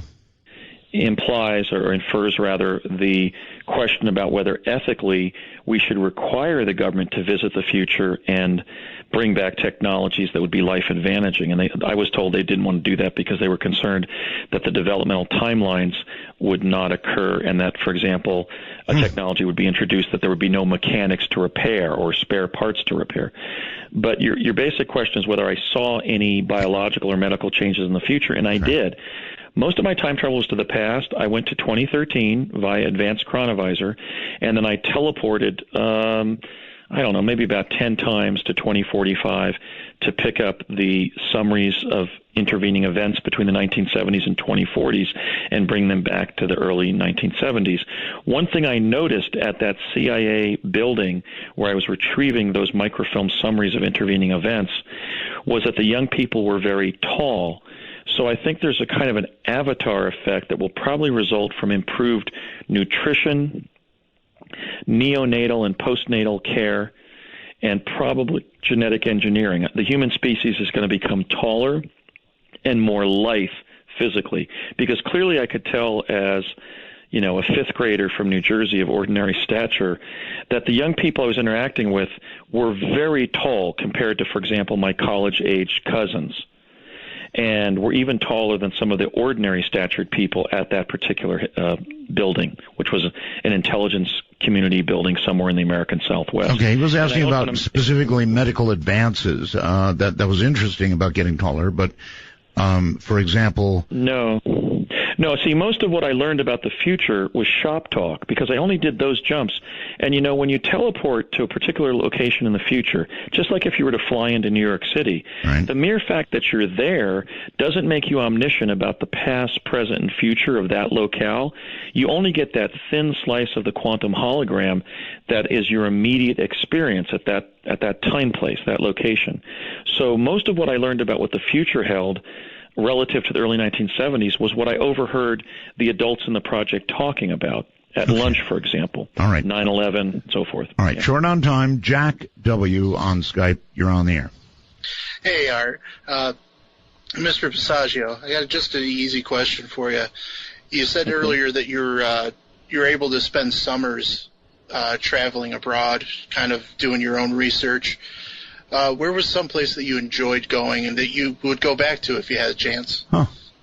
No, I think that you're confused about what we were talking about. What I was describing was that in the summer of 71 and 73 and then 72, because we accessed the summer of 73 from fall of 71, we teleported to New Mexico, spent those entire summers there, and then when we teleported back to New Jersey, they set the teleportation device in New Mexico to deliver us back about an hour after we had originally left at the beginning of that summer. So I then experienced second summers of 71, second summers of 72, in which different life events occurred. Right. Okay, good. Asheville, North Carolina. You're on with Andy Bishago. Hi. Asheville, North Carolina, going once, going twice, gone. I'm here. Oh, you are there. Sorry, I missed you, buddy. You were just a little late. Trenton, New Jersey, you're on the air with my guest. Yes, I was hoping your guest could describe in detail the clothes that you were wearing, possibly when he met you. The clothes I was wearing. Clothes Art was wearing?